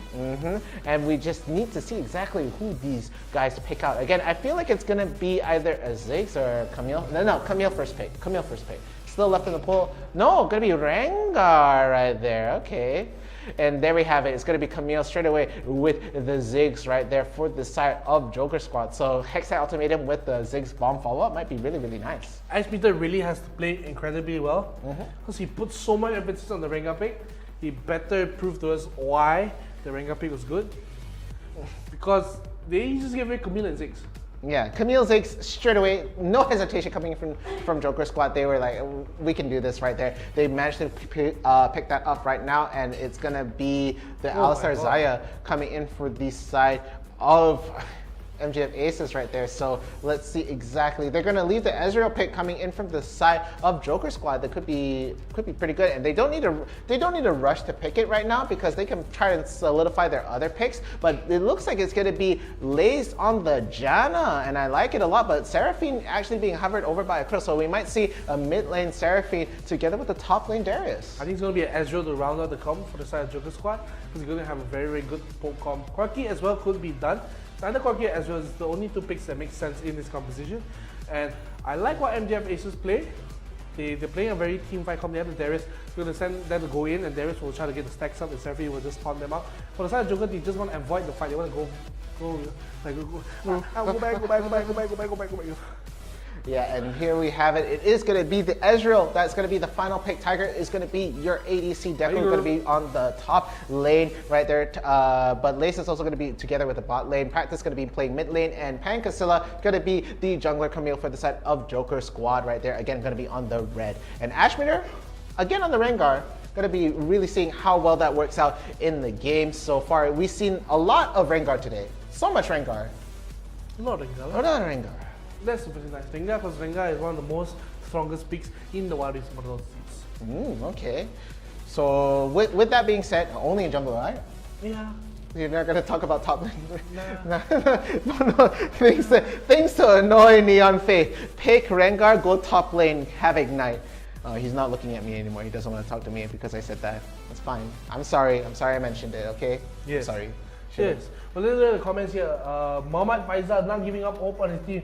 Attack Joker, no, joke raw. And Kesha once again, TikTok on the rock says MGF win.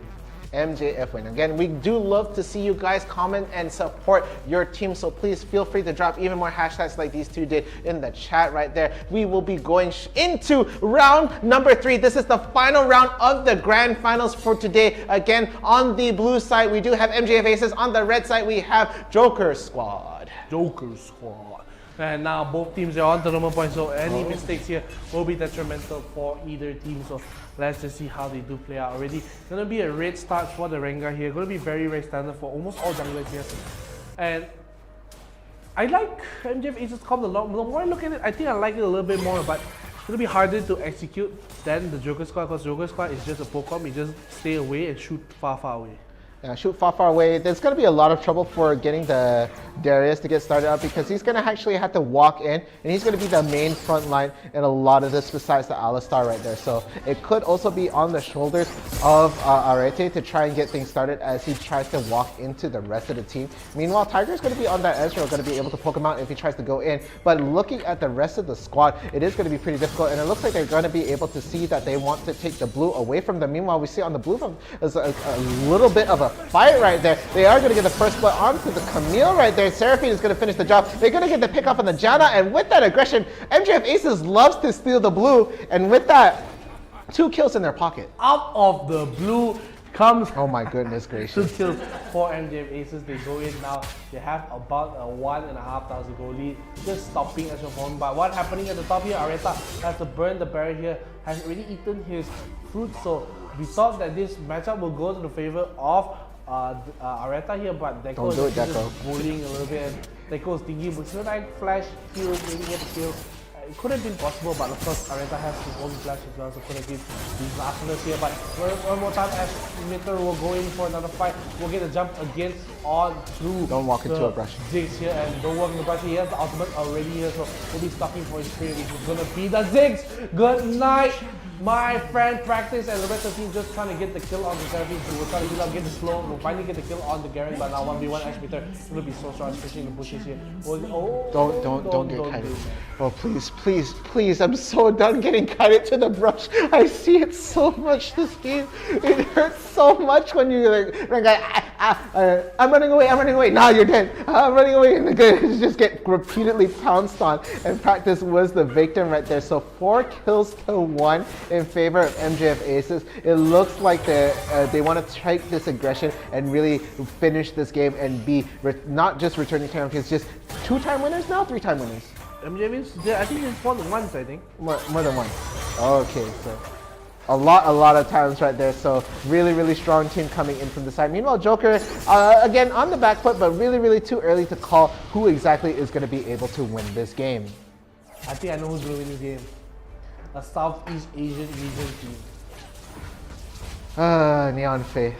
Am I wrong? Tell me I'm wrong. It's the same thing about saying I know a Philippine team will win, and then you have an all top 4 Philippine team. Yeah, but am I wrong? Let me know. Oh my goodness. You know you can't be wrong, which is why. Exactly, I'm never wrong. You said it yourself. If you only was I did not put it in your mouth. You said it yourself. I can't be wrong.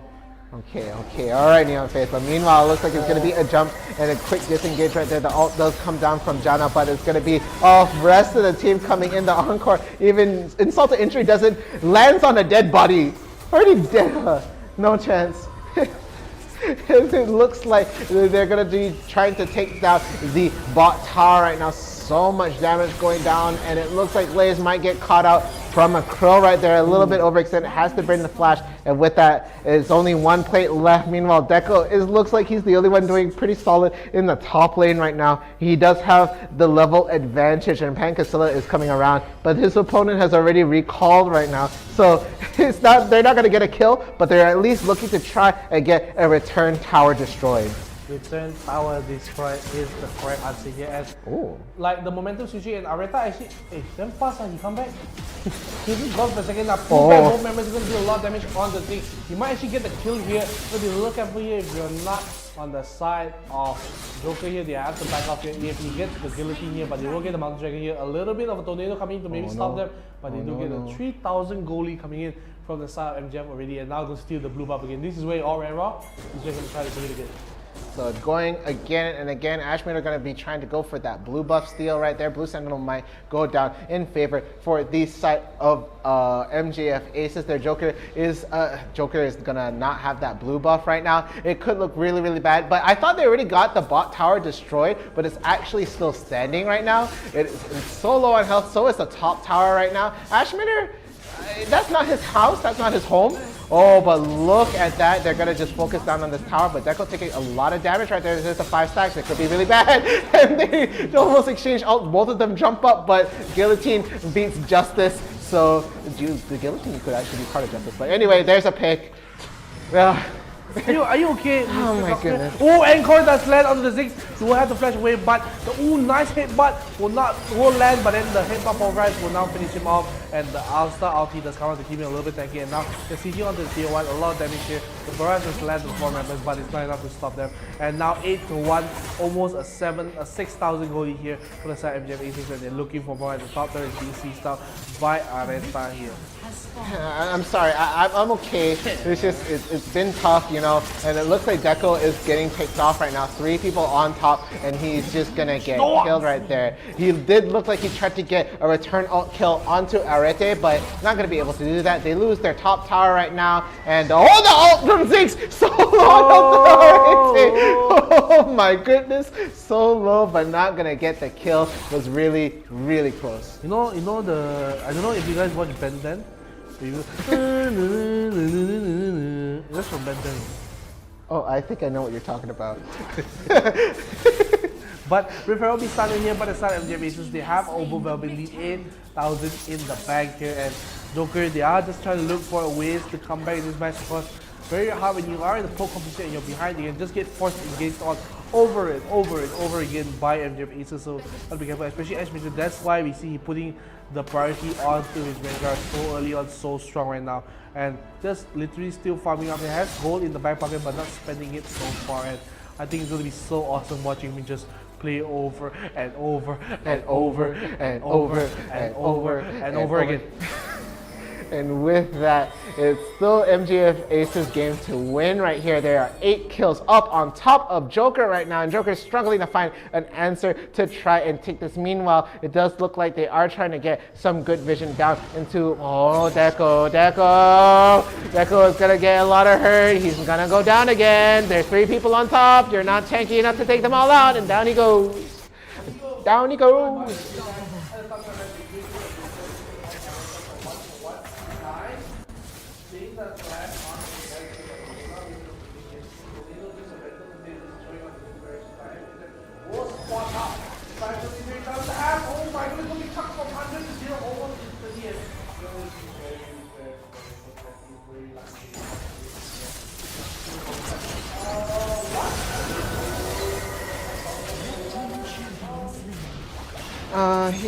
He's dead. He's gone.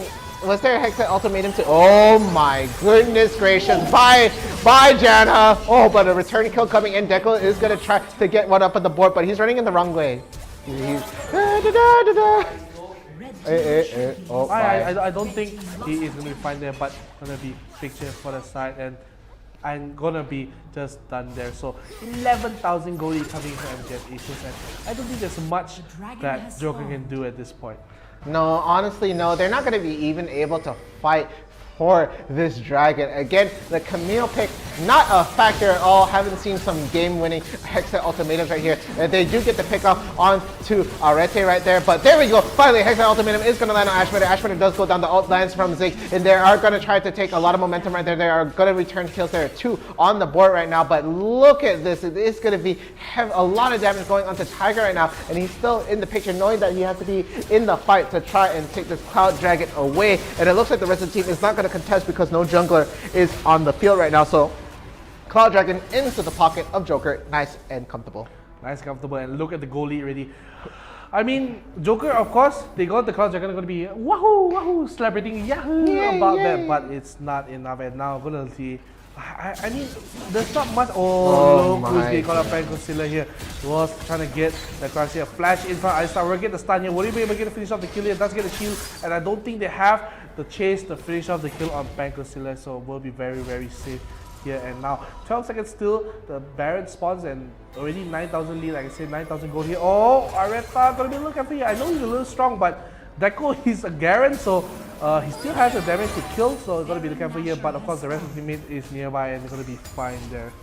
Yeah, so the rest of the team is forming up. It looks like they want to try and get some vision into their top jungle. Again, a lot of the reasons why 𝐿𝐻𝐼𝐷𝐻 is wandering around in the bot jungle is because it literally is just 𝐻𝐼𝐷𝐻 walking around into the enemy jungle like it's his own. So he's managed to clear out the enemy jungle off so efficiently right here, and it's really just forcing the rest of the team to try and get some vision down. But it looks like it is going to be 𝐼𝐷𝐻 that is spotting out the 𝐿𝐲, but 𝐿𝐻𝐼𝐷𝐻 can't catch a break. He is constantly getting picked off right there. The ult does land at the back. The encore will land onto 2 right now. The Janna is so solo. They get the pick off of 𝐿𝐻𝐼𝐷𝐻 right there, and down goes the jungler. And with that, they might even try to get a start onto the Baron, knowing that they won't be able to really contest that. It is going to be about like 18 seconds until it goes back online. So yeah, they're just going to start this Baron right here, and with that they're going to try to even just push these towers down and potentially end the game. But meanwhile, it is going to be a jump. 𝐿𝐻𝐼𝐷𝐻 is going to be able to get the jump on. The 𝐿𝐻𝐼𝐷𝐻 ult does land in the pit. 𝐷𝐻𝐻 is in the brush right there, but is going to try to get a kill right now. 𝐷𝐻𝐻 is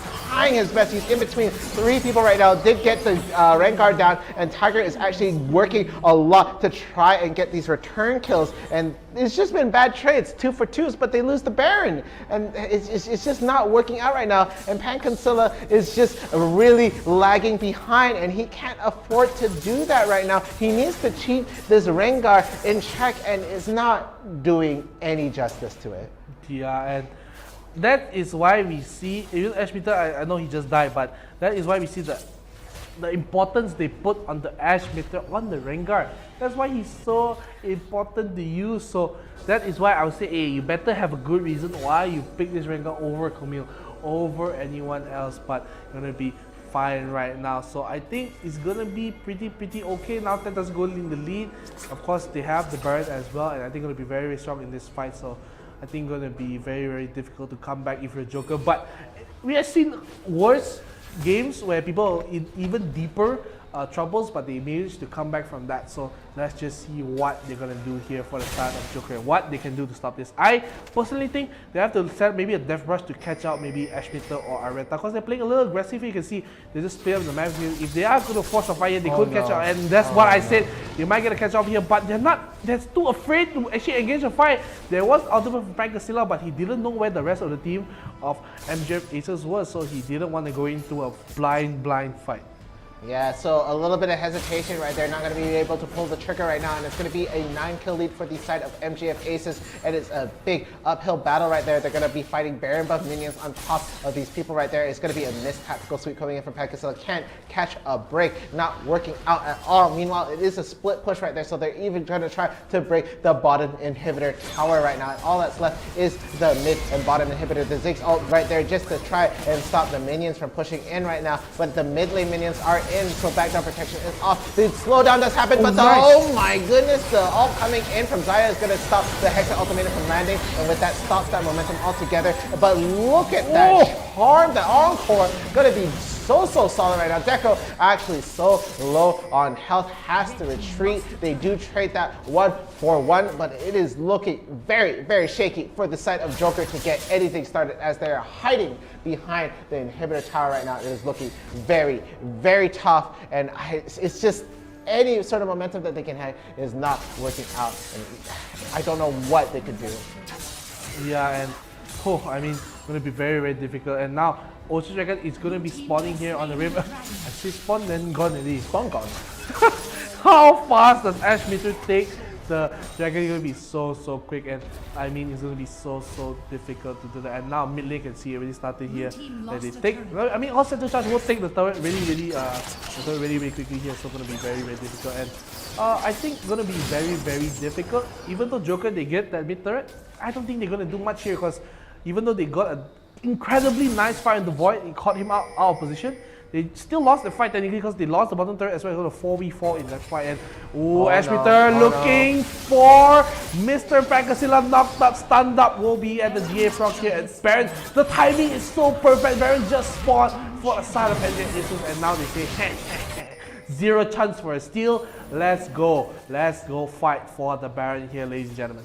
And with that, it looks like MJF Aces is going to try to solidify the game and their lead and their win right there. It was a really good apprehend coming in from 𝐼𝐸𝐿, going to be stopping the recall from that side. But Garen is looking for the steal. Garen's in the back. He's just running it straight down, trying to get in. The ult does land in from Ziggs. Then he goes down. But look at that. They are going to get a kill on the board right there. And it's still going in. 𝐸𝐸 is somehow still alive. Going to be able to put that down. They do get the Baron buff. And it looks like they are just going to try to push it all the way to the Nexus. But only 2 members left alive for that side, but no jump. Practice is gonna get jumped right there. So low on health, but it looked like it might be a pick on Ashmeter right there, and they do get the pick. It looked like it's gonna be a comeback. Tiger is putting in so much damage onto 𝐼𝐸𝐿 right now, and there it is. They're gonna be cleaning that up with an ace. So down goes the Baron buff. They take the Baron, but no one to be left alive right there, and there's gonna be a free mid push right now. So Joker could be looking to take this back. It is gonna be 30 seconds for either of those two to come back. Meanwhile, it's gonna be less than 5 seconds for the 3 members to come back in and alive right now, but still really solid. They're still hanging in there, but it's by a thread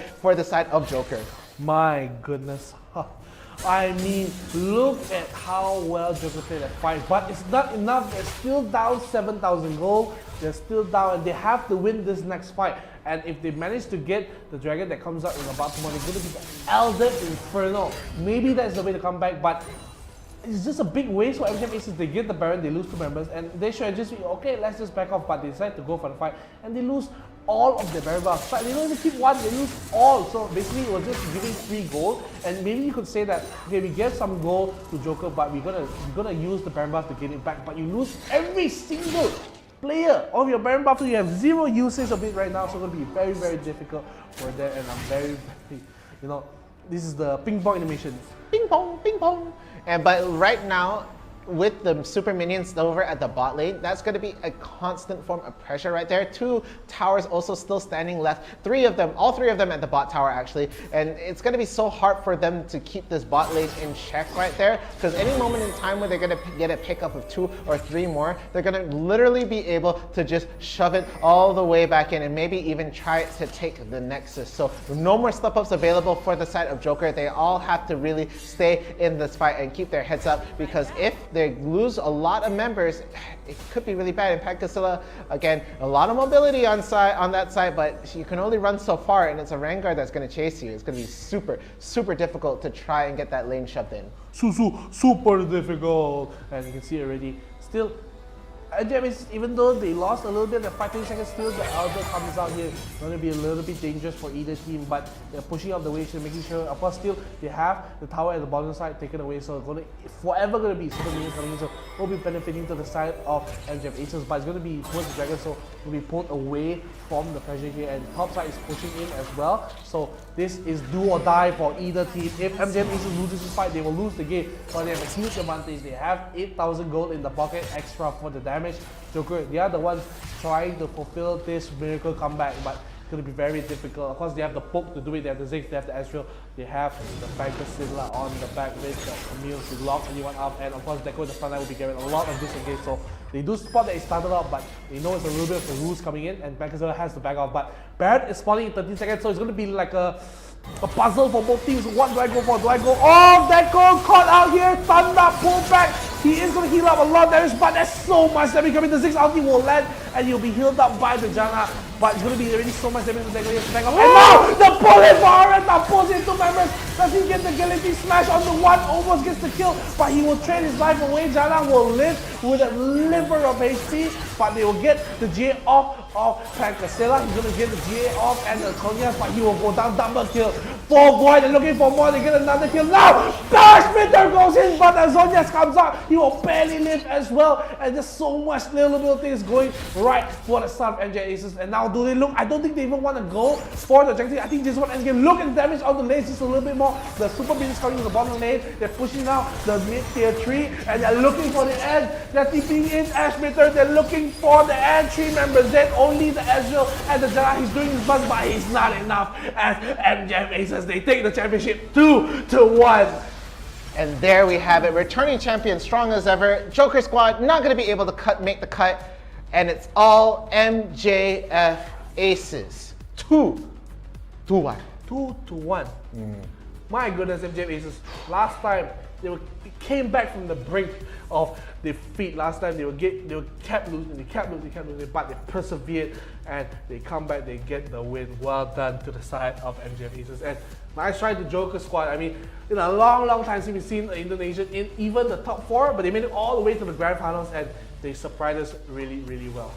Yeah, and with that, let's take a look at the stats of the final game, see how well things went down. It is going to be 𝐻𝐸 that is your MVP. Again, they did not have an answer for Rengar. Meanwhile, Practice is going to get the MVP side for the side of Joker squad. So there we have it. That is going to be there. And look at the damage coming in. Tiger actually did quite a bit, but not quite enough. The sustain coming in from the other side was just really well done.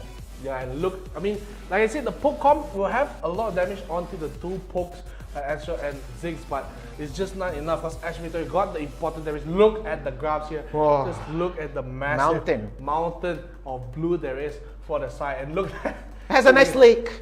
A little dip here during the little bit of a quote-unquote throw at the Baron, but they managed to reconcile damage and they get it back up to 60,000. So well done to the side of MJ Aces. They saved themselves from a loss and they get the win here 2-1 against Joker squad.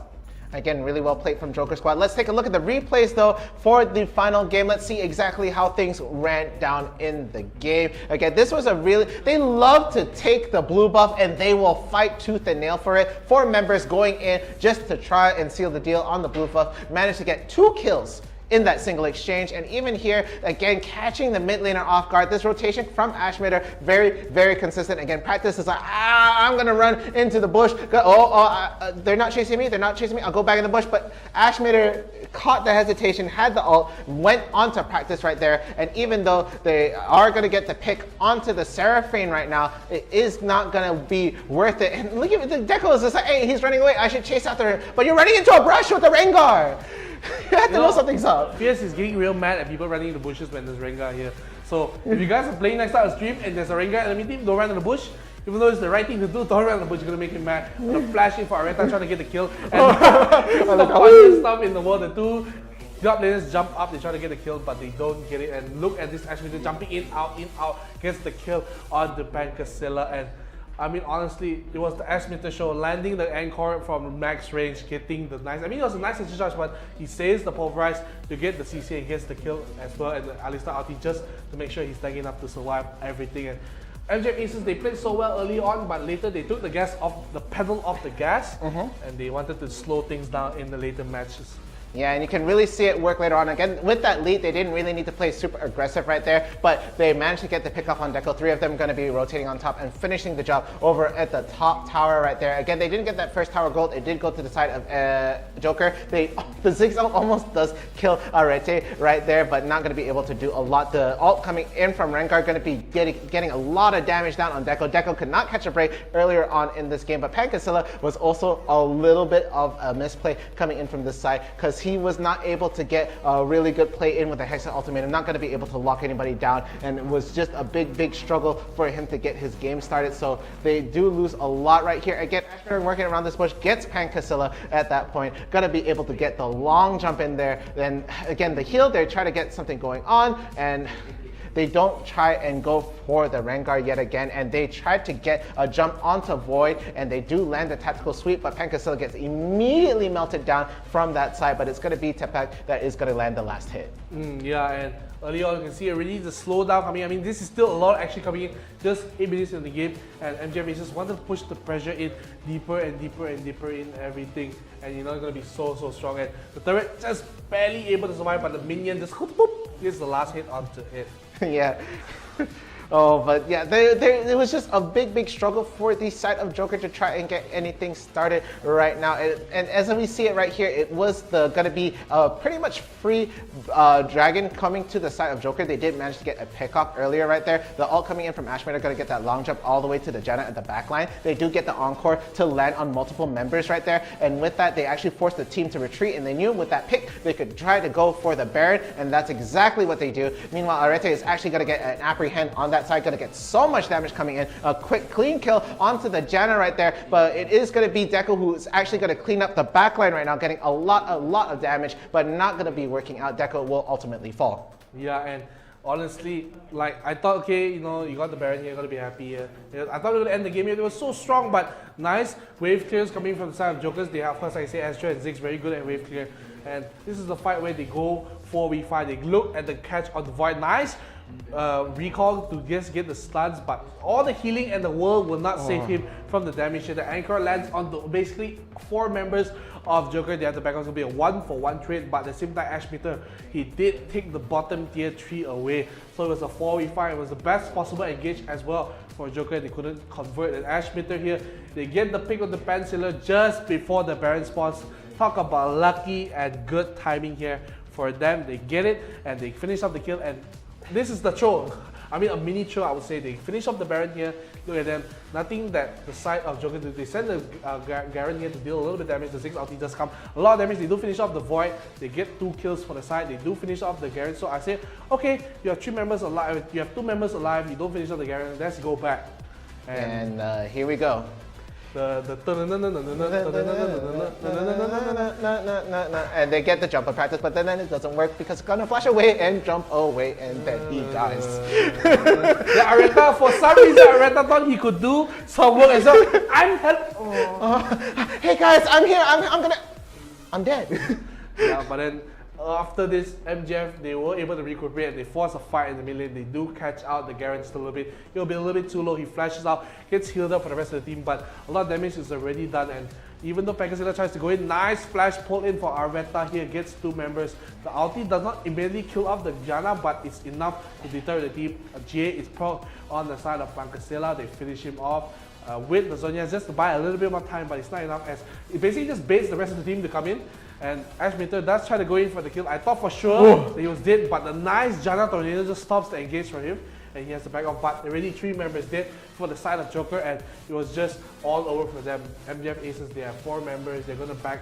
Ashmeter will back, buy teleport, and come back and just end the game here. And well done to the side of MJF Aces. They are able to secure their 2nd championship title. Yeah, and that was solid play coming in from MJF Aces. They held on to a lead and didn't let it go. Of course, we did see a couple misplays right there, but not enough to cost them the game. So congratulations to MJF Aces. They are going to be our champions for today's Summoners Odyssey. They come out on top. They are #1 for today, but we will be coming again tomorrow for even more Summoners Odyssey. It's been a pleasure commentating this grand finals. Yeah, but before we go, I just want to say, remember, this Friday there will be a special tournament just for you guys for PUBG Mobile EMVP League. So if you're interested, make sure to sign up. The registration will end pretty soon. These slots are going fast. Yeah. So if you want to sign up, please let your friends know. Guys, I heard there's a PUBG Mobile tournament, free registration for under 19, so make sure to go for that. And you know, as what they say in the south, we're probably gonna go to the end of the stream show. So thank you, ladies and gents, for coming to the stream. My beautiful name is NeonFaith. And I'm downright fierce, signing off.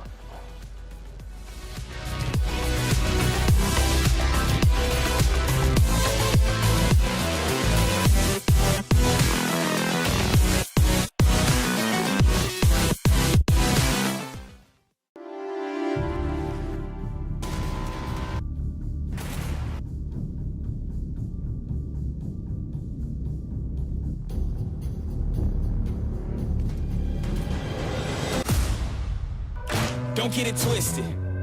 I'm not Rihanna, but boy, you a gunner, you right on my hit list. Keeping my distance, just checking the listings. I'm always aware of your current position. I just hold out to the perfect condition. Coming alive. Heat of the night. Now is the time. Don't try to hide, 'cause I'm gonna haunt you like an animal. Coming alive. Heat of the night. Now is the time.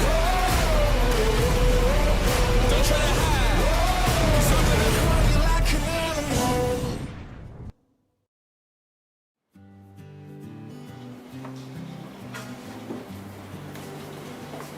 Je suis intéressée par les affaires. J'ai choisi le programme de BA UTM pour poursuivre mes études. 我係一名 full-time diploma engineering 嘅學生，喺 Space 馬來西亞工藝大學。 Selepas SPM, saya sambung belajar program asasi di Space University Teknologi Malaysia. Cuma 1 tahun. Lepas tu boleh sambung degree di UTM.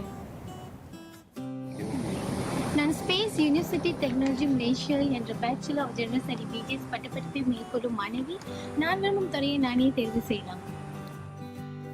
Di hari biasa, saya bekerja di sebuah syarikat. Tapi, di hari Minggu, saya merupakan pelajar program separuh masa di Space University Teknologi Malaysia. مع الصف الكلي 𝐒𝐮𝐦𝐦𝐨𝐬𝐬 أنا أستطيع أن أواصل دراستي في برنامج UTM IVP وجابان IVP.